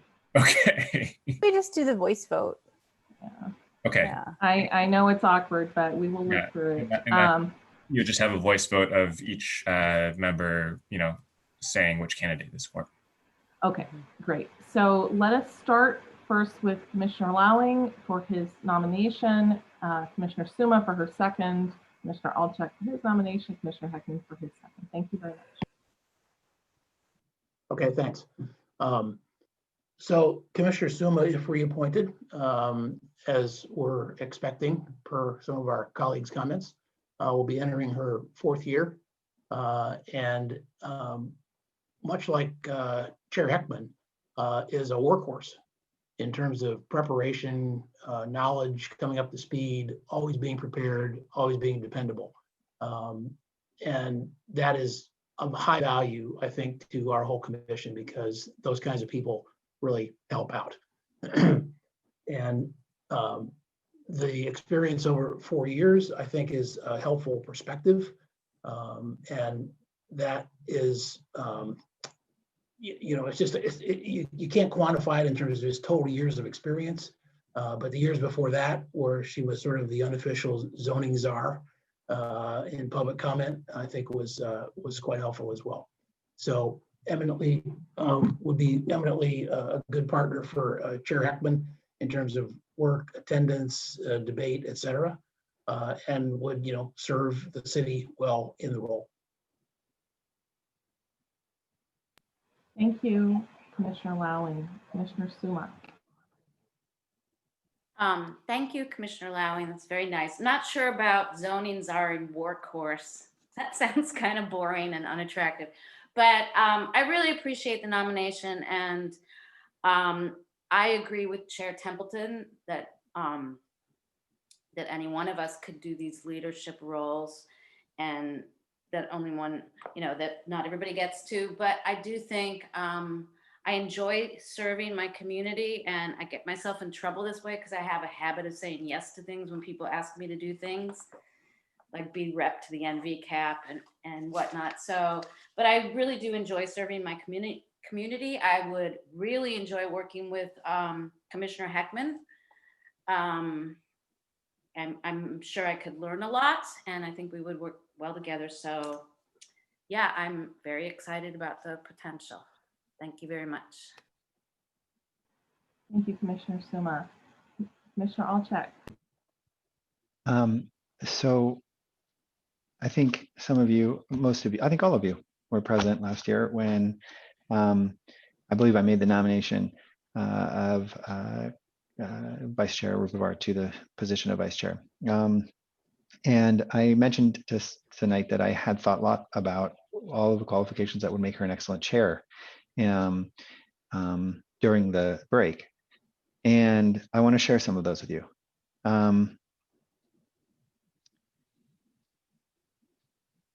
For those of, I mentioned this last year, but for those of you familiar with Commissioner or Vice Chair Rupavar's professional experience, then you know that she worked at one of the most prestigious and well-regarded land use law firms in the nation. So well-regarded that treatise by the namesake of the law firm where she achieved a partnership is essentially the treatise by which most land use attorneys do a great deal of their work. This is the Miller and Starr sort of land use guidebooks. And I mention that because I'm so familiar with that law firm's standard, if you will, locally, that I remember that despite not even knowing who she was when she was appointed, imagining like, holy moly, Judge Rupavar is coming, like someone with a tremendous amount of exposure to what we do, and also what I know would have to be sort of a tremendous work ethic based on her professional accolade. I think all of the members of this commission take our role really seriously. I think we all come to these meetings with a real commitment, and that's something all of us know about each other. We're all really dedicated, and I think deep down we all care tremendously about this city. I think when our commission when our commission's membership includes individuals with area expertise, it improves our work tremendously. I want to honor the appointment of Commissioner Rupevar to this commission by making a consistent act demonstrating how impressive I think her participation has been. I believe the one thing that this role does do is it sends a message to the community that among the esteemed members of this commission, who we really believe is doing a stellar job, and that we trust to essentially maintain the work of our commission in a professional and a way that makes us proud. And I think I want the community to know that the commission continues to believe that Commissioner Rupevar is an excellent member of our commission, and her voice in a position of leadership guiding the commission is very appealing to us. So I'm glad. I hope you will seek a position of higher leadership and will speak for the commission at some point in your future. You have years left, but I'm glad that you offered to or accepted the nomination, because I think you and Carrie work together as an amazing team. You and Chair Templeton work together as an amazing team, and I think that I hope that you will succeed in the exact same way, actually, with Commissioner Heckman, and I'm just so thrilled. So it's been an honor to work underneath the two of you, and I really hope everybody out there knows not just that I was prepared to support you as the chair of this commission tonight, but of course I believe that you would make an excellent vice chair. Good luck. Thank you, Commissioner Alchek. Chair Heckman. Well, I did not get to speak to the motion to make Vice Chair Rupevar the chair because she declined. But now I get the chance to say the reason that I was part of that motion is that I think that she would have made and will make a terrific chair. And I base that on, I don't even consider her role at Miller Star, and as impressive as that is, just base it on a year of observing and interacting with her on the subject matter that we have to deal with twice a month. So now that I am the chair, I will confess that my second here involves some amount of self-interest because I do not have the background of participating in the running of these meetings over the last year. But Vice Chair Rupevar does. And so I am trusting that not only does she know what to do as the vice chair, she's been watching you, Chair Templeton, for the last year, and she knows what you do and what you have done, and she can tell me. And so I'm looking forward to that relationship of leadership. And I do want to say that I feel very fortunate, and I said at the last meeting, having completed my first year, that we have 6 now outstanding commissioners that work well together, and 7th, Billy just resigning.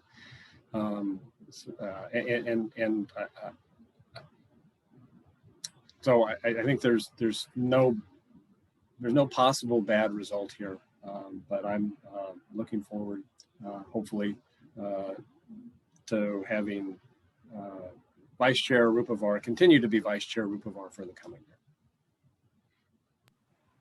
Thank you, Chair Heckman.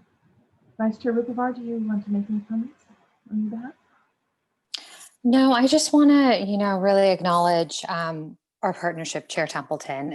You have been fantastic to work with. I've just seen all the blood, sweat, and tears going on behind the scene at every single, pre-commission meeting and at these meetings. And I've gotten to know you personally, just through the process, and I mean, I don't know if you guys know, but Carrie really, really cares about this city. I mean, you guys do not see what I've seen and how much she struggles to make the right decision, to do the right thing, always coming prepared, always asking questions. You guys do not see the amount of work that Carrie did behind the scenes to make sure that our PTC meetings run seamlessly. I mean, assistant planner like Tanner, you've seen it. Like she is always on point, going, okay, let's put the findings at the end. Like every little,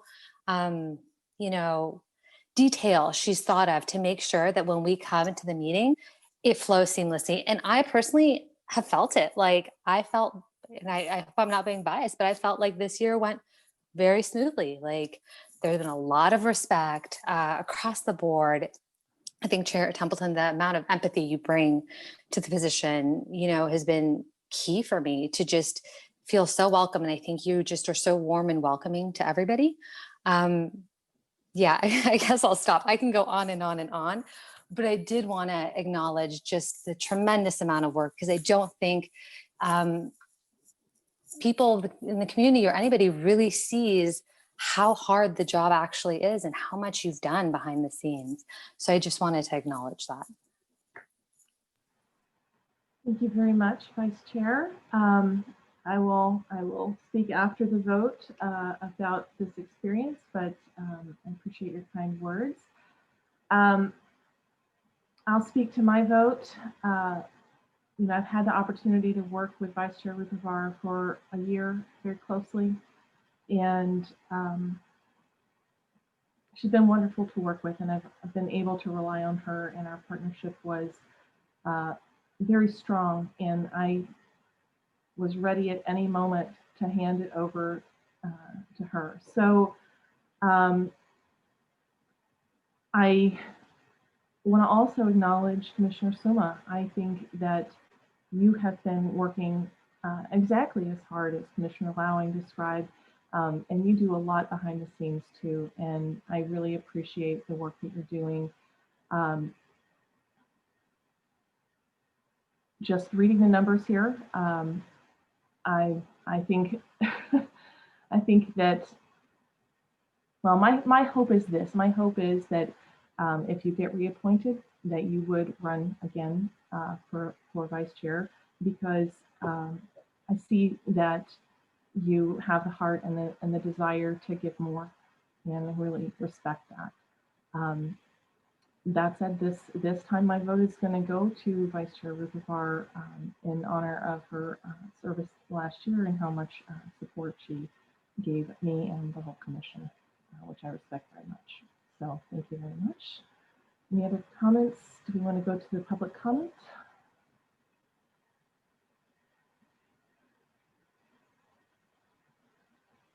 Sorry. Mr. Nguyen? So there actually is not a need to return to public comment. We had a public comment period. For this item. Yeah, you can open it up again if you would like, but it's not required. Okay. Well, we have, I think we should, since I brought it up, I didn't realize it was not on a per vote basis. So you make a good point. We have one hand raised. So Mr. Nguyen, would you please? Well, is this the same speaker? It is the same speaker from earlier, yes. Oh, okay. I'm sorry, Ms. Eisenberg.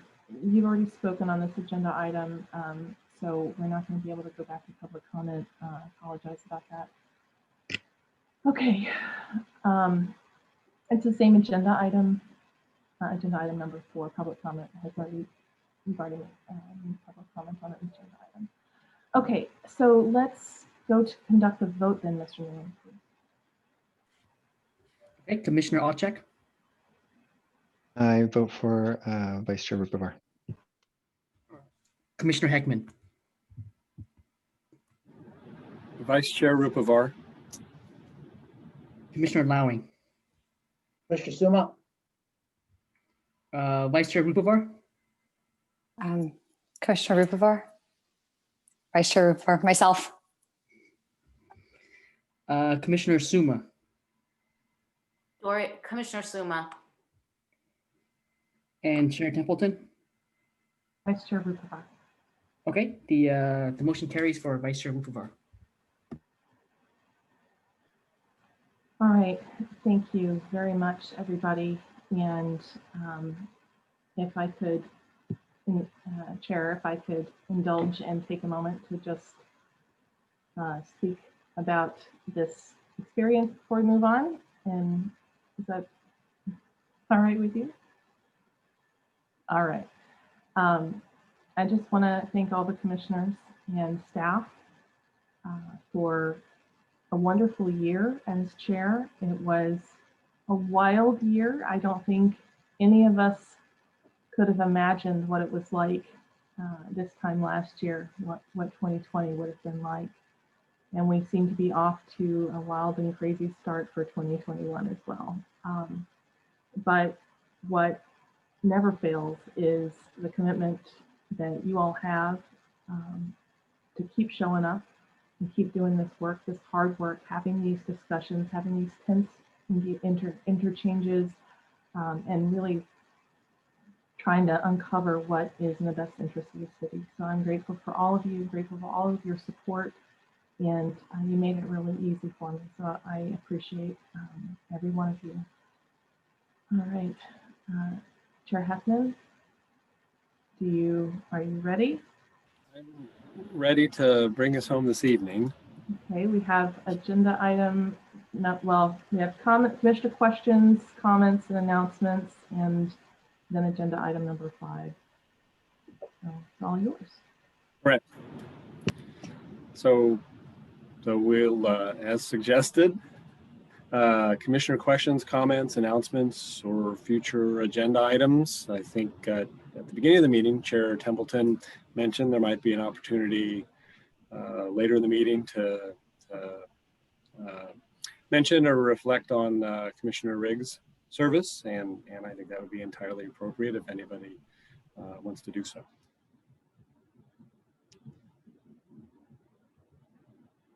So okay, now this is my first lesson watching hands go up on my screen, and I see them running down the page, but not in the order that they necessarily were placed. It does go in order.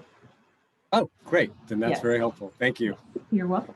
So then we'll start with Commissioner Olczak, and then Commissioner Templeton, Suma, and Lowing. Okay, I have 2 comments. I will start with my acknowledging. I'd like to take a moment to acknowledge working with Commissioner Riggs. I assume he's not watching at this moment. And tonight's news came as a surprise to me. But I had a chance to serve underneath him when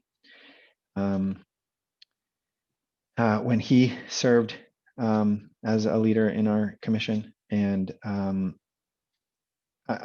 want to acknowledge that it is probably very rare for a planning commission and a planning and transportation commission in the Bay Area to have as a member an individual who is a professor and expert in the field of transportation, urban transportation, transportation management. And I am very sad for our city that we have lost a person with such great knowledge and insight. He absolutely raised our game on the transportation side. I think that is an area that is complicated to appreciate fully. It is nuanced and it is a science. And as I think most of you know, we've seen a lot of turnover in our transportation, among the transportation officials amongst our staff. And so it was nice to have someone on our side of the table, if you will, even though we're sitting around a table together, who could help us feel like the right questions were being asked. And so I just want to acknowledge and say that to Commissioner Riggs, I really enjoyed your contributions to our commission. I am sorry to hear about your resignation. I hope you will. I hope you will seek opportunities in the future to participate locally and share your expertise. And listen, you are always welcome at this meeting and public comment. So don't, if you've got something to say, shoot us an email, because I think we would all very much appreciate it. There's one other, I don't know if this is a general comment section. There's one other comment I want to make. Chair Templeton has put forward a draft letter. It used to be the practice for most of the years of my membership that at the conclusion of every year, the chair would draft a letter to City Council, basically summarizing their the work that we've done. It wasn't something that typically was considered a letter by committee. And so I don't know if there is an item later tonight, because I didn't see it, where we discuss this.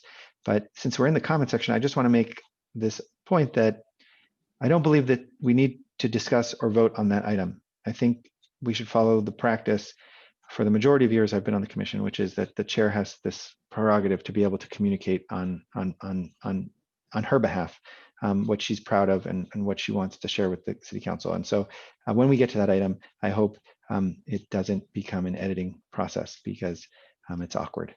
Okay. So we're actually at that item. That item number 5 is part of this commissioner questions comment. So you brought it up at exactly the right time. Okay, so I read the email, I read the note, but I will reserve any comments because I believe that you should send it without my comments. And but secretly, I didn't have any problem with it. Commissioner Templeton, you're next. Thank you very much, Chair Heckman. I have 3 things I want to talk about tonight. I will get to the letter last. First, I would like to also acknowledge and thank Dr. Riggs for all of his years of service on the Planning and Transportation Commission here in Palo Alto. He did bring tremendous expertise, knowledge, and I really enjoyed the transportation focus. And I do hope that we can retain that in his absence and carry that forward. I also wanted to acknowledge that, we had 4 commissioners when he was part of our group. We had 4 commissioners with small children at home. And as one of those, I really appreciated the transparency when sometimes it was hard. You may have seen tonight my kids coming in like, "Where are you, Mom?" I totally relate to that. And I think it's great for the community to be able to see our leaders living their lives and being part of every part of everyday existence. So thank you for doing that and showing the rest of us, especially myself and Vice Chair Rupavar, that it's all right to have, your kids in your life and be part of this commission when we joined you and Commissioner Alchek. So I appreciate that. Speaking of transportation, I wanted to share something that happened in my personal community last Friday, and just acknowledge this incident and that it's a transportation related incident. A family that I've known since my kids were in preschool families, so since they were 2 years old, one of the children was struck by a car at Walgreens, well, at the crossing of Middlefield at Walgreens. And that was really scary to experience and brought me back to why I got involved in the Planning and Transportation Commission in the first place. Is I really wanted to do more to get improvements in safety for our streets and our neighborhoods. So that's an incident that has happened in our community. I just wanted to call that out and say that that's just another reason I hope that we can continue our partnership with the Transportation Department as we go forward into this new leadership team. And then the final thing is the letter, and I appreciate the comments from Commissioner Olczak, but my leadership style is collaborative, and I do want to invite your additions if you want to provide them. I do think that we accomplished a great deal. We met a lot last year, but the overriding concern was COVID and how do we navigate the city business in this unusual time.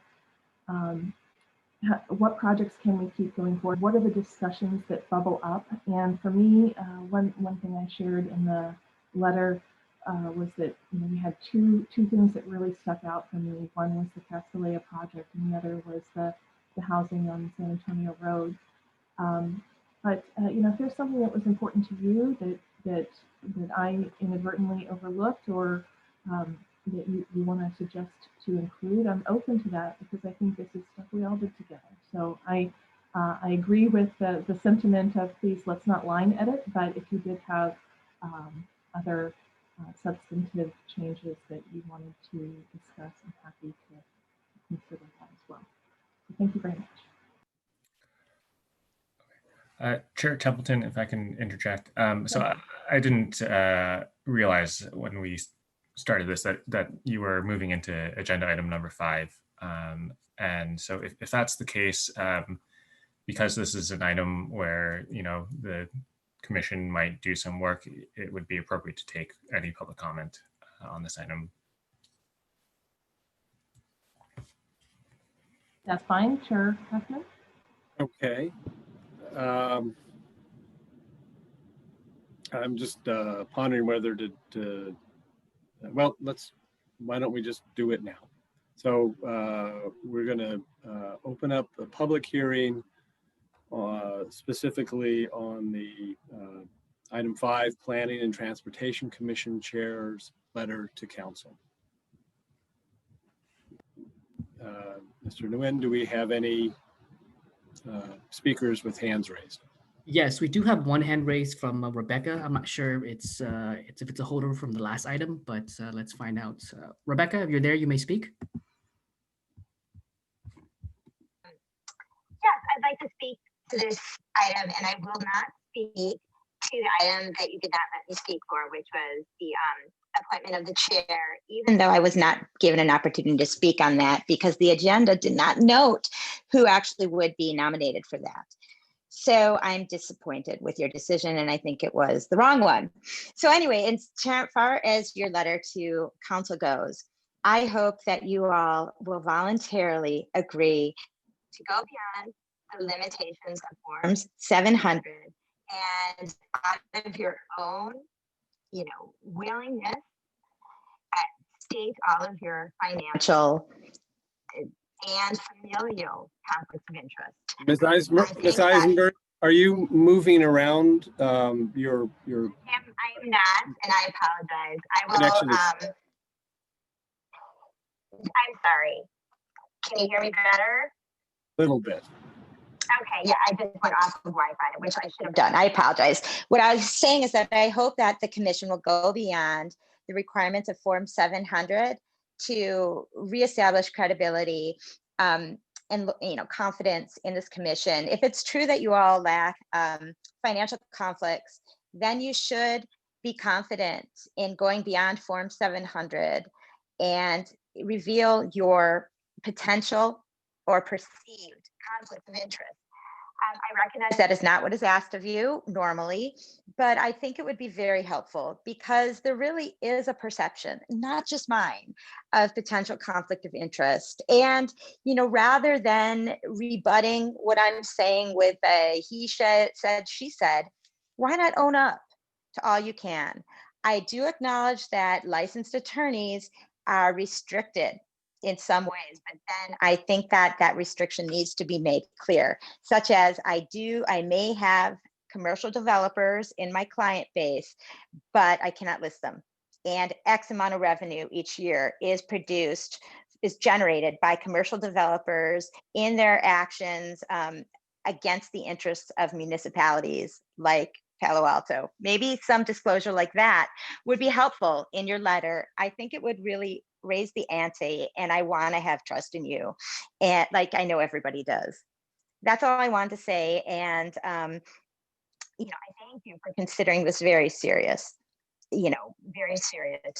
proposal, which won't require any defensive-ness on anyone's part, because again, if you lack conflict, you shouldn't have anything to hide. That said, I do think Commissioner Alchek still needs to disclose conflicts and perceived conflicts with Castanea School. Thank you again. Have a nice night. Thank you for your comments. Chair, that concludes public comments for this item. Thank you, Mr. Nguyen. Then we will close the public comment portion and return back to the commissioners. Commissioner Suma, I think you were next. Thank you, Chair. I just wanted to wish Billy and his family well. I'm not sure what they're going through, but hopefully they come out the other end okay. And that being said, and I want to congratulate our new chair and vice chair as well. And I want to thank Carrie and our vice chair for their work this year. And I especially want to acknowledge how hard Commissioners Lowing and Carrie Templeton work for this community with their election bid and keeping up their jobs here during a pandemic. It was pretty heroic work. So I just wanted to acknowledge that as well. Thank you. Commissioner Lowing. Thanks for that comment on Carrie and myself. It was a piece of cake. Just ask either one of us, no problem. I also would follow your lead on that, Doria, and congratulate our new chair and vice chair. Optimistic about where this thing is going. It's got to get better in terms of the pandemic, and hopefully we'll have a fuller agenda with the staffing up that's happened in planning. And thanks to Carrie. You had by definition a ridiculously tough year. Doing all this stuff on Zoom, I mean, I don't like it and I don't have to manage it. So I know what you were going through to try to pull it off and work in advance, get that thing ready to go, and work with your faithful compatriot there, Giselle and Vin, who made these things happen. So that really helped us have a good year. So thanks for all of that. With respect to Billy, I feel like I want to sit down with him and have this chat, as opposed to have a eulogy for him. But I do want to also kind of second Carrie's observation that this is a family man, and that was fun to see. I'd look at his Facebook page and I was expecting to see some impressive academic paper that was being recapped, and it was pictures of him skiing and skateboarding with his kids in Tahoe. So I appreciate that dimension, as we all are sort of dedicated to our tasks. He's dedicated to that one as well, which I really like that, and it keeps coming up. So I am going to sit down with him when I get a chance. And if you guys get a chance to go out and, after this crazy pandemic, have a cocktail, make sure you use the word bourbon and you're buying, because he only goes for the good stuff. So. Thank you. Vice Chair Rupavar. Thank you. Yeah, I'll keep my comments super brief again. Very sorry to see Commissioner Riggs leave. I've been fortunate to work with him for 2 years now, and he had just so much to bring to the table in terms of his, transportation expertise and knowledge. And also, just like everybody else, I do want to acknowledge it was great to see, somebody else on the commission who's a parent and is struggling like with the reality of what it's like to juggle, work, commission, life, and all the craziness that goes behind the scenes. And when he would be like, his kids would pop up or whatever, it was just, I could completely relate to it. And I'd always like chuckle to myself. So we miss you, Commissioner Riggs. We hope you show up and comment or whatnot and continue to participate. Thank you. Thank you. Commissioner Alchek. Yeah, I want, I didn't get a chance to say something earlier, which is that Chair Templeton, former Chair Templeton, Commissioner Templeton, you inspired me to new levels of professionalism this year.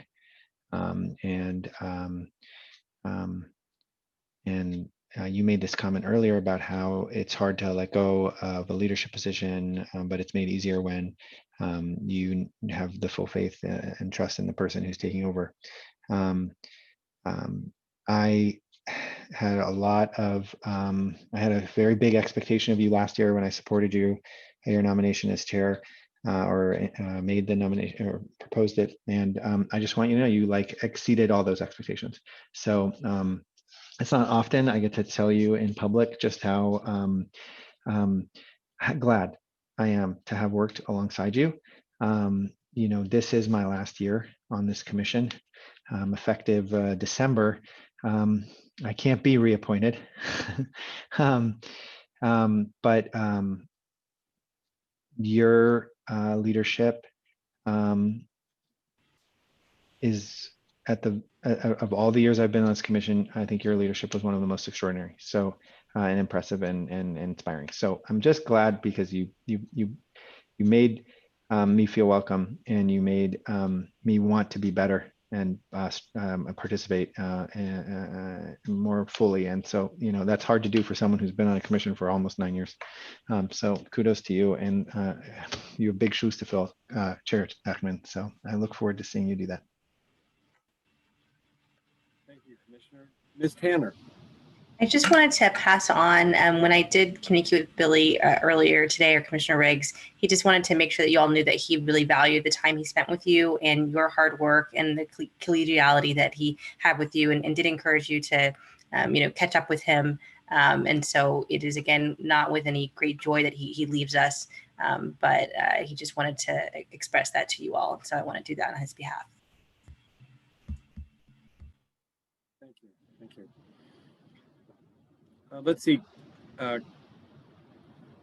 Commissioner Templeton, regarding your draft letter, you've invited comment from other commissioners. Do you have a timeline you'd like to put out there so that people comment or don't, and Sure. allow you to move on? Thank you, Chair. Yes, how about, if you can get to me by Friday at noon, then we can have it formatted and sent and ready for the council packet. I think, when does the council packet go out, actually? Maybe we need to do it earlier. Mr. Name? Packet, it could go to not next week's council packet, but the following week. Okay. Yeah, that's fine. And, it's short and sweet. It's a little different than some of the other letters I've read, and that's okay.